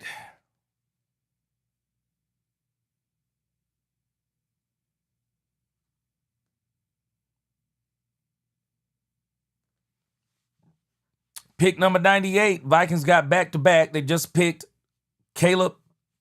They just picked Caleb Tiernan, Northwestern offensive tackle. They got another pick at 98. Then we'll have the Seahawks at 99. And we'll have the Jags at 100.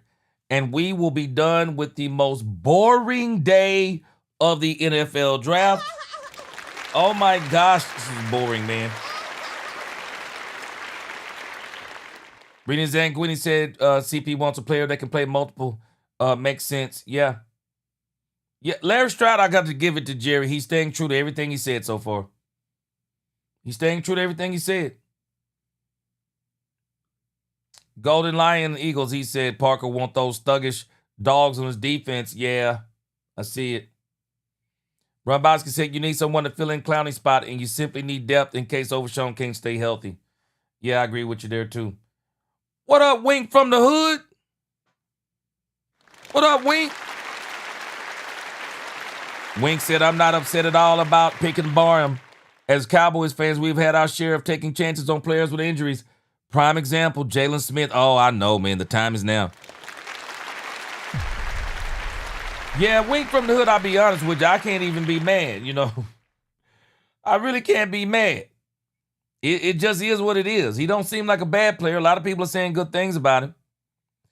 Poobie D, that deal was crazy, bro. $100 million extension, a third, and a third. Wow, $50 million guaranteed. Man, crazy. We wasn't going to do that, Poobie D. Luis Diaz, he said another solid pick, a rotational guy that is explosive off the edge and tough against the run. Makes perfect sense. Brandon Cup, when you go to the pound and you pick all straight dogs, it's great to be a Cowboy. Book it. Yes, sir. True Texas, he said, I give it 8 for last night and this grade is a U for unknown. Man, I got to agree with you on that one, man. Hey, man, I don't know what he is. I just be honest with you. I can't even hate on him. I'm going to go do some research on him tonight, and I'll pop some videos out tomorrow, and we'll talk about him tomorrow on the pre-draft show. Tomorrow, the draft is early. So y'all get ready, put those notification bells on. I'll be up early tomorrow covering the draft all the way through from round 4 to round 7. And that's kind of a rapid fire. So it's going to be another 4. It'll be another 5-hour day. It'll be another 5-hour day, so. All right. Darren says, what a reach. We could have got Kyle Lewis or Harold Perkins. Well, Darren, you know what it is, Darren? It's their board. I would love to know that, I'd love to know their board, where they had these guys ranked. Derrick Rose said, maybe we can get McCoy in the 12th round. Derrick Rose, I think he's going to be a Cowboy. All right, Glenn Harrison, appreciate you rocking with me. I think he's going to be a Cowboy. Yep, I agree with you, Big Rombowski. I think they're going to circle the block on Brooks. I really do. I think they're going to circle the block on Brooks. I think they're circling the block on Brooks. USMC said, trust Parker in these picks. This has been the best draft in a lot of years. All defense, not to mention we don't know if Lua Fowler James as well. Yeah. Henry Williams said we should have got Jacoby Thomas. Okay, Demetrius Noel said it's from 11 to 6 tomorrow. Okay. All right, I'm going to have to pick and choose tomorrow because if it's from 11 to 6, yeah, I'm going to have to pick and choose tomorrow. I may have to get in the 4th round and then take a break and then come back for that 7th round. Yeah, that's a long one right there, bro. You talking about 11 to 6, man, that'd be an 8-hour day. So I think tomorrow what I'm going to do is, since it's opening up, that fourth round going to be exciting. 4th round going to be exciting for the Cowboys. So we are definitely going to open this thing up in the 4th round. We'll probably take an entire break until we get back to around the 7th round. So it'll be 2 shows. It'll be 2 lives tomorrow. I'll be live from probably 10:30 or 10, probably from 10 to about 1. And then I'm probably going to come back at about 5 to 7. So I can get that 7th round in. Man, JCT Slice, man, I gave up on Skip a long time ago. one of the biggest Cowboy haters you'll ever meet. And always calling himself the ultimate Cowboys fan. I always have a problem when people are a Cowboys fan and they be going all the way back to this, that, and the other. Nah, bro. You either a Cowboys fan now or you're not. All right, so round 4 is tomorrow. The Buffalo Bills will open up the 4th round and kind of giving us a preview. So we will be live tomorrow. Like I said, I'll probably start around 10 and I'm going to go all the way through to, I'm going all the way through the 4th round because it is going to be exciting. The Cowboys are going to be on the board in rapid fire. The Cowboys will have the 12th pick, which is 112. They'll have the 14th pick, which will be 114. And then the Cowboys, I think it's around, 137? Yeah, the Cowboys will have 137. That'll be number 37. It is going to be an exciting round for the Cowboys tomorrow. An exciting round for the Cowboys tomorrow. Absolutely. Absolutely. And again, so what I'm going to do tomorrow, Cowboys fans, because it's Saturday, I know everybody got stuff to do. People going to probably want to take their wives out and husbands out and family and stuff. So we're going to do the 4th round. Because I know ain't none of y'all going to watch this thing all the way. Show of hands of Cowboy fans who going to watch this draft tomorrow all the way from round 4 to round 7. Because I know some of y'all tonight had a hard time watching that 3rd round. Watching that 2nd round, man. So I'm sure there are not going to be many of us that are going to watch this thing from the 4th round to the 7th round. So I'm going to do a live tomorrow. We're going to do the 4th round. Cowboys don't have a 6th round. And who knows? I'm hoping the Cowboys, they've stayed pat pretty much. And then we'll do the 7th round. The Cowboys will be the 2nd pick in the 7th round, and the draft will be over for the Dallas Cowboys. DC4L roster, man, he said he's watching it all the way through. Yeah, and this is probably what I'll do too, Poobie D. I won't watch it all the way through, but I'll probably have my earplugs in and listening to it. Because I might go catch a movie or something tomorrow. I don't know. May go catch a movie or something like that. Yeah, USMC, he said, I meant we don't if Parker can fix the linebackers we have. Hey, we're going to be good, man. We're going to be good. But I'm a little burnt on the Michigan players, man. Even Schoolmaker ain't making it here. Poobie D, man, let me tell you something. KD, bro, KD is shameful, bro. KD shameful, man. You telling me the Lakers are missing Luka Doncic and the other guy, and y'all couldn't beat the Lakers? Man, bro, it's absolute pitiful, man. It's the only way I can slice this pitiful, man. Yeah, DC4L, I'm not going to watch it all the way through DC4L roster, man, but I'm definitely going to cover that 4th round, and I'll be checking the picks here and there. And then I'll get us back up to speed once we check in. I'll probably just run through everybody that's been picked. We'll get back up to speed. All right, Larry Stroud, appreciate you rocking with me tonight. All right, we're gonna see here. I'm gonna hang out for just a few more minutes. I want to see if the Cowboys are gonna do another live to explain to us why they did what they did tonight with that 1 pick. I want to see if they're gonna explain it to us. Because last night, boy, they were gung-ho to explain to us why they did what they did. So I want to see if they explain it to us tonight. Yep, I want to see if they explain it to us tonight. Let's go over here on YouTube, see if we can catch...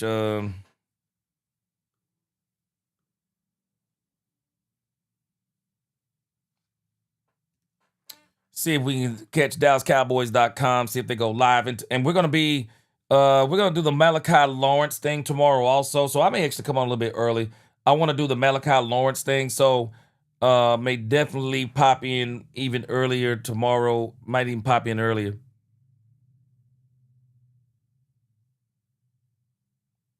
All right, let me see here. All right, let's go to DallasCowboys.com. We'll hang out a little bit. See if they'll get us another interview tonight.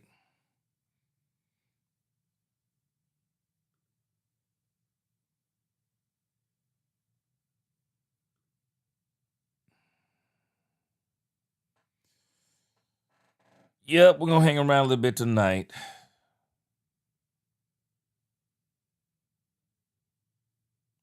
I wonder if Brian Broaddus, they did the draft show. I wonder if Brian Broaddus said anything about this guy, Jace. Let me see. Whatever it ends up being. If it's 2023 tape, I know Beamer's got some in the archives back there. The 2026 NFL Draft, the Miami Dolphins select.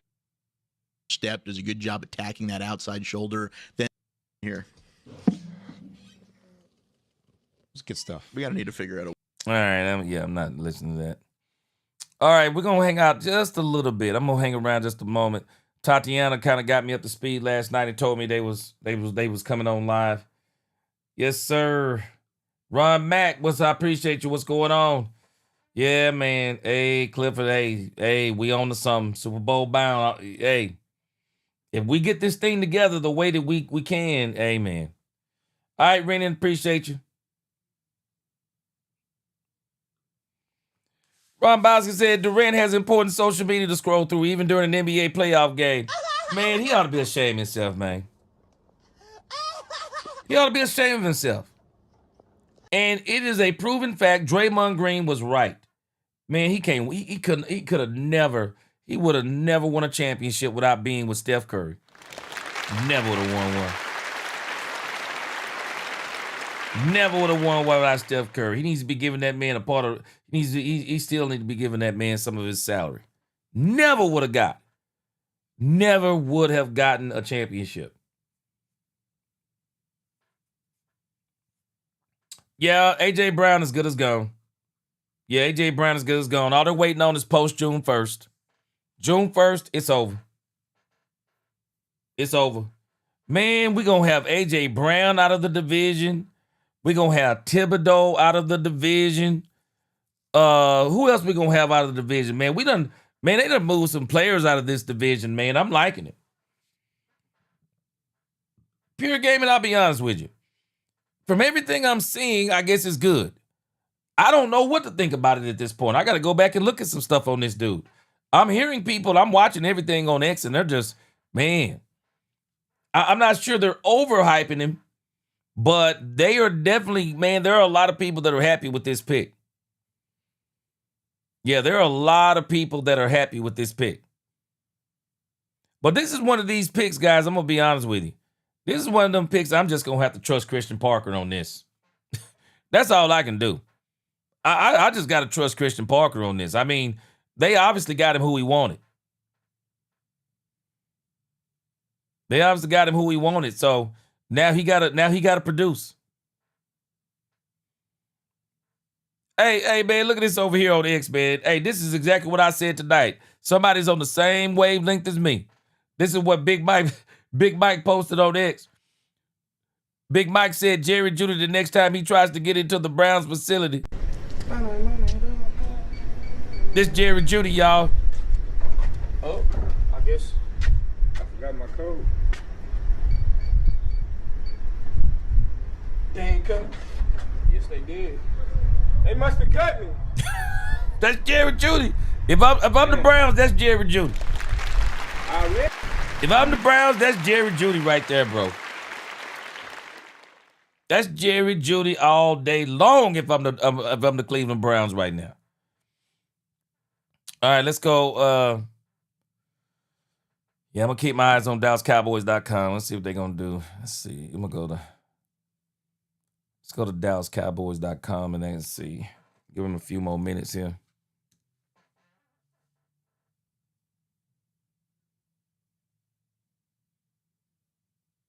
They seem to be pretty happy. Or maybe that was Caleb Downs' picture.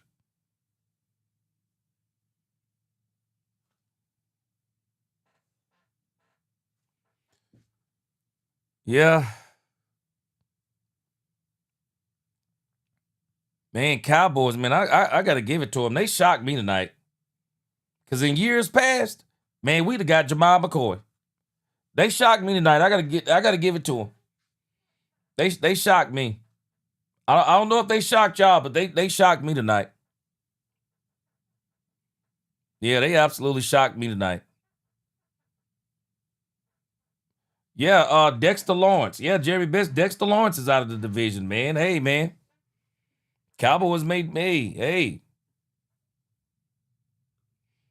Hey, Clifford, I'm surprised we didn't get him.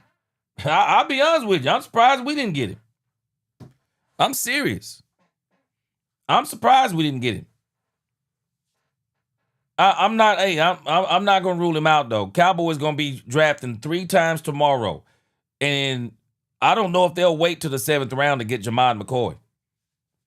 And if he goes to the 7th round, maybe that'll be the pick they'll spend on him. Because, a 7th round for Jamad McCoy would be a steal. I mean, then you wouldn't mind just saying, hey, yeah, we don't mind putting him on. You know, it's a 7th round pick. We don't mind putting him on ice. But the Cowboys decided they were not giving up a premium pick, as some of y'all mentioned.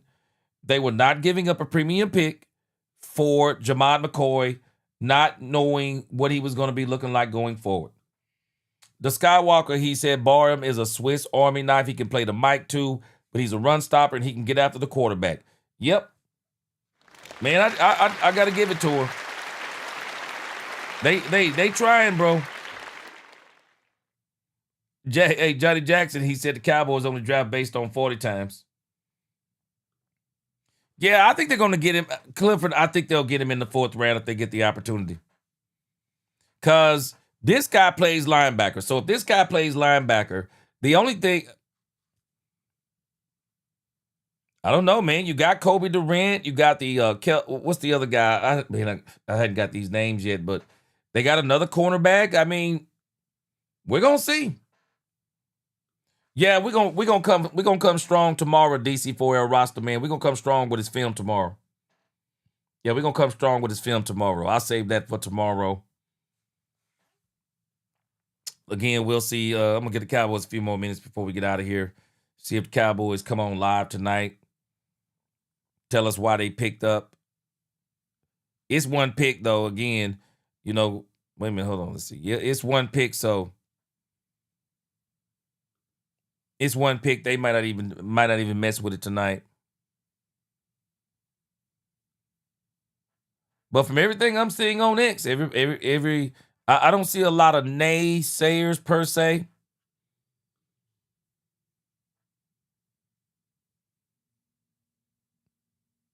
A lot of people saying some of the same things about him.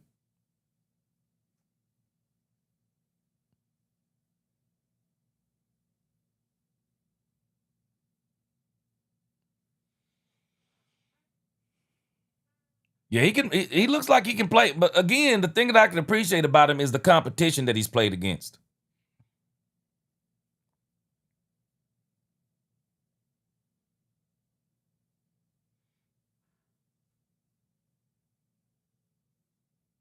Yeah, he's played against some competition.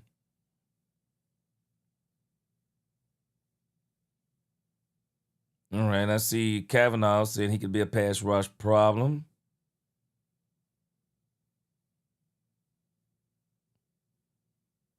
All right, let's hear what underdogs are saying about him. Hold on. Consensus rankings. Watch the film. Consensus rankings. It didn't add up. You guys tell me if you're noticing the same thing. So here he is off the edge.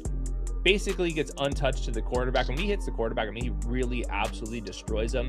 He's kind of this hybrid player, sometimes walked up as an edge rusher, sometimes, like on this next clip, he's an actual off-ball linebacker who obviously you can blitz like you can on this one. I just think throughout the tape, he's moving differently.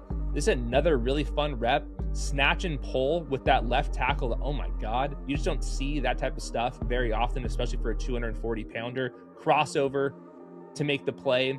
Also, like, really good awareness for like figuring out what exactly is going on here. This is a draw. Sniffs it out. Just a really intelligent player on top of that. Plays with a lot of violence, like you can see here. Here comes the fullback. Absorbs contact. Also makes a play on the football. Violence, I just wrote that a million times when I was watching him. Look at the size advantage 52 has on him here. Hits him with the shoulder. Still able to wrap around and make a play on the football. It's just like surprising how many plays he makes and how low he is on the consensus rankings. Like, once again, there's a little bit of a pass rush detail here. Gets over, crosses the arm, chops it down, makes a play on the quarterback. It's just relentless stuff with Barham. He seems like a top 50 player to me. I have him like close to my edge 5 right now, whether you call him a linebacker edge. I'll let the DC figure that out. I just loved the athleticism. It popped like throughout the entire season. All right. I mean, people they have nothing but good things to say about him from as far as I can tell.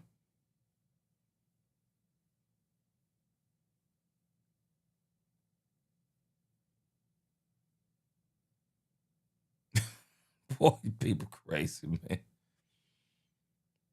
Okay, when Christian Parker said, Dan Rogers said, when Christian Parker said he wanted super high IQ safeties, he wasn't lying.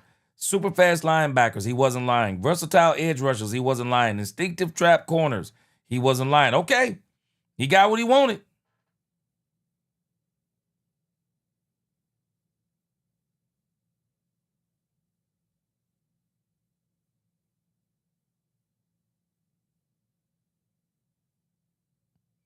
Botch Lombardi said, bar him, 70 player on his board. Okay.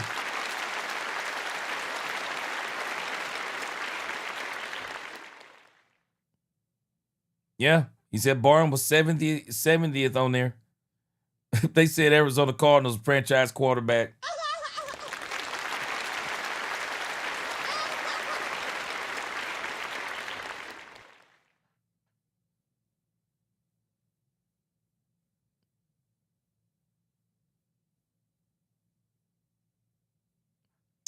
All right, Jesse, the MD says, for those wondering why Jamad McCoy hasn't been drafted yet, this would be a potentially significant surgery and would likely knock them out of the entire year. Yeah.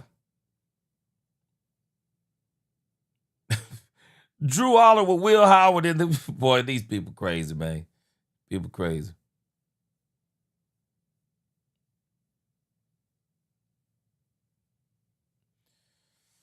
Again, hey man, a lot of good stuff as far as I can tell. I'm gonna do some more digging tomorrow. Might do a little bit digging tonight on him, but I mean, everything I keep seeing, a lot of people like him. Yeah, somebody says I see the vision.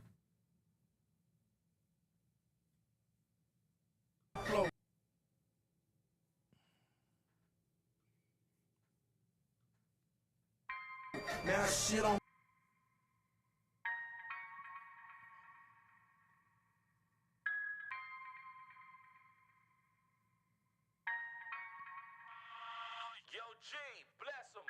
Yeah, he definitely seemed to be a playmaker.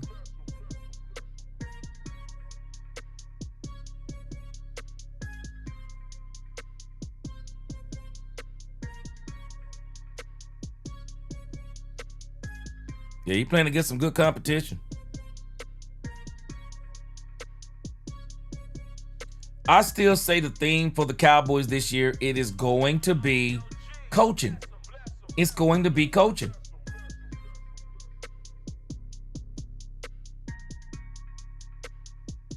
Oh, okay, Moose. Is this the guy he wanted?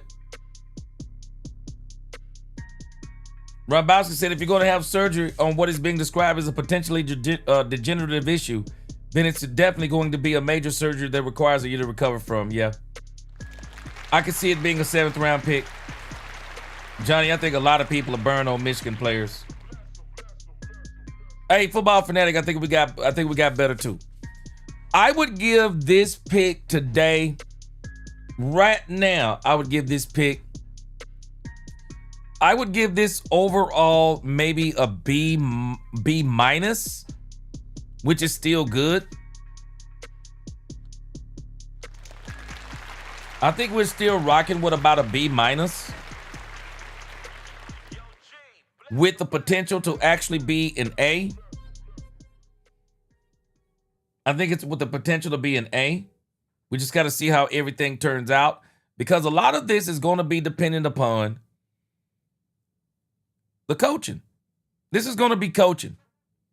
And I think the Cowboys are saying we're very confident in our coaching. I think that's what they're saying. And again, with BT Jordan here, oh man, I'm telling you, with BT Jordan, that's who I'm excited about because I think he's going to be able to help these players.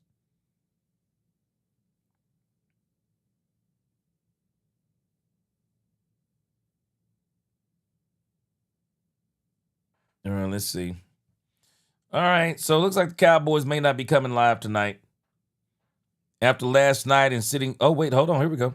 That in general, when I lay my Let's head go, guys. down tonight, Cowboys I'm gonna live. say we're doing something about the defense on this team. Get where we're trying to go. If it were just like now, reinstitute or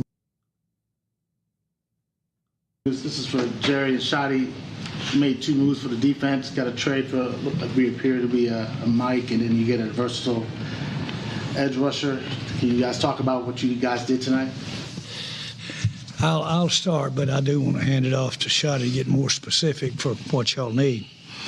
But we have been able to, as of right now, reinstitute or rebuild this defense. And I think the fact that I have said it earlier today. They got water in front of Jerry tonight.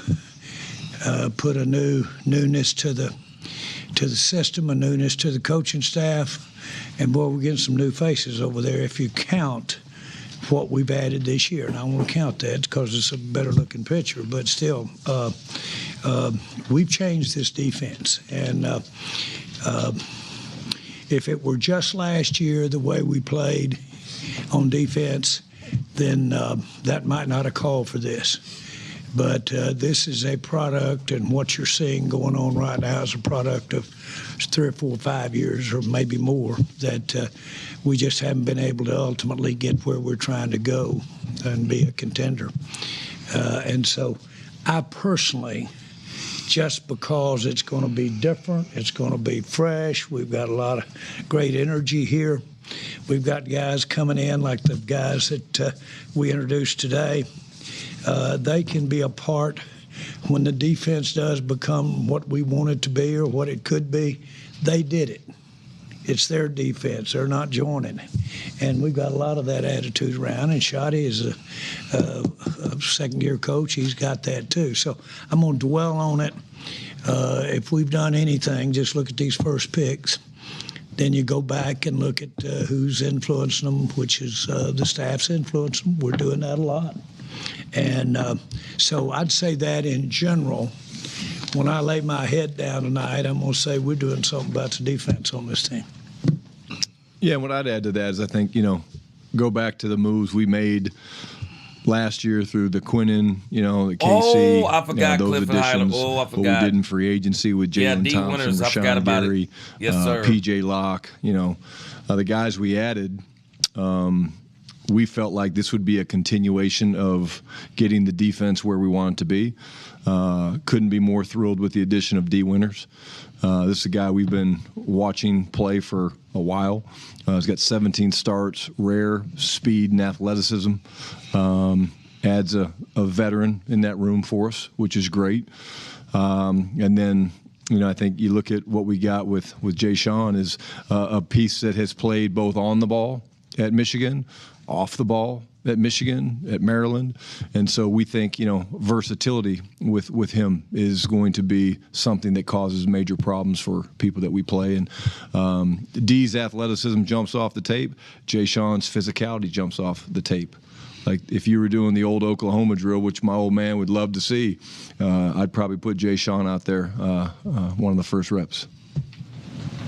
Todd Archer of the ESPN. Will, when did Barham get on your roster?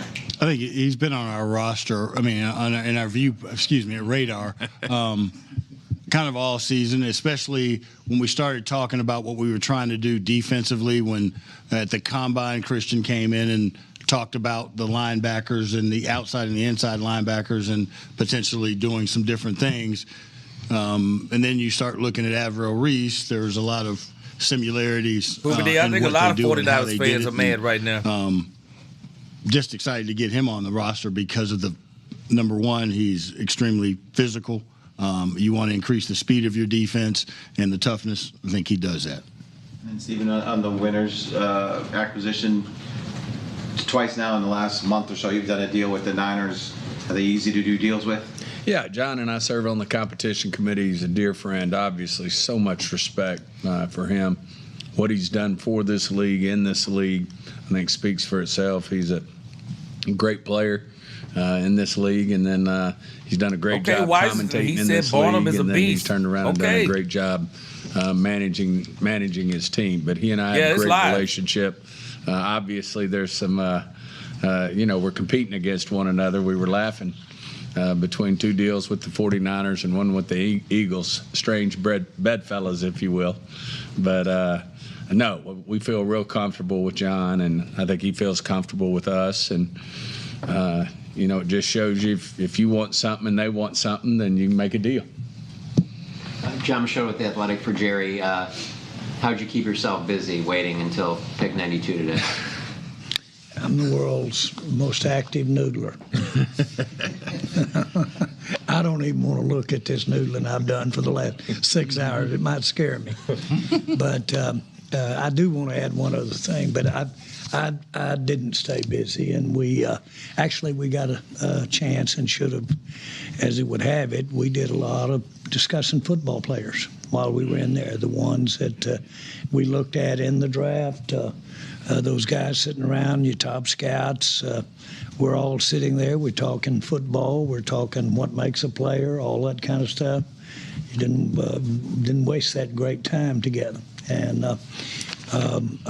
that's important for us all to get on the same page. I do want to add that we've got who else we got on our staff, San Francisco, other than our special teams coach that knew our player well out there.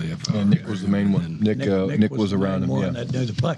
One of the things that you get now when you do bring in some new coaches is you get a familiarity, obvious with where they've been coaching. And certainly they get to know them pretty well when they've coached them a year up. And then for Stephen, you guys have to be patient, wait until that pick, but now you have 3 picks in the 4th round. Just what do you think about what's left out there for you guys and having those 3 4th-round picks? Oh, I think it's outstanding. I think Will said it. I'm repeating Will, but the meat of this draft was in the 4th and 5th round. And, we were able to pull the best player off our board in Barham, but we think we're going to have a great opportunity. We've strategically, if you ask for it, you want to have, a couple picks high, which we do, to have all night to think about it, who's the right guy for us, who's the right fit, and to be up there picking. I agree. Tomorrow is what's really going to solidify this draft. Tomorrow is the day. In the, top 12, if you will.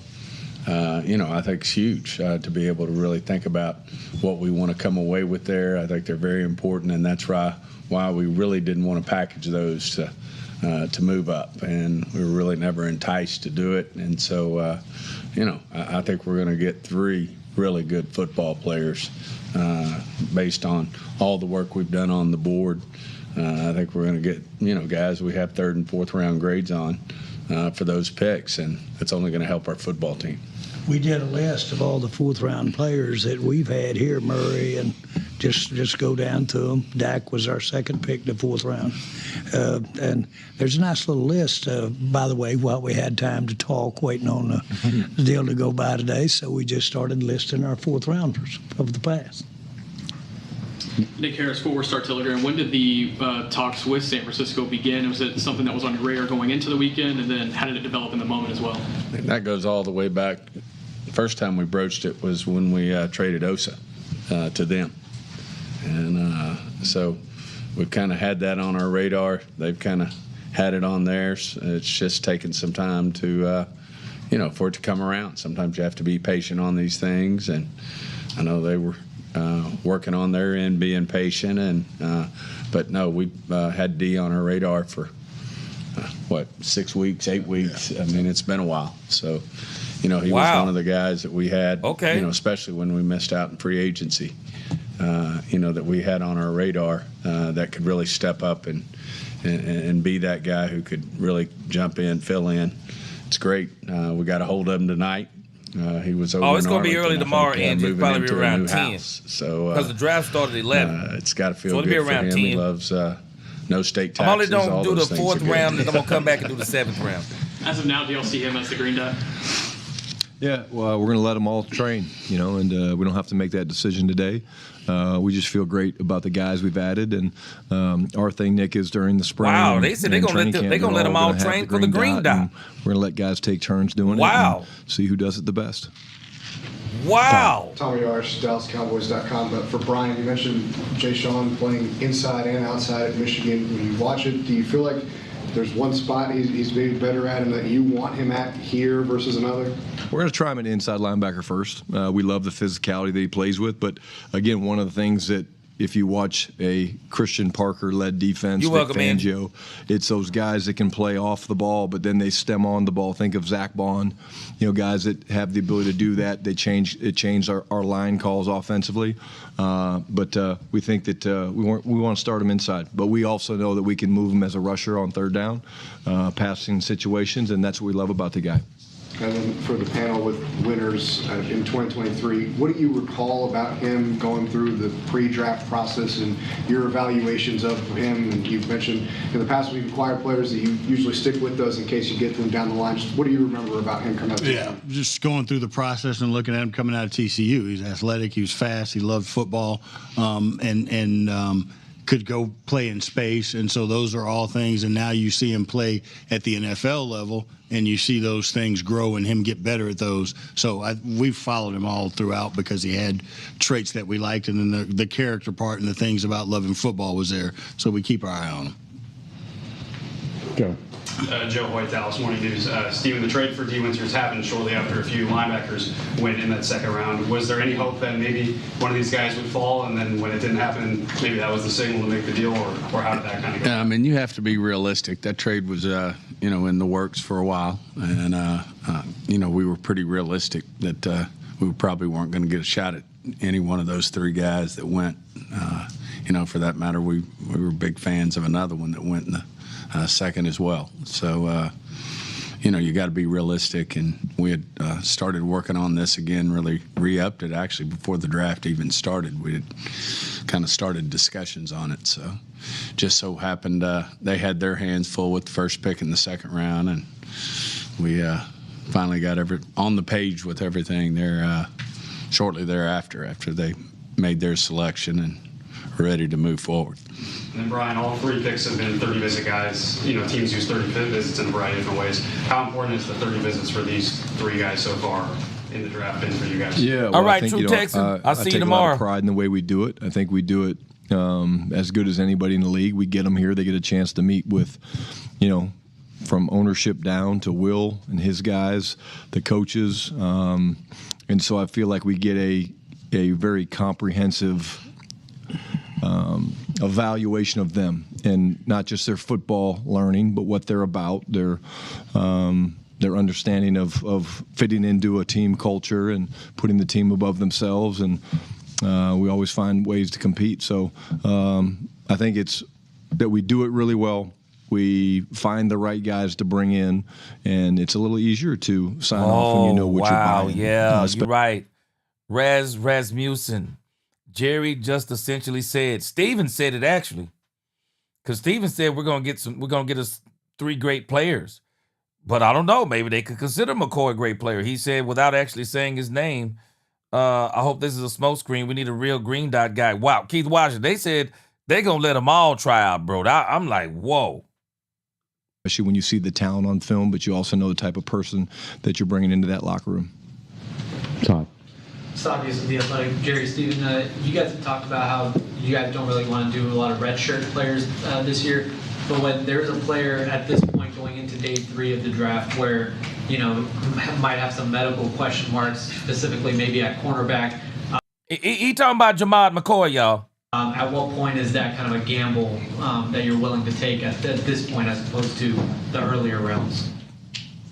Go ahead.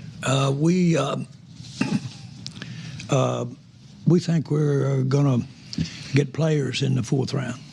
Oh, okay. You're ahead of me. Whoever said that. Okay, I see what you're saying. You're ahead of me. All right. Yeah, Jerry's about to say they're not getting Jamad McCoy. Yeah, I hear you I'm right trying now. to be real specific. Yeah, we think about redshirting them, and this is the place to do it, not in a second, where I've done it before and drew back a nub. It didn't work. But you can get a guy that should be selected in the first round. You can get him in the second a lot of times, but he can disappoint because of the availability. But 4, if the right situation is there, the right prognosis, and by the way, for a good one to be there, then it's probably only the man up there really knows how it's going to turn out. And so I can say this: you won't see us do this not in the 4th round tomorrow. Ooh. Ooh. Jerry Jones. The only way the Cowboys will get Jamad McCoy, at least according to what Jerry just said, the only way the Cowboys get Jamad McCoy, it'll have to be in the 7th round. Wow.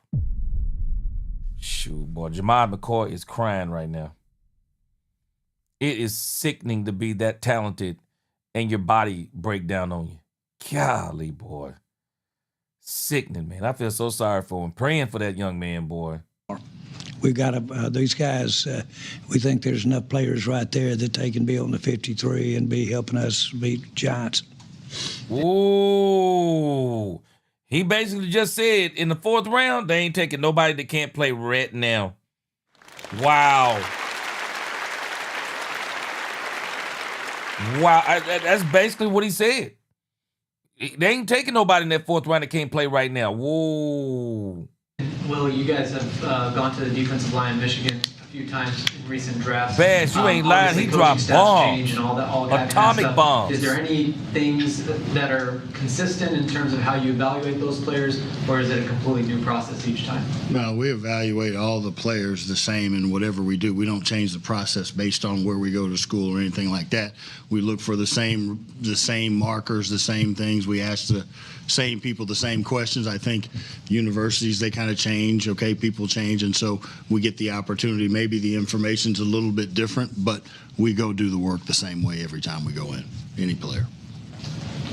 Patrick. Demetrius Noel, I'm telling you, I view that Cowboys 7th round pick, especially where it is, that Cowboys 7th round pick, they probably view that as a throwaway pick. I mean, this draft doesn't have the talent of past drafts. I think it's going to be a throwaway pick. They'll get Jamad McCoy with that one, I believe. If he's there at 7, I think they'll get Jamad McCoy 7. He said 4th is not where you get a player like that because there's a reason why he's there. I think it's going to be 4th. Bass, the Cowboys are moving different. I think we can say it again. Hey, fellas, Patrick Walker, DallasCowboys.com. To Will, you talked a lot in the pre-draft process about marrying what the scouting department does and the traits you guys are looking for with Christian Parker's wants for the defense. Versatility seems to be a massive tenet for what he's looking for. Can you talk about just the concerted effort from both free agency acquisitions, guys like Jalen Thompson and P.J. Locke, to Caleb Downs being the 11th overall pick, and just how concerted effort that has been for you guys to make sure that you get versatile guys? At the end of the day, the more quality football players that you have that can do multiple things, the more multiple you can be. That's from a strategy standpoint, from a coaching standpoint, but and then the more players that you have, injuries happen. There's 17 weeks and things happen. You have to have people that can fill in and people that you trust. And if you get good football players that have versatility, you have an opportunity to do that. And their brain has to work to be able to understand what you're doing, how you're doing it. And I think the training and coaching and all that stuff goes into it. But that's a big, big part of it. From a coaching standpoint, that's a great point that Will makes. The football IQ, the brain has to be there. What does that do for your culture in the locker room, and what does it do for your defense as a whole, knowing that you have so many guys who can play so many positions at a high level? Yeah, I think that's what you're looking for. That's what, from the offensive side of it, as I look at it, Patrick, it's what makes it hard on us. When you've got pieces out there, you're not sure exactly where they're going to align, where they're going to play. They can do different things. The way you really teach anymore in in phase 2. When you get on the grass, is it's concept teaching. You're teaching guys how to, hey, you're the quarter hook dropper, or hey, you've got speed at 3. Yeah, so you're Rumbowski, I would love for the Cowboys to get McCoy in that 7th round. I think you take a chance on him in the 7th round. That 7th round pick is probably going to be a throwaway pick. I would get him. I wouldn't let him go undrafted. If I'm the Cowboys, I would take him in that 7th round. I think they picked 2nd in the 7th round. danger player that's got to overlap, and it's invaluable because everything that we do is based off of, okay, hey, they're in nickel 4-2, nickel 3-3, nickel 5-1, because they have tendencies that you're anticipating. So when you're calling a play on offense, the first thing you listen to is what personnel they're in, and then your mind starts to kind of work a little bit. Occasionally, you'll even adjust the call based on what personnel they're in. I think he ran a 4-3-7. If we can build certain 5-down fronts from 5-down people, but 4-down as well, and put one of these guys on the edge, then we're going to do that. Garrett Podell, CBS Sports. Brian, at what point do you and Clayton Adams on day 3 of the draft start saying, hey, are we going to go offense at all? Clayton's been great, man. Clayton, he's there for the drinks post-draft, and he understands that George Pickens was the 3rd pick in this draft, 3rd-round pick for us. But no, Clayton's a great team player, and Angie, didn't I say that today? Did I not say what Brian Schottenheimer just said right then? He did get a pick in this draft. It's George Pickens. That's his pick. George Pickens is still here. He's going to play on the franchise tag, which I think could turn into an extension. That's the pick for this year. George Pickens. That's the pick. The pick that the Pittsburgh Steelers got from the Cowboys, George Pickens, that's the pick. So that's why Brian ain't tripping. Shoot, Brian is glad that George Pickens is still here and he's going to sign that tag. I'm telling you, Brian is ecstatic right now because I just wonder without George Pickens, how potent would the offense actually be? I mean, really, how good would it be? Because we saw what happened when the Detroit Lions found a way to take Pickens out of the game. We saw what the offense looked like. We addressed 2 really big needs for us in free agency with Javonte and George, and we're excited about some of the young guys that we get to develop. And I'm not saying we're not going to go offense, defense, or even special teams. Running back. We're going to take the best player available that's going to help us win and compete for a championship next year. What young guys stick out? Angie, and you already heard me say it. There is one position I do think they need to get tomorrow, because it's looking like by the time the Cowboys get there, it is still going to be quite a few of them on the board. If I were the Cowboys, I would get a running back in the 4th round. We don't have the time. If they're saying that Jaden Blue ain't got the attitude and if Phil Moffitt can't stay on the field, we don't have the time to be waiting. We don't have the time to be waiting. Get one of those running backs and get you a 1-2 punch. And if Phil Moffitt can develop, get himself together by midseason, we rolling. But as far as Jaden Blue goes, man, if Blue can't play, there ain't no point in keep playing with Jaden Blue. Trade him. I'm sure there are teams that would trade for Jaden Blue. I'm sure there are teams that would trade for him.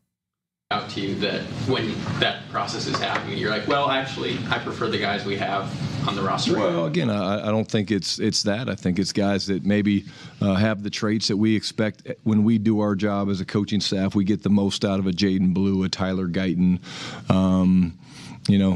Cooper Beebe's still a young player. There's guys on defense, same thing. Vaughn. Kalen Carson. There's guys like that we're excited to see. Shamar James. You're right, Demetrius. Coaches are evaluated on wins first, but then secondly, they're evaluated on their ability to develop players. And that's what we have to do because we've got some very talented young players. We've also added to the competition. When you add competition, it makes everybody better because they see, damn, that guy's really talented. And so I'm really excited about this coaching staff we put together. And, again, we're going to have a great day tomorrow. I've had defensive coordinators when the head coach was an offensive coordinator. when the defensive coordinator was no longer with the Cowboys, say one of the problems we had is the coach needs to be more the head coach and less the coordinator. And I could get more guys active, and we could have a little more impartial look when we're taking players. Mike, and I've got to say, the reason I'm going down this road, and Brian are as outstanding as I've been around of being the head coach when it comes to personnel, rather than letting the offensive coordinator in them look at the issue when we've got either or, and it's always either or. It's always either or. Well, and Brian came onto a team with a loaded offense. Shotty's offense is loaded. They got him Javonte. They got him George. It's loaded. You already had CD. You had Dak. You had a pretty good offensive line, at least that triangle. We're still working on the tackles. You got Ryan Flanoy. You got Cavonte Turpin. Cowboys are loaded offensively. They're loaded. Hey, Angie, we have got to get this. We got to get a running back. Yeah, Javonte lost it at the end. He lost it. He absolutely lost it towards the end. He was a shell of himself by the last few games. They better get that man a counterpart. Malik Davis isn't the type of runner that Brian is looking for. They better get this guy a running mate. Brian's excellent. And that's got to have come from his very background, how he grew up. But he's excellent now. And he'll sit up there and he can be as cold and as factual and as bright-lined about what's best for the whole team. And although obviously he's at the end of the day, we've got to move that ball to have a job. Angie, I want to run him back. All offense tomorrow, guys. Hey, I want to run him back. Steven, knowing you like the whole 365, 24/7 on player acquisition, well, where would you say you are at linebacker? Do you feel like you've gotten where you want to be, or is there a little more work to be done this offseason? I think there's work to be done. We're still building the room. Yeah, I like that, we Steven. needed to rebuild it. As Christian said, I think we only have 2 chairs in the room before the draft. So, no, we need to keep being accretive there and adding players and have competition. Yeah. And so we'll certainly give that a good going over, as we look at situations tomorrow. But I do think it's a work in progress. Yeah, I like that. Certainly it was a big step. What up, Dale? When he started 2 years on a damn good defense for the 49ers and played at a high level, and obviously a huge get for us in terms of NFL experience. But we do want to keep building the room. And, the guy we took today, he's versatile. I mean, that's the most important thing. I mean, he's played behind the line at Michigan, and he's not unlike Micah, and he's played rushing the passers. So that was very enticing to us. I don't know who said it, but versatility is important in this defense, that you're able to do a lot of things. What and up, then, Richard of course, all Owens? these guys are going to help Nick out and special teams and those type of things. So, I think it's a work in progress. We're certainly not going to stand pat. We got other linebackers to get, and we'll see how it works out tomorrow. If we don't get it tomorrow, Yeah. then, as you said, we continue player acquisition throughout the year. And Brian, if it is. Okay, Steven said they got to keep adding to the room in the linebacker room. That leads me to believe. So the Cowboys went and got another edge rusher. They're looking for another linebacker. I wouldn't be surprised tomorrow they try to get themselves another linebacker, cornerback, running back. That's what I'm predicting tomorrow. Linebacker, running back, cornerback. And who knows? They could approach Miami tomorrow and ask the Dolphins, hey, you want one of these picks? Jordan Brooks. I'm not writing Jordan Brooks off yet. I'm not writing Jordan Brooks off until this thing is over. Is all offense all day tomorrow.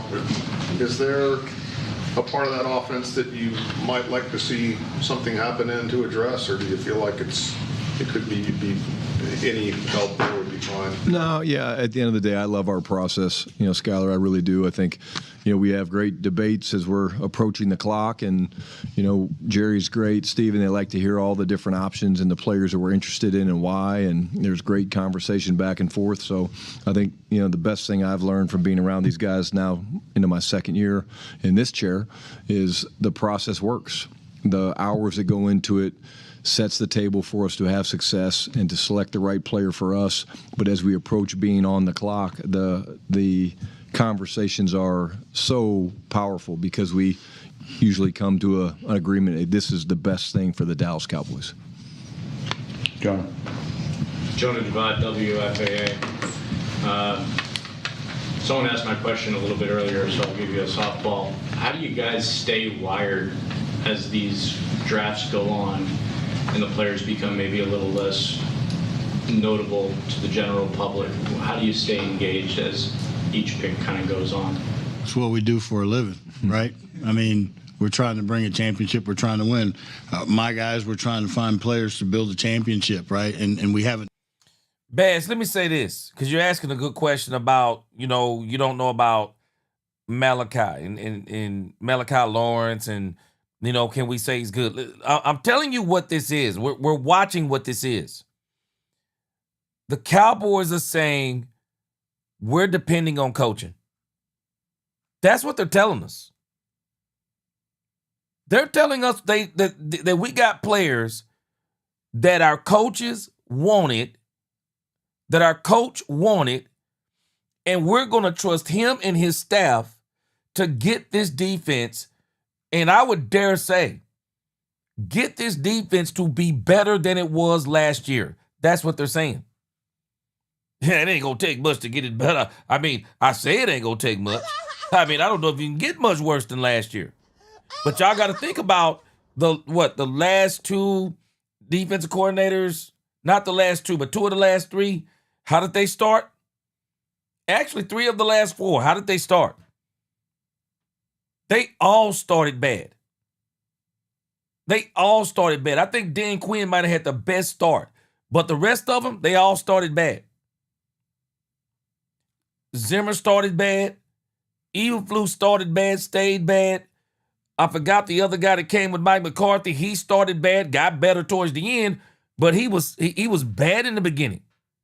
So can the Cowboys, because if they truly want to be competitive, they can't be bad as long as they've been every time they get a new coach. They got to be better faster if they want to be competitive. You can't get to game 9 and 10 talking about, the defense is starting to come on, and now we got to win 5 games in a row, and every game is a playoff game. Nope, you cannot do that this year. This defense got to come out the blocks. Not top 10, but it's got to come out the blocks. If this defense don't come out the blocks, it's over. The schedule is ridiculously hard. Or at least it seems right now on paper. It's ridiculously hard. Coaching is everything this year. Coaching is going to be everything this year defensively. It's going to be everything. This defense has got to come out the block. This defense cannot afford to go no 3-5. It can't get behind the 8 ball and be 4-5. And then, every game's a playoff game from this point forward. And then you got to depend on these people to win and these people to win. No, they got to come out the block. That's all I'm telling you. I'm not telling you they got to be top 10, top 15. They got to come out the block, though.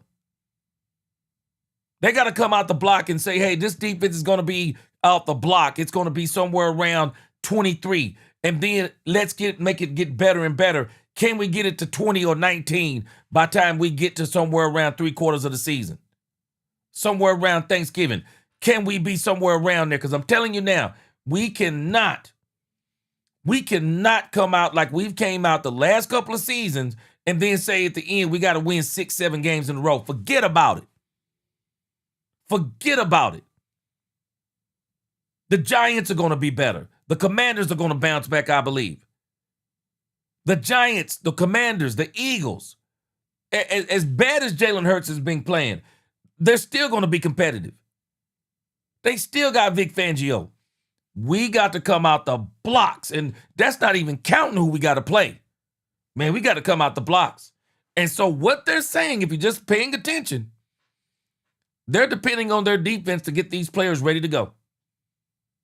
They're depending on the defense, the coaches to get this defense, out the blocks.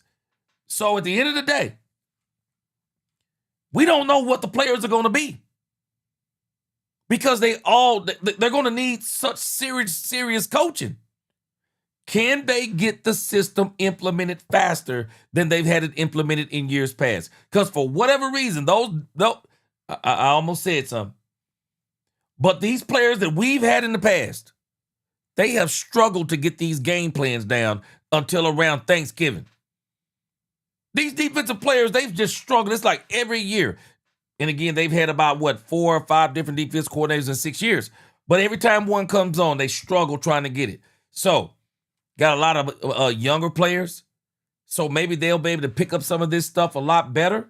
But I'm just telling us right now, this is all dependent upon coaching.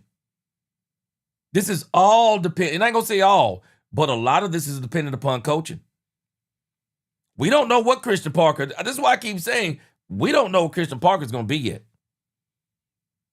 We just don't know. I mean, we got an inkling, but we really don't know. This is going to be his defense now. It's going to be his defense. He's not just working with the backs now. He's going to be implementing an entire defensive strategy. Can he do it? I believe he can. Problem is, I don't know if he can. I hope he can. I'm not going to know if he does until, we're not going to know until around game, 5 or 6? We're not going to know. So it can't be this bull junk it was last year. Oh, we're going to be very vanilla. We're not going to show anybody any. No, bro. You ain't got time to be vanilla. Y'all better get that doggone defense implemented as soon as possible. Get those books passed out. It is time to get these guys in this playbook and get this stuff going on the field because you ain't got time. Man, you got to hit the ground running. They got to come out the blocks, man. They got to come out the blocks. They have got to come out the blocks running. So we're going to see what they do. That's all I can tell you. You can tell this is a lot to do with coaching, and they're very confident in it. They're confident in the coaching staff that they actually hadn't seen yet. They haven't seen it yet. Angie said, I'm not trying to be negative, but like G said, it's the unknown. Christian Parker is new to this. Why should I put so much faith in an unknown? He's not. Hey, Angie, there is only one coach on this staff right now, and I'm going to keep saying it. The only one that I have a lot of confidence in is BT Jordan. He's a proven commodity. He's an absolute proven commodity. Christian Parker, don't know yet. We're going to see, though. Done that, and so there's a drive to continue to get better and do that. That's what drives us to go do it. And if you can find one in the 4th, 5th, 6th, 7th round free agent that does something for you, then now you're adding more value to your team because your return on investment. So that's what we're trying to do, is always get better. I guess my question is, do you have an espresso machine in the war room? No. It's watching tape, talking to the crew. It's just, we love what we do. I don't need any caffeine. And since well, you last night they the had question, jungle juice in there. It's the old miner that's done it all of his life. What up, Davion Wallace? Bent over. He's been hitting that pick to hit that goal. And he doesn't hit it one time, walks away, and a fresh guy walks up there, young guy, just bam, and there's the gold mine. The facts are that if you hit that thing enough, you get to do it. And so you've just got to go back and do it. And I've seen it happen. I've seen us pick great players in the 4th round. Murray, people like. I'm telling you, they're probably thinking the same way like we are. I'm telling you, this 4th round is going to make this draft. Caleb Downs is the crown jewel of this draft. But this 4th round, nah, man, this is about to be the meat and potatoes right here. This is about to be the meat and potatoes. This fourth round is where you're going to find some value picks. There are probably going to be some picks in the fourth round that are third grade. They are third round grades. If the Cowboys have done their scouting right, they should come out of tomorrow with 3 really good players. 3 really good players. And I'm going to be honest with you. I mean, I think some of the running backs is in this draft, they probably could have won in the third. They don't value running backs, but there's some that probably could have won in the third, man. That. And I've seen us get some great free agents. Romo. I mean, I'm not, obviously I'm pointing out the good one. The fact that you can get one, or the fact that you've had one that I'll never understand Schoonmaker. I'll never understand. Been 9 because of injury, yet he's come back. And who was our great guard that we had over at Memphis that we had him so far back? Ron Leary, and turned out to play for 10 years. It's the same injury he had, the reason he wasn't drafted. We went over, I had a plane go over and get Lyle, because he couldn't get drafted, and we got him. All right, Jerry's hitting around now. See, that right there is Jamad McCoy type talk. That's Jamad McCoy talk right there. Over here the next morning and signed him, and he was all I'm saying is we're in something here that because it can happen one time does mean it can happen again. Now, do you make livings on going against those kinds of odds? No. You couldn't make a living on the odds of getting downs like we got him last night and falling down there too. You count on all that stuff every day. That's why he's still on the team. Won't go there. That's a dreamer almost. But the idea that we've got to walk in that room right as everybody else did and look at these players, and we've got draft picks, and we've got some great coaches, and why not? We can put it together. 2 teams in the Super Bowl. They didn't make the playoffs here before. So my point is, that really is, I'm 84 years old. And that's going to be the mantra for the Cowboys this year, I guarantee you. They're going to use that to death. Hey, the 2 teams that didn't make the playoffs last year, we can make it. Hey, whatever floats your boat. As long as we get back to the playoffs and get to that bowl game, I don't care what they tell them, as long as they can get there. Man, I know it can happen because I've done it when it didn't work. I've done it when it worked. You just keep hitting that pick.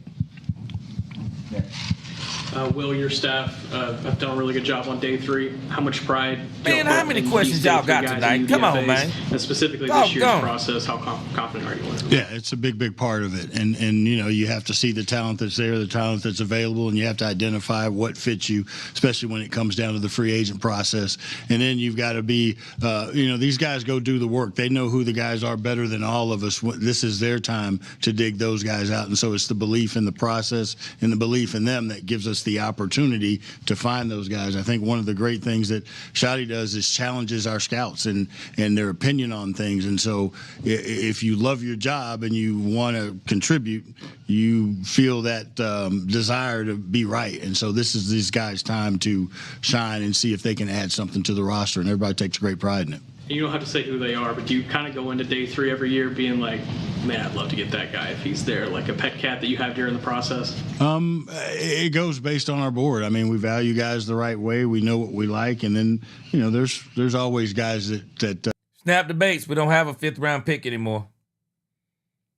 If I'm not mistaken, we don't have a 5th round pick. Yeah, we gave away the 2. I don't think we have a 5th round pick.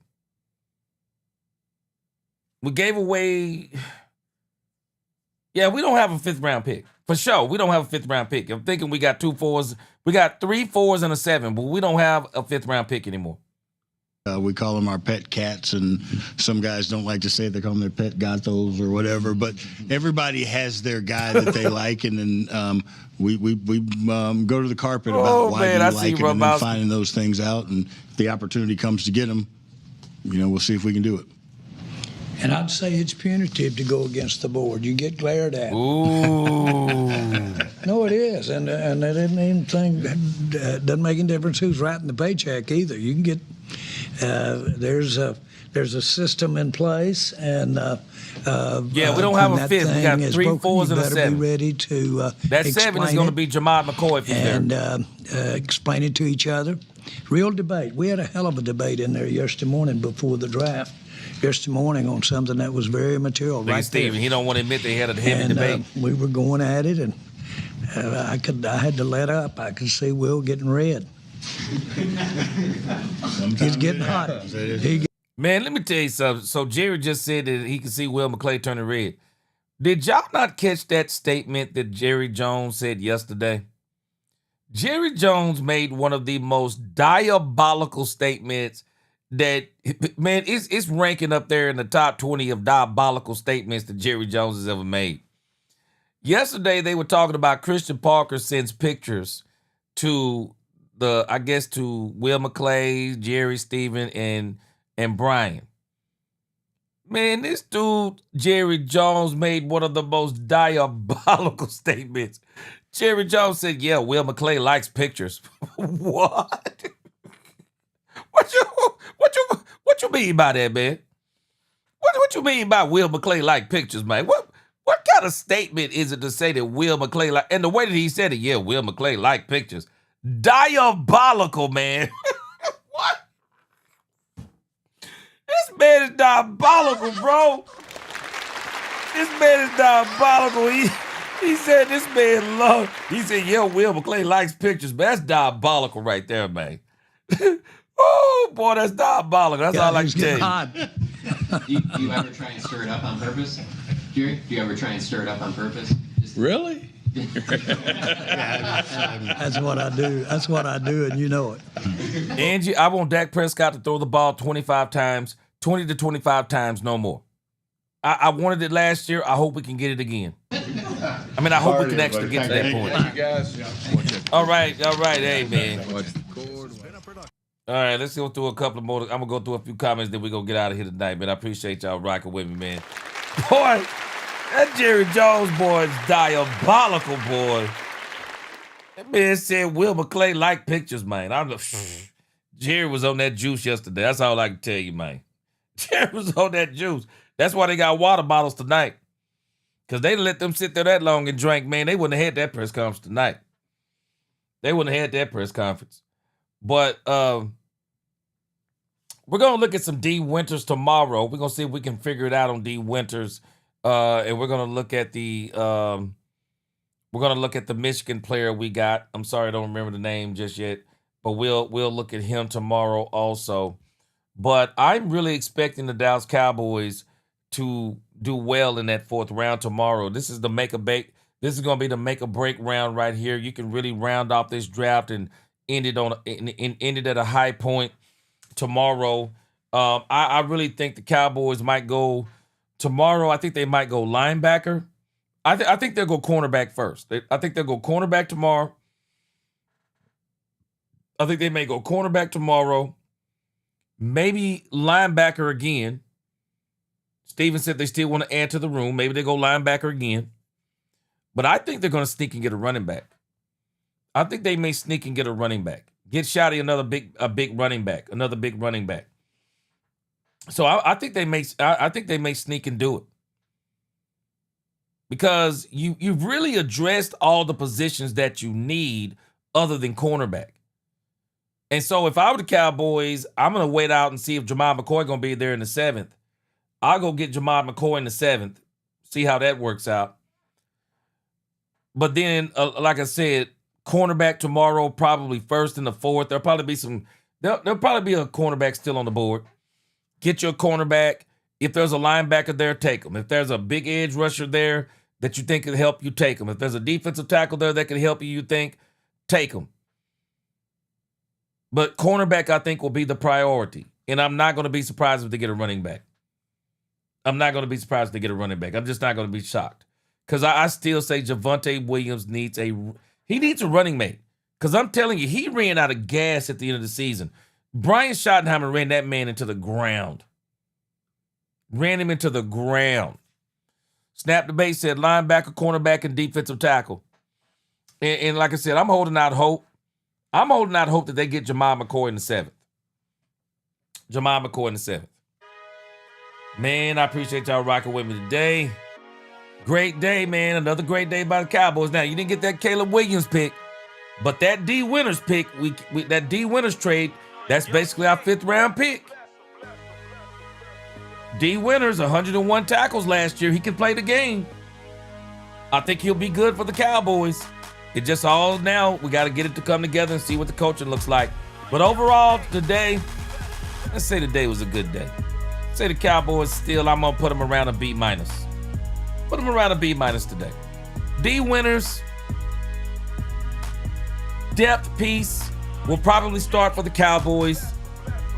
The guy from Michigan, we're going to wait and see. But I still say B-. A B wouldn't make me mad, but I'm going to say B-. Yesterday was an A++. So I still say in the draft overall, after 2 rounds, we're at an A because, man, Caleb Downs was an A++. A++ all the way.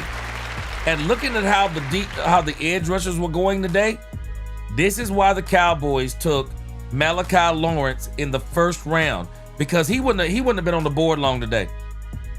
He would not have been on the board long today. He probably would have went real fast and early.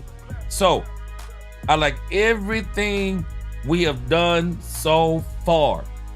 We got to finish it out tomorrow. Tomorrow's going to be a big day. So y'all get ready, put those notification bells on. I'll be up early tomorrow. We're going to get started at around 9:30 or 10. Man, I appreciate y'all rocking with me. Appreciate your snap debates. Until the next time, DC4L, God bless. Let's talk Cowboys and we talk facts. Peace.